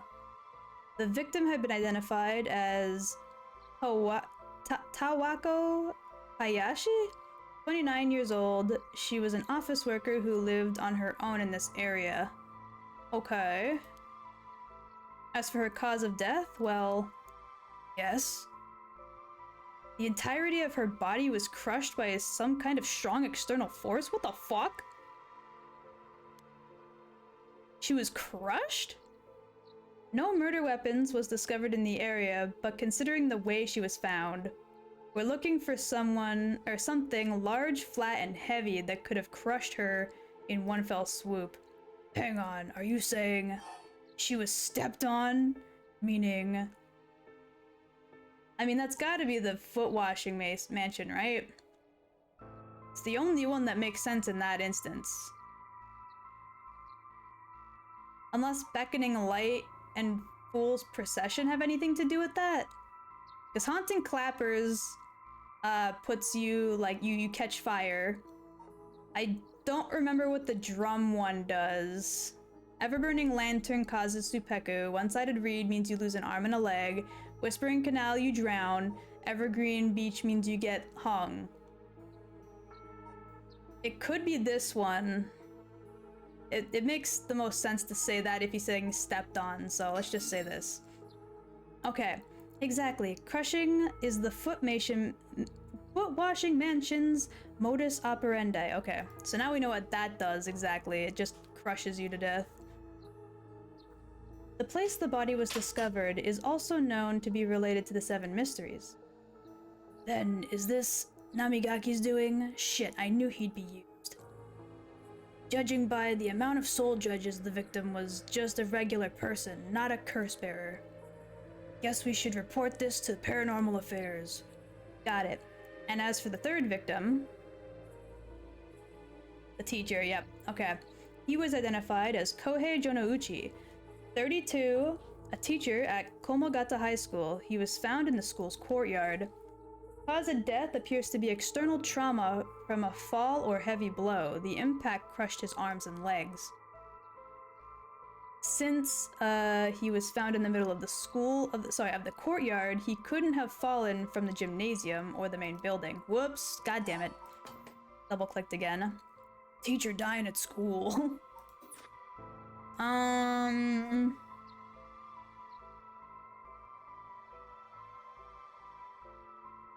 I mean, it might be the drums? I doubt it. But, like, you use your arms and your legs to hit taiko drums. I don't know which of these could have done it. Like, Fool's Procession, the only thing we know about it is that you have to be out of sight and the person has to hear the sound of your curse for at least 30 seconds without you being seen. But he was seeing somebody. So, if that person who he was seeing didn't kill him, then maybe it's Fool's Procession, but I doubt it. Beckoning Light just kind of leads you to the afterlife. based on what they've described it as. It wouldn't be ever-burning lantern because it would have to have been too dark to see anything. He would have been missing an arm and a leg if it was Reed. He was crushed, but he wasn't crushed in the same way. It's gotta be drums, right? The taiko. Oh god, I thought it was Thursday up until a few minutes ago. Go on without me, bros. I don't know if I can make it. Oh damn, you need some rest, Emda. That's okay. Hello, hello, Ghost AFK. How are you? Can Fool's Procession make people hallucinate? Let me look into that. I don't know. Perhaps? Whoops, that's people of interest. Okay, 7 mysteries, Fool's Procession. Scrolling on down. Okay. Stood atop a tall festival tower. It was her time to shine as she was ecstatic. It had been years since she joined the troupe, and she had yet to enjoy her day in the spotlight. She wasn't particularly pretty, nor was she all that talented. As a gossip and loudmouth, she wasn't well liked by her peers. Some of the other girls thought of her as a teacher's pet and bullied her. I don't care about them, she thought. I'll use this chance to make something of myself. Everything was perfect. She wore a beautiful kimono and an okami mask over her face. The stage was set. The accompaniment began. She danced with her everything she had. Applause rained down upon her from the crowd. Her breathing hastened with excitement. I've got to catch my breath. That's strange. I can't take my mask off. The smell of glue assaulted her nostrils. So that's how it is. I knew it was too good to be true. Her screams were drowned out by the music. She squirmed and struggled, so she, like, suffocated, I guess, from the mask being stuck. Yeah, so the curse bearer cannot be seen for 30 seconds, and that's how it kills people. It doesn't seem like this is it. I feel like they would die from suffocation in that instance. Had nothing to do with crushing. Weren't both he and the delinquent hallucinating Michio? Possibly? Possibly? It's gotta be the taiko. Let me reread the taiko one real quick. Double check what that one's about. Tall tower, look out for fires. Only a designated firefighter is allowed to use the large drums that reside atop a tower in the event of a fire. While most of the towers used wooden blocks to sound the fire alarms, that would be the clappers. For some reason, this residence was permitted to use the drums. The residence and its special privileges had led to speculation and gossip among the townsfolk.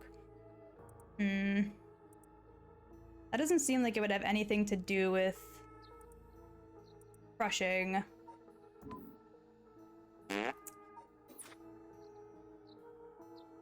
Man, I don't know.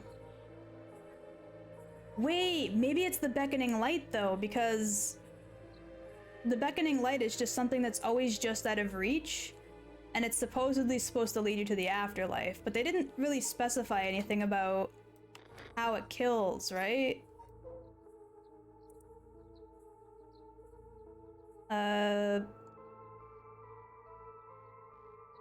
Light up ahead despite there being no one around. Following it will cause you to go out suddenly when getting near, but just when one fears the darkness might swallow them up, another light will appear further ahead as if guiding them. Some say the flame is benevolent, leading people to their homes, while others believe it's a monster leading people astray.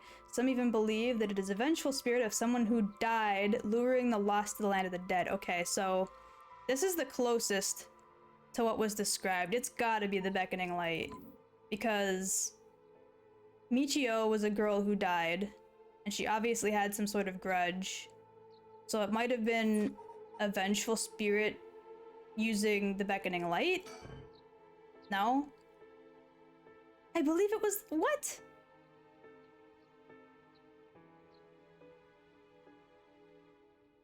So it is the Fool's Procession then. But it didn't say anything about crushing or anything in there. Or hallucinating, for that matter. I mean, I guess that kind of proves my point that Michio might have been possessing Yako, and the reason why she doesn't remember the night before, her memory issue, would probably be caused by her being sent out here late at night. And maybe she tied her ponytail into braids to disguise herself in that instance, which is why she looked like... Oh, this game forces you to make the right decision? Not necessarily. I mean, like, he told me the right answer, but it gave me the sound effect of like, no, you didn't get the right answer. So, that's right. I was going to say that one, I swear. But that, okay, whatever. Fine, if you say so. We can't rule out the possibility that this death was also the work of one of the curses. I see. Either way, it seems all three victims can be tied to some of the mysteries. There's probably a curse bearer at the center of all of it, pulling the strings. But you've got a point. All these strange deaths to point in one direction. That's right. And Hajime's case wasn't all that different either. Yeah, it looks like I don't know if he drowned specifically, but he definitely struggled to breathe, which I feel like that one has to be the Fool's Procession, right? That one makes the most sense, because it looks like he struggled for breathing. He suffocated or had like a heart attack, one or the other. I think they said it wasn't specifically a heart attack, though.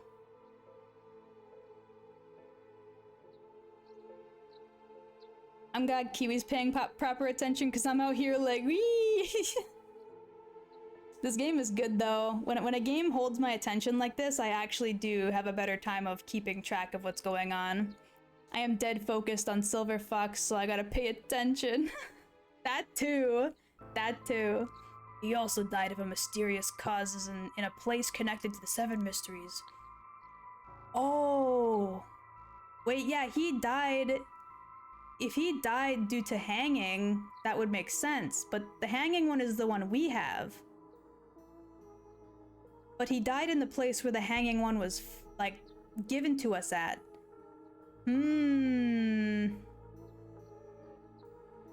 He also died before we received the curse, so, couldn't have been us. Problem is, the timing doesn't match up. He died before the curses were that's what I just said. I didn't even read that. Could he have been hit by a different curse? One that didn't have anything to do with the Seven Mysteries? That's a thought, but... if that were the case, we'd be dealing with a powerful practitioner, one who could pull off a curse like that without using a cursed stone. There aren't many people in this day and age who could do something like that. Oh, really? I see. I don't know too much about that stuff. I'd be more surprised if you did. Alright, let me look around real quick. Forensics has finished their investigation and the body has been carried away. That said, they're still closing the park to the public, at least for the time being. This place was really giving me the creeps last night, but it looks pretty normal now with the sun out. Sure about that? You sure about that? Let me think real quick. Anything new? Nope. Okay. We just gotta keep talking.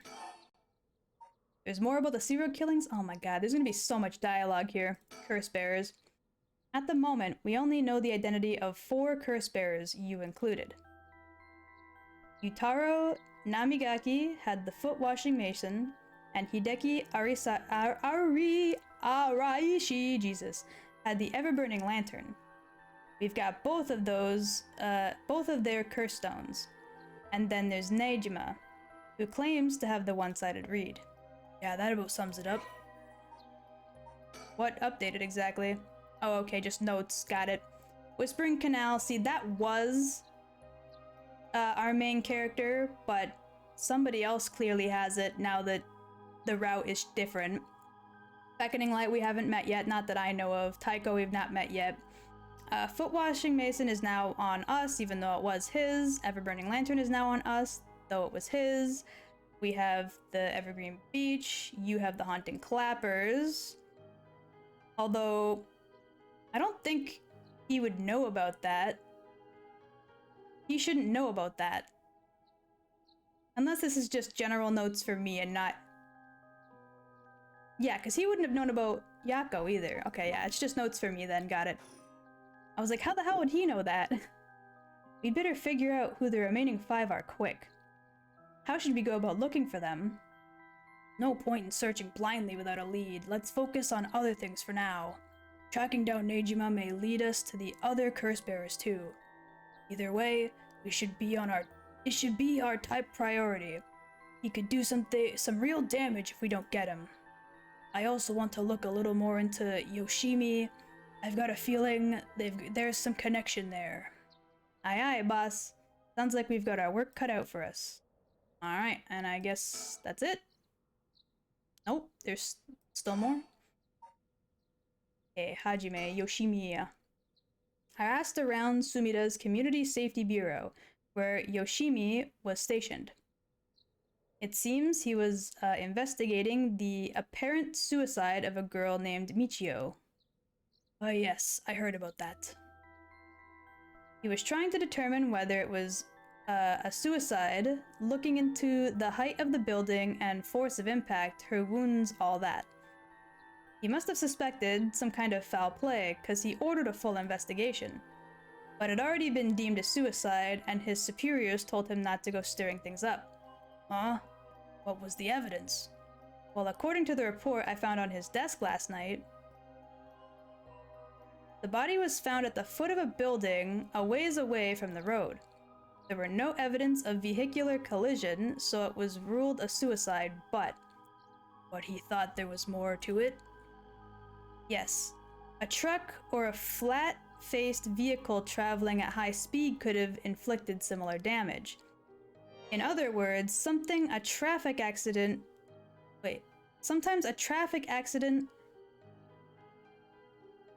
can look an awful lot like a fall, okay? So they think the body was moved then. Somebody hit her with a huge truck and dumped the body in a street where cars couldn't have been? Okay, there's a chance it wasn't a suicide. What a terrible way to go. There were no brake marks on the road, meaning it would have been a hit and run. The vehicle would have hit her without slowing down at all. This is turning into quite the grisly case. But the vehicle couldn't have come out of collision like that unscathed. Exactly. So I asked the traffic bureau to keep an eye out for any vehicles with frontal damage.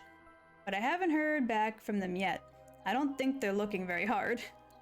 So we've got no proof. That said, if it was a traffic accident rather than a suicide, it's possible someone silenced Yoshimi because he was on the verge of discovering the truth. That's true. You think the driver is the one who did him in? Not quite. Yoshimi had already talked to forensics and the traffic bureau, right? His death wouldn't have covered things up. You're right on that. Even if the suicide was a cover-up for a hit and run, it doesn't seem like enough reason to kill a cop. Oh, that's right. Unrelated, but I got something else too. I managed to get a hold of Michio Shiraishi's address. Yoshimi went there a bunch over the course of his investigation. Might be a good idea for us to drop by too. Good thinking. Hopefully that'll give us some more leads. Alright, let's move on to the next topic. We get to see her awful stepdad, apparently. Or maybe not. Maybe the mom dumped his ass. I don't know. We'll see. We'll see. More about Yoshimi, please. Remember the girl Yoshimi met with the day he died, Hitomi Okuda? Community Safety didn't have any contact information for her on hand. Not even an address? Oh my Jesus Christ! Holy fuck, that's loud. Oh, that scared me way worse than anything else in this game so far. Holy shit. Actually, I lied. I think the first jump scare with what's her name, the first girl, probably got me the hardest, but That literally made my heart sink, like, oh no. Jesus. I got you, boo. You got me with a boo. God damn. Well, they had her parents' information, but when I called, they said they hadn't heard from her in a month. Lots of family issues from the sound of it. They even said they didn't want anything to do with her anymore. God damn. That said, she still goes to school once in a while, so we might be able to find her there. Not sure if we really have time for a stakeout right now, but she could be a key witness. Couldn't have community safety track her down for us? We can ask, but it might be tricky to get it done today. For starters, Komagata High School is closed today. Because of the teacher that died? That's right. Right? But if it's not something we can do today, we may have to forget about it. Let's move on then. There's more? Okay, well let me talk about Nejima real quick. HQ has mobilized a search unit for Nejima. But so far, we haven't received any word. Guessing he wasn't home or at work. About that, apparently he vacated his last known address a week ago. Serious? So we have no idea where he lives? It gets worse. I checked in with the factory he was working at. They told me he was only there for a month before he quit. Hold on a second, you're telling me nobody caught that? Well, I had the same thought, so I spoke to his probation officer. Turns out he had only been doing house visits and interviews, but never bothered checking on the workplace. For a man that murdered, like, upwards of 10 women, and by murder, I mean literally chopped them up into pieces and dumped them in a fucking river, you didn't think to check this man's place of work when he got let out on probation from prison? Are you actually serious right now? There's no fucking way. The level of incompetent, dude, like, that is, like, beyond incompetent. That is literally, like, that probation officer must have been, like, in on it or something. There's no way, like, you cannot be fucking serious. Negligent. That probation officer should be put in jail himself for that level of fucking incompetence. Like, that is redonkulous. This man is a mass murderer. And not only a mass murderer, but the kind of weird sick fucko who chops people the fuck up and sticks them in a river. Like, it ain't even like, haha, he goes around with a gun and just kills a couple people. Also very bad, but not nearly as fucked up as you have to be to sit there and purposefully chop up women and stick them in a lake. Like,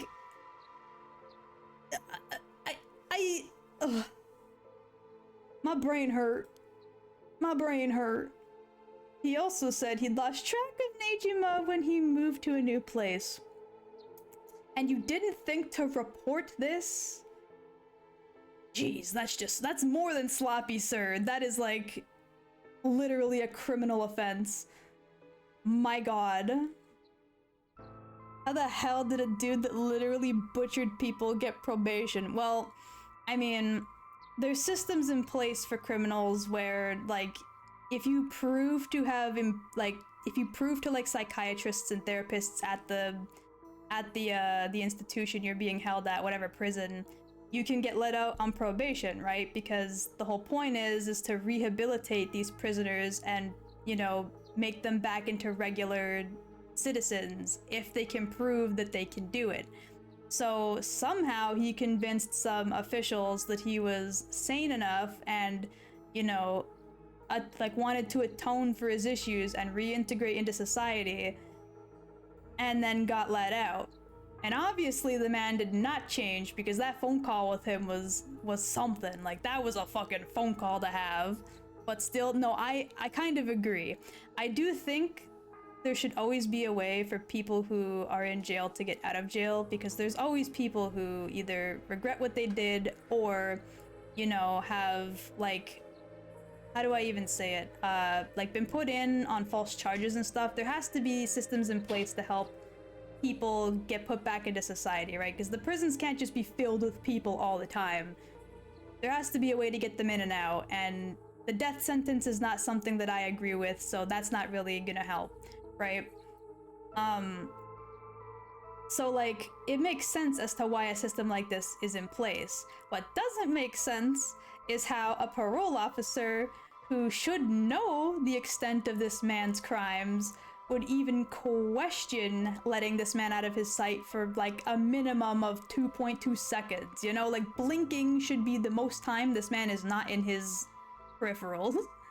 It's ridiculous to think that he, A, wasn't keeping a strong eye on him, and B, wasn't even like anywhere near his workplace, the place that they got him a job at to try and reintroduce him into society. And then when he found out, because obviously he didn't know beforehand that he randomly decided to fucking move, he loses track of the guy. Like, how do you let that happen?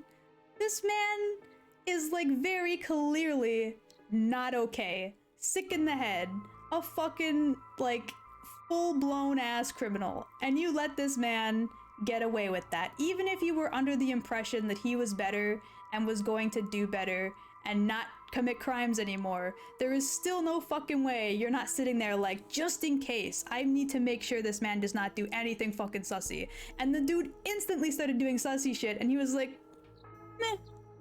I mean, he said he was okay. Like, what do you mean? There's no way the parole officer ain't in on it. That's what I'm saying. I'm like, he's either in on this, like he had to have been like paid off or something, or gaining something out of this, or he literally just does not have a functioning brain. There's no fucking way. I don't believe it to be the truth.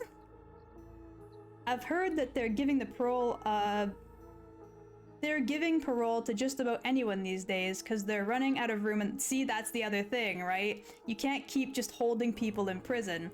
But the problem with this sentiment of just giving it to anybody because they're getting out of room in the prisons does not help. You can't just use this, you know, what's it called, way to facilitate people back into society from the prisons to prevent the prisons from being overrun to anybody who asks for it, because that is not how the system works. You're supposed to prove that you're capable and, you know, sane enough to come back into society, and you have to prove that you're not a danger to anybody or yourself before they let you out. Which also means there aren't enough probation officers to go around. Dude's probably overworked. That is not an excuse. I'm sorry. With the level of crime this man has committed, there is no fucking way that that parole officer did not make this dude a priority. I don't give a shit what other people might have done. They could have ran over people in cars. They could have, like, stabbed them on the street. They could have shot him with a gun. They could have stole all the riches of the Japanese government. I don't give a shit. This man is the priority. He has, like, physically murdered, butchered, and, like, hid tens of women in a lake, bro. He is the priority. There is no way you let this dude get away with it. So Nejima got to fuck around unsupervised. God damn it. That asshole is annoyingly good for faking remorse or insanity, whether the situation calls for it. Back when I arrested him all those years ago, just talking to him left a bad taste in my mouth. Well, that phone call was also a whole ass experience, might I add. He's probably hiding under a false name, which would make it hard to track him down. That'd explain why he so brazenly made contact. That asshole, he's mocking us. Well, for now, the paperwork to circulate his name and mugshots is being filed. That's gonna take too long. We only have until dusk. That is very much the truth. Speaking of Nejima, yeah? Did you manage to reach your daughter? It'd be best to put her into protective custody as soon as possible. Not yet, I can't reach her. They called, but she's not picking up. Wasn't home when they went to her house either. That's not good. Does that mean she never came home? And why weren't you the one trying to reach her? Shut up. I don't have to contact info, okay? Damn, she really doesn't trust you, huh? Either way, I told her mother that it was an emergency, that he'd send an officer to find her and get her to safety. She was real reluctant, but I got her to agree. I guess that explains why you got it divorced. But if you, her former father, couldn't find her, how the hell did Nejima do it? Well, he didn't say he knew where she was. He just said that he knew she lived here. That's different, right? He might have kind of been bluffing. I doubt it, but he might have been. Former, eh? That cuts deep. Yikes, sorry. It just kind of slipped out. Anyways, I suspect it has something to do with, his curse echo. Back on that topic already, huh? He said his curse could kill a lot of people in a short time. It may even allow him to act from a distance. I see. One-sided read. What was the story about again? Something about a man stalking a woman who goes insane and chops her up? Ah, right. One of the more gruesome of the 7 mysteries. And very specific to this dude's crime, which is way too convenient. Although we also got a curse that is way too convenient. Anyone who tries to lie or mislead us can get killed as well, which is like the perfect thing for a cop to have. It's ridiculous. Meanwhile, the dude just called someone and said, "I'ma kill your daughter, and then maybe you while you beg," right? Like this guy is clearly not okay, and this parole officer was like, "Yeah, but like I had to deal with the last criminal like 20 minutes ago. I had a meeting with him, and now I'm tired. So instead of going to the guy who is very clearly meant to be the priority here, I'm just gonna take a nap." And then, oops, he moved house. I guess I'm too late, and he's gone now. Hee hee. Like, bruh. I got some information about Yoshimi's fiance from Community Safety. Her name is Meiyu Chozawa, 27 years old. She works as a beautician in the area. Look, I even managed to get a picture of her. She sure is a beauty. But you're not gonna show me what she looks like? Okay. Oh boy, here it comes. But what?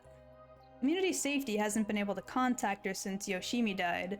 Not by phone or at her house. In other words, no response. Dead silence. There it is. Can't just be easy for once. Yeah, let me look at this real quick. Oh, she is kind of cute. I like her hair. Okay, so Meiyu is a beautician and the fiance of Yoshimi. Police officer with the Sumida Police Department. Meiyu's current whereabouts remain unknown. Okay. Nice-o. That bra had feeling in it. Dude, for real. I believed in him. For real, on job. The parole officer. Oh, man. I still, it bothers me. I keep thinking about it. I don't know how this man sat there and let this happen. He should be in prison for that amount of bullshittery. It's definitely starting to look suspect. A crime of passion, perhaps? Huh? It is fairly common for people to be killed by a lover or a spouse. But Yoshimi was well liked, and they'd been together for over 10 years. You never know. Things could be different behind closed doors. I guess so. But we'll have to consider the opposite scenario too. It could be that the same person who was out for Yoshimi is after for his fiancé as well. She could be in danger. You're right. Either way, she's important to the case. HQ already has people looking for her. We'll know as soon as she's found. Okay. We'll finish up the Nejima and then we'll finish up the serial killings. As for Nejima's whereabouts, all we can do is throw more people at it until we find something. I'll check in with HQ frequently to see if they've got any updates. Beautiful. Well, looking at these deaths, it seems like many of the curse bearers acted last night. Well, 3 to be specific, but okay. We can't rule out that there are more killings from which the bodies were not found. Yikes, I haven't even you haven't thought of that? Dude, are you actually shitting me right now? You know that these killings are paranormal, and you didn't stop to think that there might be more killings that we haven't found the bodies to, or the bodies cannot be found of? Bruh.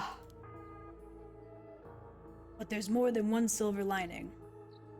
Judging by my own curse stone, it seems that the curses can't be activated while the sun's out.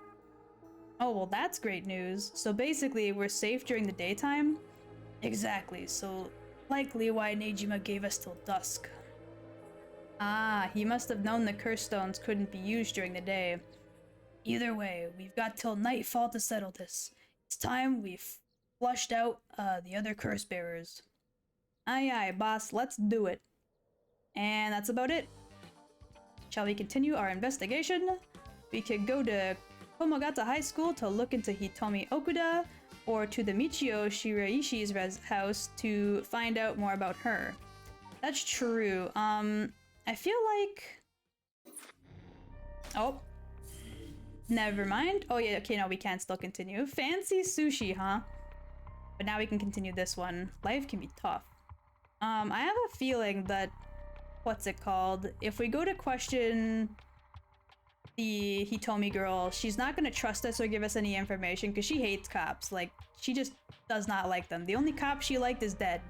So I really doubt looking into her is gonna do much. We should probably go to the suicide victim's house, if possible. Go to her neighborhood. I'll probably go till the end of this segment, like whatever this route may be, and then we'll probably finish up stream with my rolls in Honkai. Near the Shiraishi household. This street looks like it's covered in garbage. What the fuck? Jesus Christ.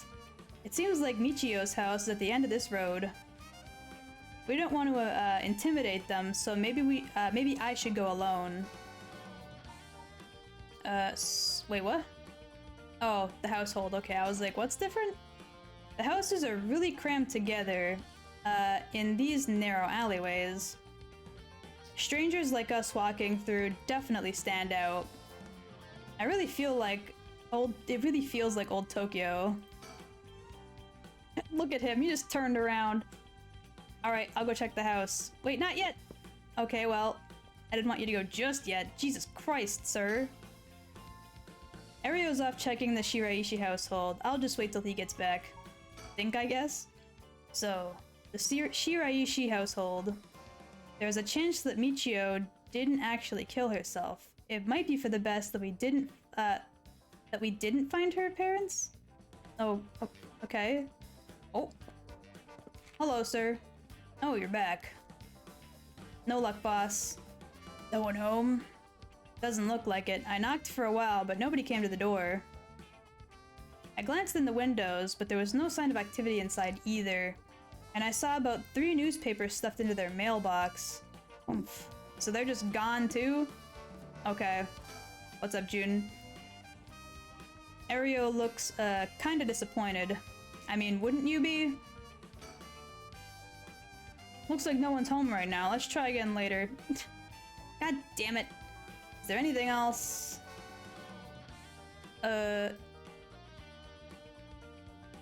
Looks like no. Well, guess we're going to the fucking school. God damn it. Gotta do a bit old gambling, to end the day. Abso-fucking-lutely. I gotta roll the male wife. Oh look, it's Mio. She's here. Here we are, Komagata High. Classes are suspended for the day, so the students are just kind of wandering around aimlessly. There they are! Mio! Huh? That's... Wait, does he recognize either of them?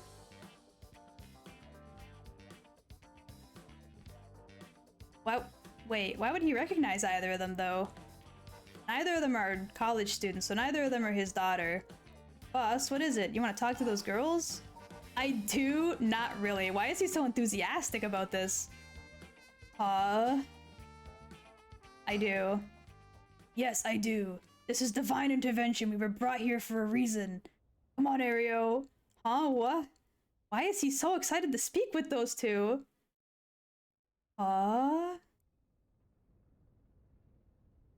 And we're just gonna gloss over that? Okay. Hey, aren't you... You must be the high schooler, oh, right! I forgot that he knows Mio because- I'm an idiot. He knows Mio because she was a part of the fucking division that they weren't paying her for her training. You must be that high schooler skirting the child labor laws who I've heard so much about. Say that again? Sorry about that. He's with me.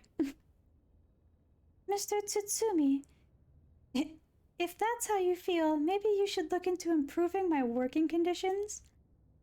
I'd prefer not to work for free, to be honest. Don't you worry about that. If you help us out, you can have whatever you want. Boss's treat. Wait. Really?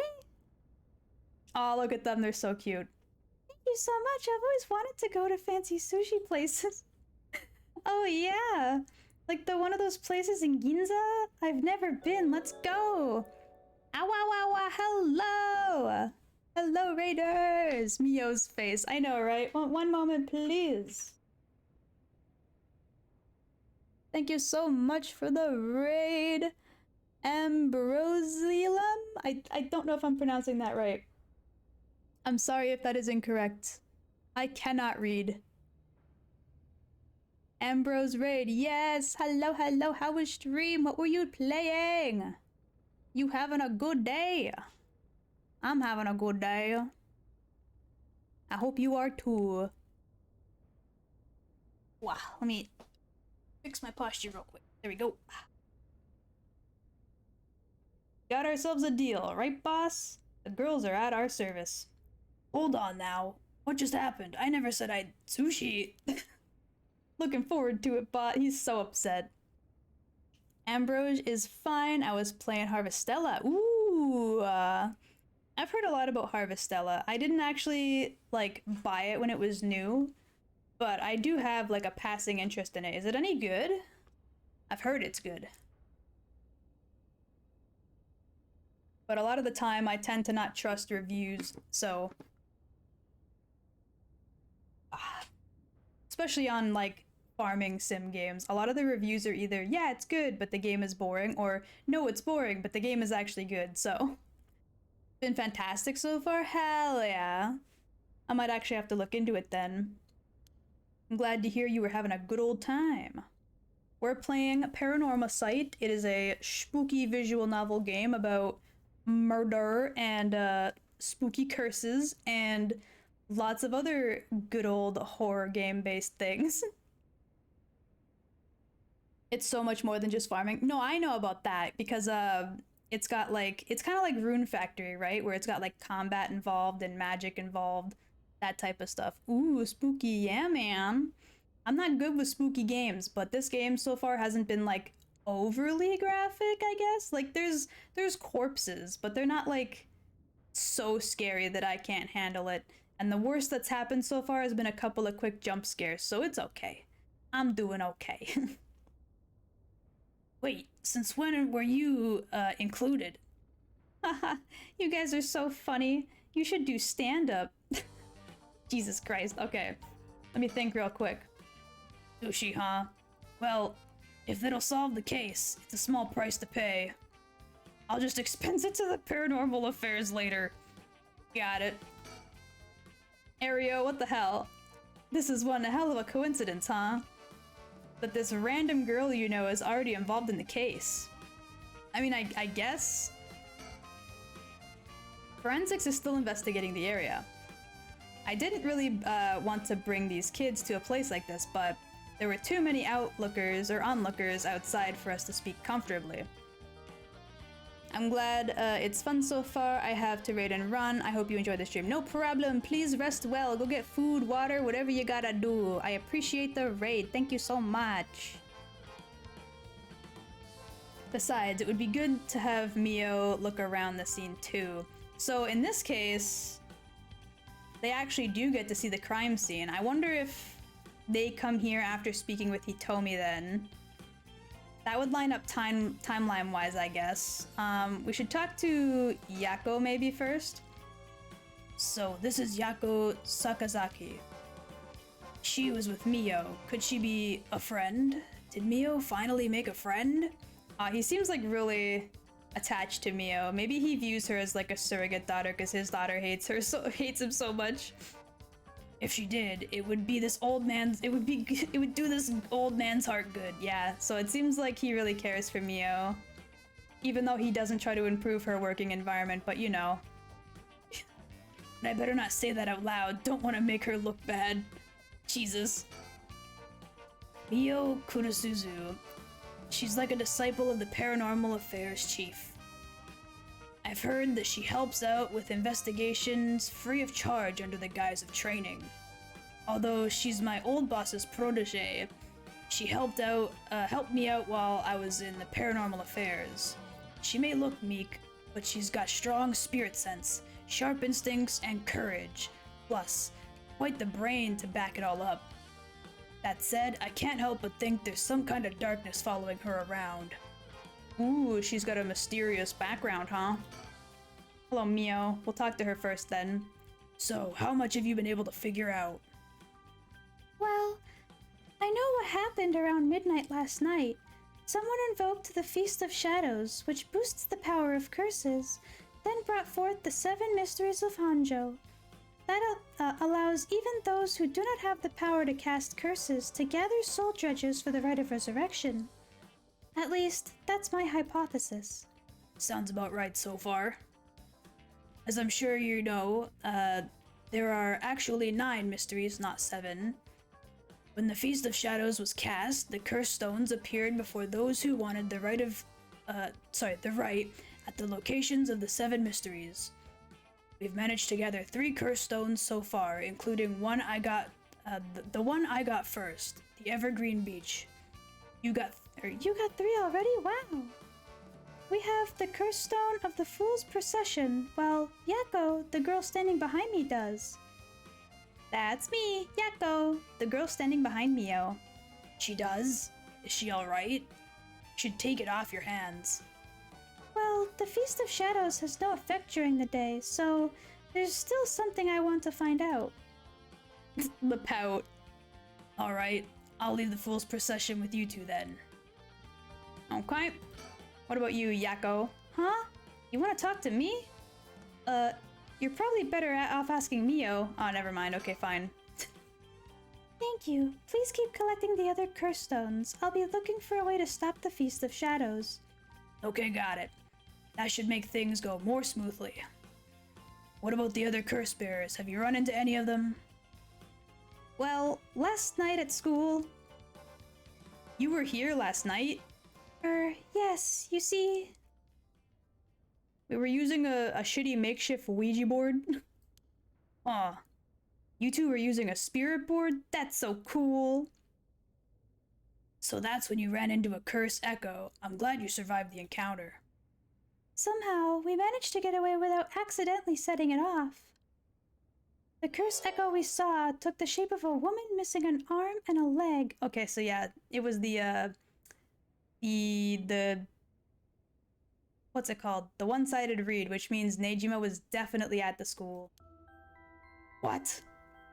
A woman missing an arm and a leg, that is the one-sided read. One-sided read? This is bad. Huh? What's so bad about that one? What the fuck? What do you mean? You idiot, think! The curse bearer of the one-sided read! I love this sprite, that's a good one. That would be Nejima, mister. Fumichika Nejima. He admitted it himself. That's his curse. Oh, that's right. Wait, but if that's the case... This is also the pose I was talking about earlier, where he's like bent backwards and like has a good expression and his like body posture is really good for the... What's it called? The expression he's trying to portray body language wise is a good one. I also really like this though, this is good. He's like, are you fucking stupid? Nejima might have been here last night. What? I mean, it's possible he was lying to us, but... What? Who's Nejima? No clue. They don't fucking know? How would you not know? You were, like, a part of the investigation bureau. Yes, the paranormal sector of it, but, like, those murders were, like, a huge deal. What? Thank you for the hydrate and posture check. I'm taking those right now. Big old sippy.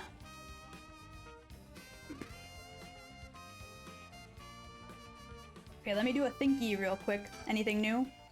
Nope, just the sushi talk. Got it. Oh yeah, I didn't even investigate the scene of the crime. What's with that rope? It indicates where Junoichi's body was found. They've moved the body, but this way they still have an idea of how it was found. Yikes, that's a little gross.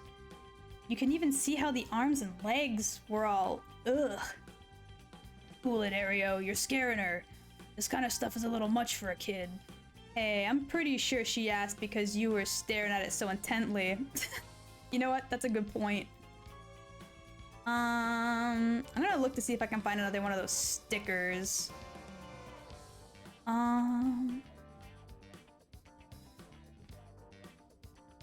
No, nothing that looks like it could be a sticker. Damn it.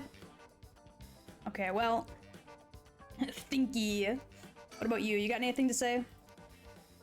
Nope. Okay, it's still Mio. Got it. Okay, about the Nejima guy. So Nejima is trying to take advantage of the Feast of Shadows for his own nefarious purposes. Huh? He said he's going to massacre the city at sundown today? And he's trying to get to your daughter too? That's why we've been trying to find him, but to no avail. Honestly, this information has been the most useful we've gotten so far. So just to be sure, could you tell me who else was at the school last night? Well, as far as we know, there was Mr. Junouchi, one of our classmates Hitomi. And don't forget old man Aishimiya. Wait, Hitomi? You mean Hitomi Okuda? Second year student? Well, yes, why?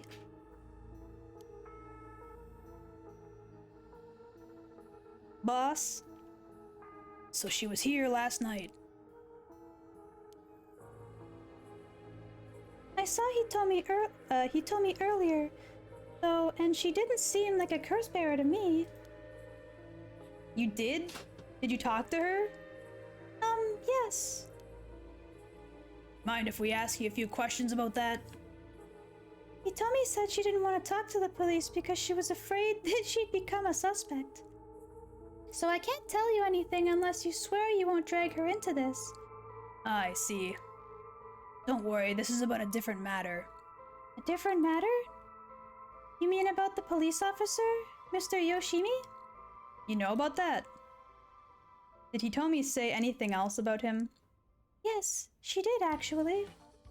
Yeah, he's looking for a fucking charm. I don't really care about that right now, though. We'll listen to that dialogue in a second. If we're talking about people who were at the school last night, there was one more person, though I'm not too clear on the details. There was someone else? Apparently, Hitomi actually saw Mr. Jonouchi getting cursed and killed last night. What? Talk about some vital information. What she said happened was... She saw someone who looked like the girl who committed suicide, Lamau. Michio was the one who killed Mr. Jonouchi? Are you sure it was really Michio that she saw? Well, that's what she told me. I wasn't there. Is Yako not gonna talk up about how she saw the other guy? I mean, we have his curse stone, but it still would have been good to mention him. That way he can be scratched off the fucking suspect list for sure, for sure. That must mean there's another curse bearer here last night. Jonouchi was killed by a curse, so someone had to have been there, whether it was Michio or not. Damn, boss. You really, do you think it really could have been Michio's ghost? I mean, based on what we've heard, she does have plenty of reasons to be vengeful. Calm down. She looked like the girl that committed suicide, LMAO, Kiwi. I didn't mean to put that situation, like, in a light tone. I just meant the topic of her coming up was funny, not that You know what I mean. I'm not trying to make light of a suicide but not suicide case victim, okay? Just because the paranormal exists doesn't mean just anything is possible. It's still possible that Nejima was behind Jonuchi's death. But what about Hitomi's story? You tell me, damn it. What was that thing you mentioned about Michio earlier? Something about a grudge? Did you know anything about her? What's your relation? I'm her friend. I was actually planning to resurrect her at first. Ah, I see. We gained quite a lot of information from you two. It's only fair we share as well. Tell her, Ario. Alright. Keep in mind this is just a theory, though. Okay. After re-examining the crime scene, Yoshimi concluded that Michio's death wasn't a suicide but a vehicular collision. Wait, what? An accident? Well, you knew it was an accident, but the ghost didn't specify it was a car accident. But you knew it wasn't suicide, you knew it was an accident of some kind. Being hit by a speeding truck or van would have resulted in a similar injuries. The investigation was ordered by Yoshimi, so it seemed he had his doubts about it being a suicide. What? A van? Speeding? Wait, did she see this happen? Did she see her friend get hit by a fucking van and not know? Hold on a fucking second. Yako, what's wrong? Are you okay?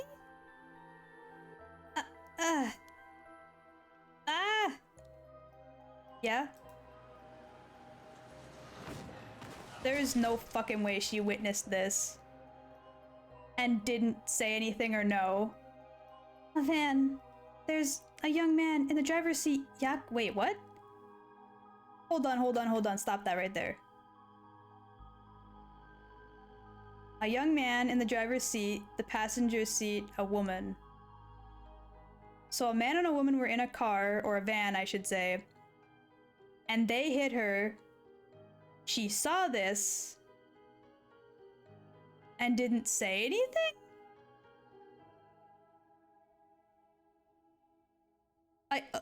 Also, what is this clip? I'm gonna have to see that after stream.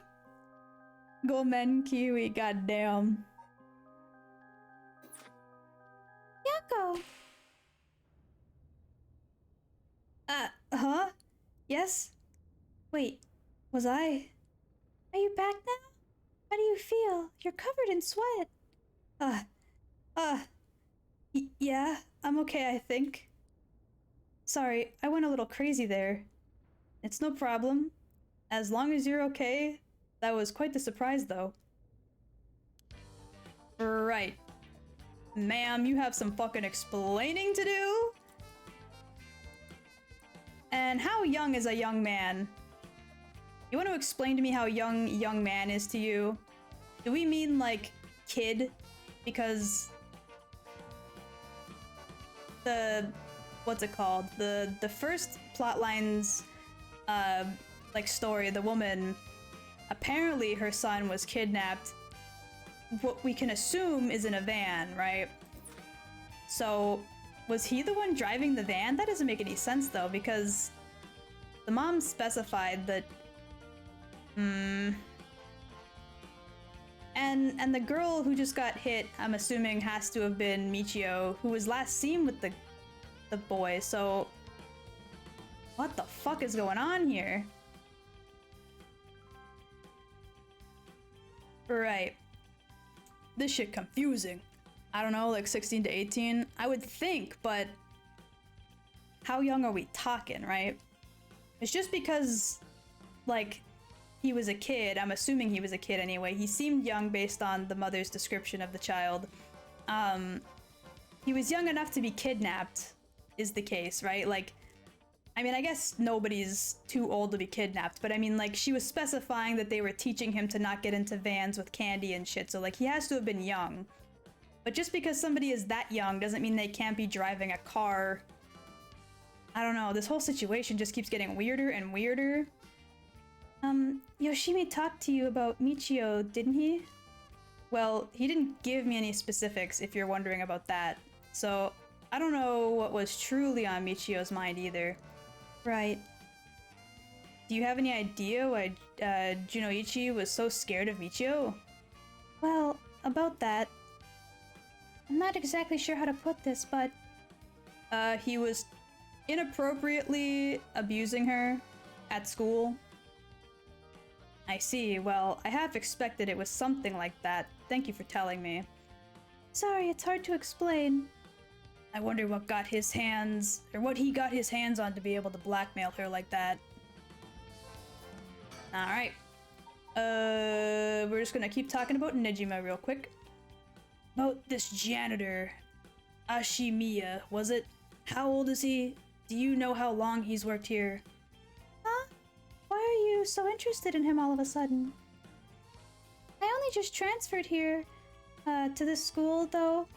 I have no idea. He's around 50 years old. Okay, he came to our school about half a year ago. I don't know if that lines up with when this guy was missing from his job. Hold on. We still have the info. God damn it. I don't remember how long the guy disappeared from his job from. No one knows what he did before, so there are all kinds of rumors about him. I see. Thanks, I think I'm starting to get a better picture of all this. Huh? Listen up. It's not uncommon for former prisoners to find work under an alias after their release. The notoriety attached to their former name can get in the way of proper rehabilitation, you see. What are you... No way. Ario. Have the officers apprehend the janitor. He worked the night shift, so he might still be in the overnight room. Yes, right away. So the timeline does seem to line up. He's not there. Yep, room has been empty all morning, so the janitor was the dude. Or at least that's what it seems like. Sounds like they have been looking to question Ashiyama too, but they couldn't find him anywhere. No. That's all but confirms it. Just one more thing to check. Are there any photos of this Ashimiya? The old man seriously hated getting his picture taken. He'd always avoid it. That's so suspicious. Fucking hell. Ario, call an urgent search for Makoto Ashimiya. We can't let him get away. Yes, sir. I'll contact HQ right away. Well, goddamn. Okay. You. Michio, what happened? God damn it. Oh my, I didn't expect this at all. Yeah, how could this old man have been some horrible criminal mastermind? I can't believe it. And a curse bearer on top of that? To think he was so close to us the whole time. Oh, gives me the chills. Especially because he's known for killing women about your age, butchering them and chucking them in a lake. Like, holy shit. How did this man even, like, get to a point where he'd be anywhere near a school without, like, constant supervision? I swear to God. A guy like that really shouldn't have been allowed to work at a high school. I mean, he wasn't at a high school before. He was at a fucking, a factory. And since he's under a different name, they wouldn't have known. Let's hope it isn't already too late. Oh. I may have shown Ashiyama my curse stone last night. What? I don't like this one bit. Nejima did say he wasn't specifically targeting curse bearers, but... I'm glad nothing happened to you. Wait, but then, could it have been old man Ashimiya who attacked you in the hallway? Ah, I almost told him that you were still in the... Yeah, okay, you know what? That makes perfect sense. Because you have to tell him that she's in there to find her dead. So he only kills her if you tell him she's there. And he did in fact have the one-sided read, so he's not lying about which curse stone he has. What? You did? Yikes, good thing I didn't say anything. Well, I did in the first one, but okay. You might have gotten very lucky there, kid. Jesus Christ. This is too much. I hope they find him soon. Come on. Long arm of the law, help us. What a statement. To put a stop to the Feast of Shadows. I hope to... it would help if I knew more about the curses of the seven mysteries first... How the curses of the seven mysteries first came about. In that case, you're probably best talking to the crabby researcher guy. You mean Mr. Ariishi? I would very much like to talk to him. Right. He's a teacher here too, isn't he? You would already know him. He might be more inclined to talk to you, if it's one of his students doing the asking. Do you know where he is? I do. We tried to talk to him, but he refused to cooperate. But you two should give it a try. I did not speak with him yet. I did not see that man. I think I was supposed to do that before I spoke with these two, but I was so excited to see Mio again that I might have skipped that. He's at his usual cafe working on a paper. Wait, what? I did not see him there, but okay. The cafe? Oh, you mean Kuro Kikyo Cafe in Kamizawa? Thanks, I'll head right over there. School rules say we're not allowed to go to cafes, though. Don't worry about it. I'll allow it. Thank you. Huh. That's all it takes. Alright.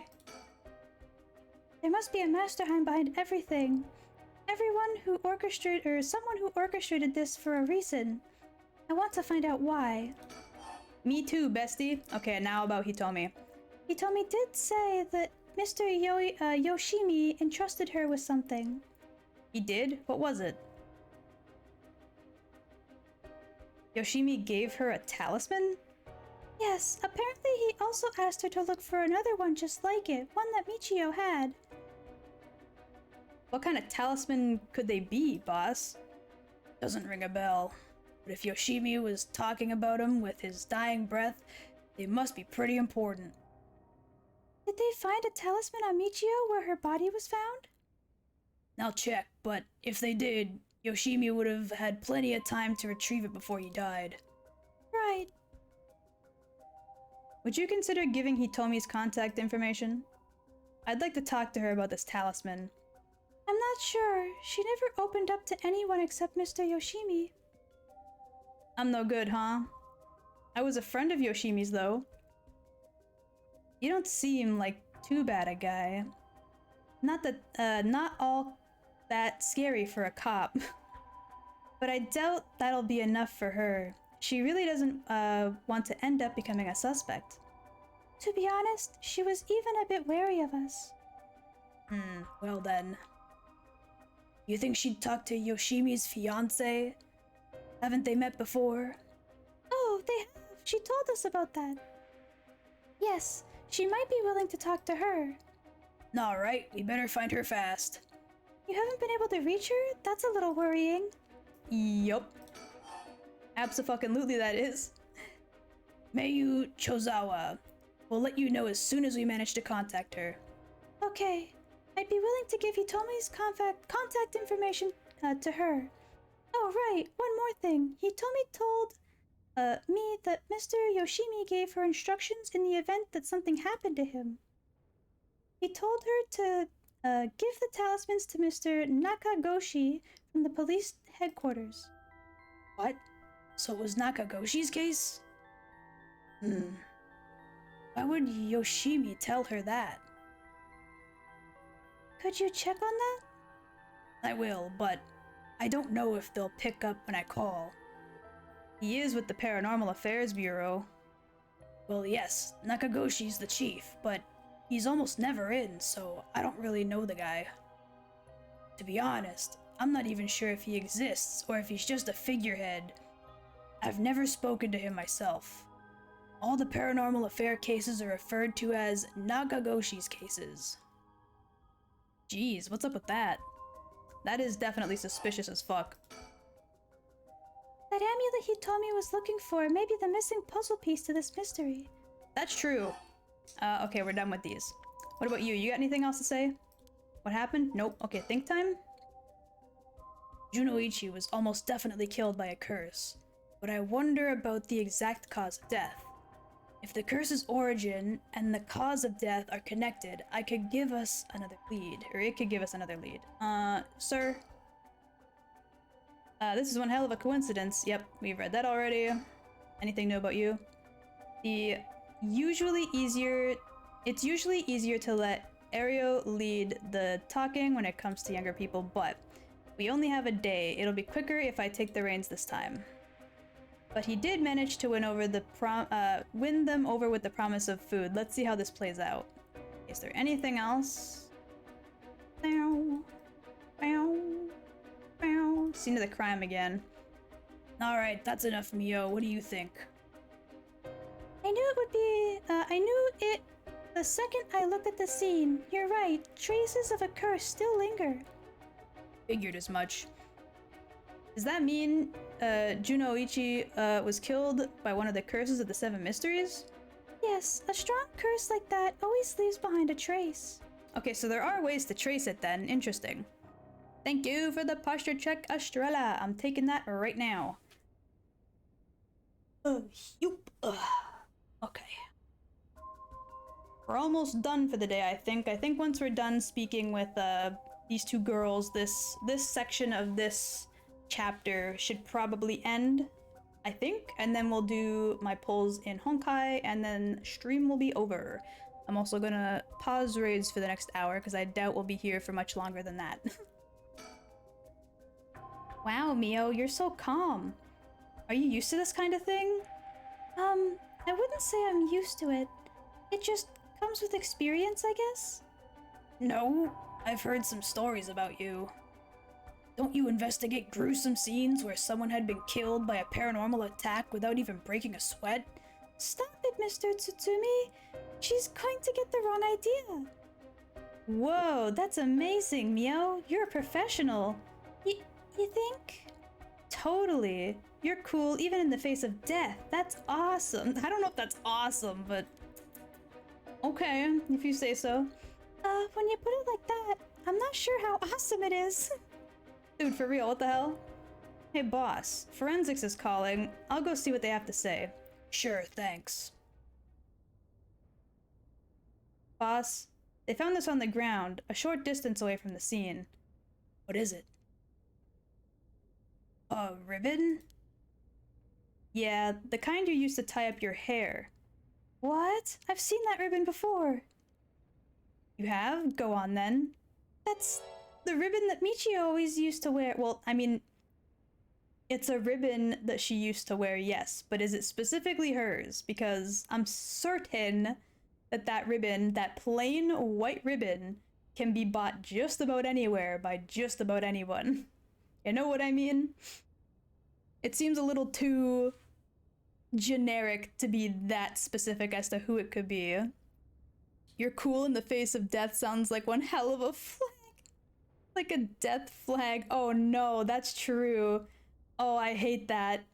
Oh, I don't like that omen. Ooh, I got a bad feeling. Ooh, Yako is probably gonna get killed. I feel like it's probably gonna be Yako if anyone. It's not gonna be... Mio's already been killed in one route. I don't think it'll be her again. And plus, you can't be cool in the face of your own death. And I don't think she would really care that much about our silver fox here or his young, goofy friend. So it might actually be Yako, because they kind of implied she has a thing for Yako. What?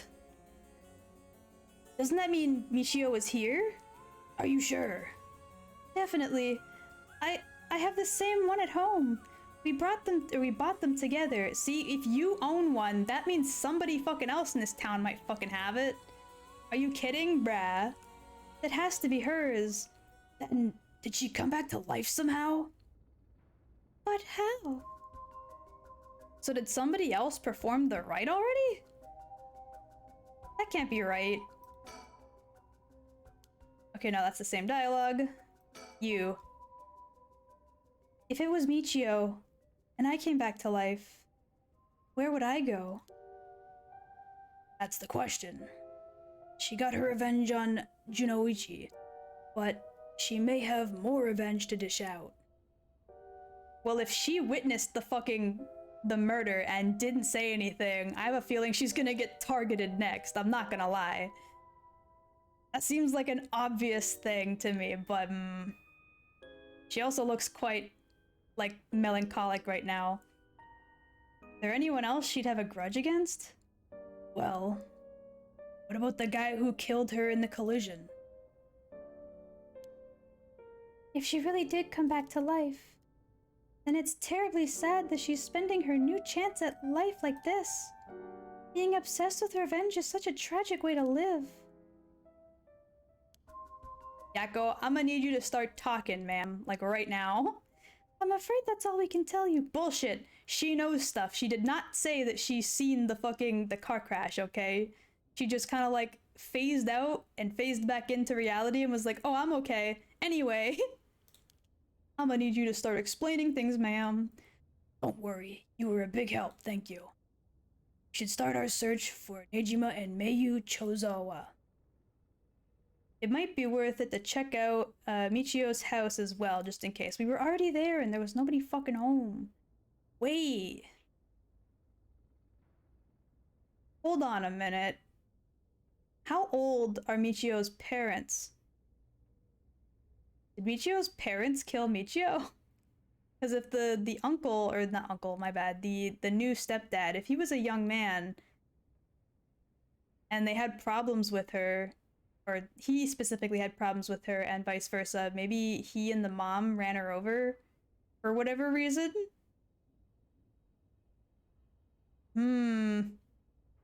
Okay. Let's use the school as our base of operations. If anything happens, go to one of the officers hanging around here. Got it, thank you, and good luck. We'll go talk to Mr. Arishi about a way to lift the curse. Alright, boss, let's go in whenever you're ready. Okay, well then I guess we're moving back on to the house, and then that should be the end of the chapter. Nope, we're done now. Okay, cool, never mind. Yeah, and they're stopping us here. Alrighty, perfect. Let me save. Save back over this slot, that's fine. Beautiful. Let me close the game. A boink. And quit. I see Hat Guy again. I know, right? Listen, Riker's a good fella. I like him a lot. And I do want to go back to that storyline, but that's gonna have to wait a moment. Wow, why did it pull up that as the next capture? What the heck? No, stop that. Stop capturing that. Thank you. Okay. Now it should be capturing Honkai. Hold on. Where is it? Hello? It's not here. Do I have to do application? No. Foreground window? No. Where is it? It's not seeing Honkai. That's weird. Okay, hold on. Let me make a new source real quick. Hold on. That's strange. Window capture. Sure, just call it window capture. I don't care. Yeah, Honkai. Cool. Capture cursor. That's fine. Why does it look frozen, though? I'm gonna have to finagle with this for a second. Hold on. This is being a pain in the ass. Why are you being this way, Gam? Why can't you just function? Also, this game is in a weird aspect ratio. There we go. It's not properly fitting in my overlay, so I'm just gonna have to, like, finagle it a little bit. Stay where I put you, goddammit. Slide over very slightly. Like, there-ish. And then go like this a little bit. And then like that. Okay, that's about as good as it's gonna get. But why is it frozen? Hold on. What the hell is going on here? There we go. Got it. Okay, hold on. It's working now, I think. Yes. Cool. God damn. Let me in.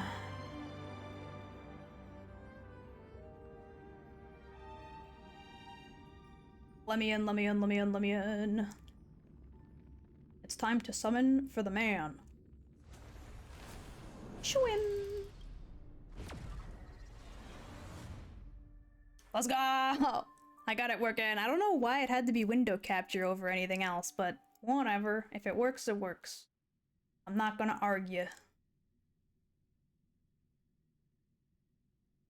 Put me in, Chief. Alright. There he is. Let me start the trial real quick. I want the spare fucking currency. Not that 20 currency is gonna do much, but summon the Lightning Lord to automatically attack enemies? What? Huh? Using skill or ultimate increases the Lightning Lord's hit per action. What the fuck? Follow my charge. Oh my god, stop being so hot, please. I can't handle it. Oh. The Lightning Lord attacks enemies automatically during the turn. Okay. AoE. Oh my god, he hits everybody. That's so good. Thank you. I've also got the ultimate. Bwam. For the master stroke. Lightning Lord hits, her action increases by 3. Okay. Oh my god. No mercy. Sir. Sir. Sir, stop. Sir, stop. You're too hot. I need him. Ooh. I'm gonna give you my Honkai Gacha luck. I'm not rolling for this man's. Thank you, thank you. You're looking a little thirsty there, man. My throat is so dry. This man is so hot. My god.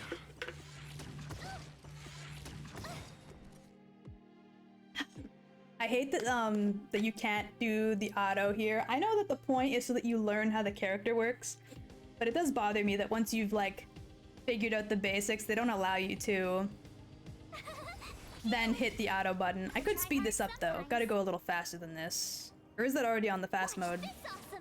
Yeah, it's already on the fast mode. Jesus. A foregone conclusion. Beat them up. Beat them up, beat them up. There's thunder. Oh my lord, sir. He's so strong. Mercy. Okay, now I just want to kill this guy. Thank you. Boy fix. Now give me that. I have not seen this girl yet. She is cute though. I wouldn't mind getting her in the 4-star category. I also don't have her yet. She's also lightning. And then any dupes of March would be nice, I guess. Okie doke. Okie doke. I have 67 summons. I should currently be on a pity of 70, which is just before soft pity. I'm hoping to God I don't have to hit hard pity to get a 5-star. I have not received a 5-star yet on any character banner, so I'm going to have to win my 50-50 and get him. And if I lose that 50-50, then I have to try my best to get an early second 5-star to get my guaranteed. It is like a hope and a prayer right now that I either get him quickly or get lucky. Kinda sus that the game doesn't play itself. Kiwi Mobile Gamer of 2023. Bruh. Bruh. Ting Yun is apparently ASMR for the character, her? Or her? I don't remember which one Ting Yun is, sorry. But, let's go. I gotta put up my hands in the air after I hit warp. Please? Gacha gods. Give me... He's not even a himbo, just give me the male wife, please. I'm begging you. This is the 5-star. I seen the fucking... the, like, rainbow effect. Hold up. Please don't be a standard character. And if it is, let it be well. Please. Please. Please. Please. I can't believe I got a 5-star on Soft Pity too, by the way. Okay, we got Ting Young. That's also lightning. Let that be a good thing. Let it be double lightning. Oh, I also got Su Shang. I'm not sure if it's pronounced Su Shang. I'm sorry if that's incorrect, but I got both of those characters that I didn't have. Cool. Please. No! Oh, the 5-star I wanted when I first got the game, and now I don't really care either way about her. Oh no. Oh, second Ting Young, cool. God damn it. Why did it have to be Himiko? I mean, I have her light cone, but I don't want to give it to her because I want to give it to Jing Yuan. I want to give it to him because, like, it's his second best light cone aside from this one, his light cone, and I don't want to waste my time with Himiko right now. I don't need a fire character. I need him. Please. 2 5-stars back to back? Nope. Nope. Damn it. Fuck. Let me just skip this. I don't care. Oh, I got another light cone that's new though. What's this? It's for erudition or whatever that fucking word is. Increase the wearer's attack by 16% when the wearer defeats an enemy. The wearer's crit damage increases by 24 for 3 turns. I mean, I guess that's fine. That's okay, I guess. I could see it being useful. Everything else is garbage. Okay, please. Please. Nope. God damn it. At least I got another march. That's okay. I'll take it. Please, please, please, please. Ooh, wait. Yes. Yes. This should be guaranteed. If it works like Genshin, this should be guaranteed. If it's not Jing Yuan, I'm gonna be so fucking mad. Please. Let it be him. Don't fuck me over. There's another Ting Young. Come on. Stop teasing me like this. Just give me him. He's home. Oh, that didn't load for a second. He's home. Look at him. Look at him. Oh, he's so good. Thank you, gods. I got the early 5-star. I still have 2 extra summons, and then later another one if I can get another 2 tickets. Jesus. I'm gonna waste the other 2, because maybe I'll get lucky again. Nope, not that time. Oh, I got another one of these? I think I had this already. Increases the wearer's outgoing healing by 10%. I think I do have one of these already, so I can level that one up, I guess. That's nice. And then, last summon that I can afford right now. Let me get lucky. Let me get super lucky. Nope. Well, at least he came home. At least he came home. I'll take it. I'll take it. I'll take it. I'll take it. I'll take it. I'll take it. I'll take it. He's here. Where is he? There he is. Oh. Oh, there he is. There he is. Also on wait, what's his thing? Okay, he's also this. I think I'm gonna remove this real quick. Switch this. Oh no, wait, because right, he's getting Himiko's. Never mind, I'm stupid. Equip this. Thank you. Doink. Beautiful. Himiko, I'm sorry. You don't get jack shit in this house. It is not for you. I've got some of his gear. It's not very good, but it's good enough. And then it's time to level this bad boy up. Broom. Ascend, baby.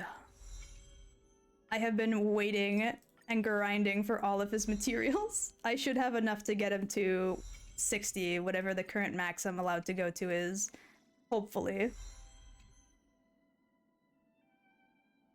It's time, Himiko!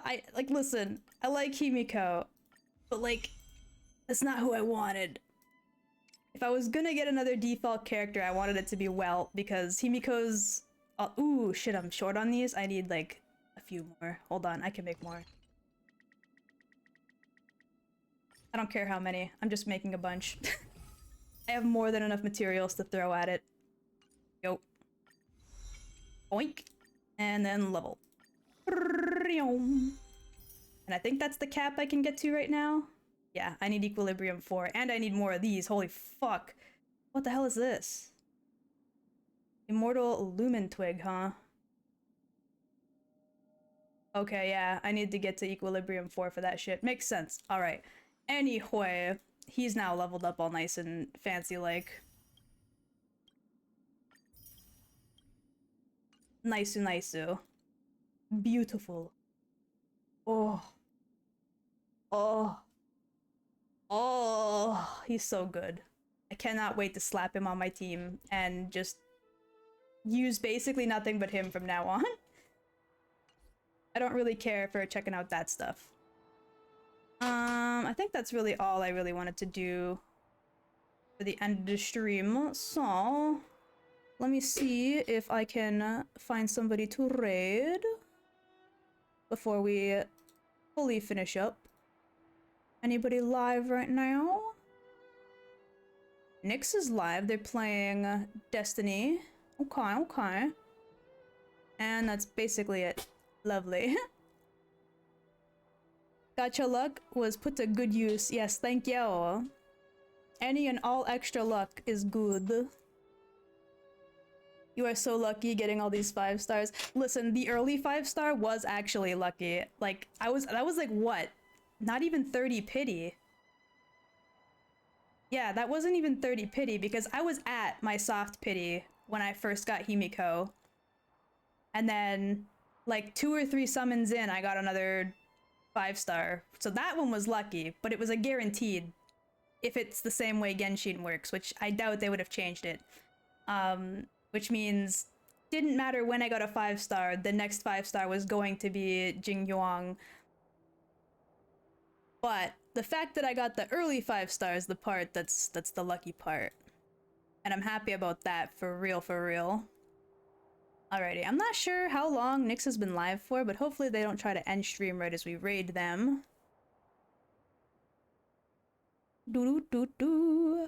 Seems like they're good to raid. Perfect. Alright, cool.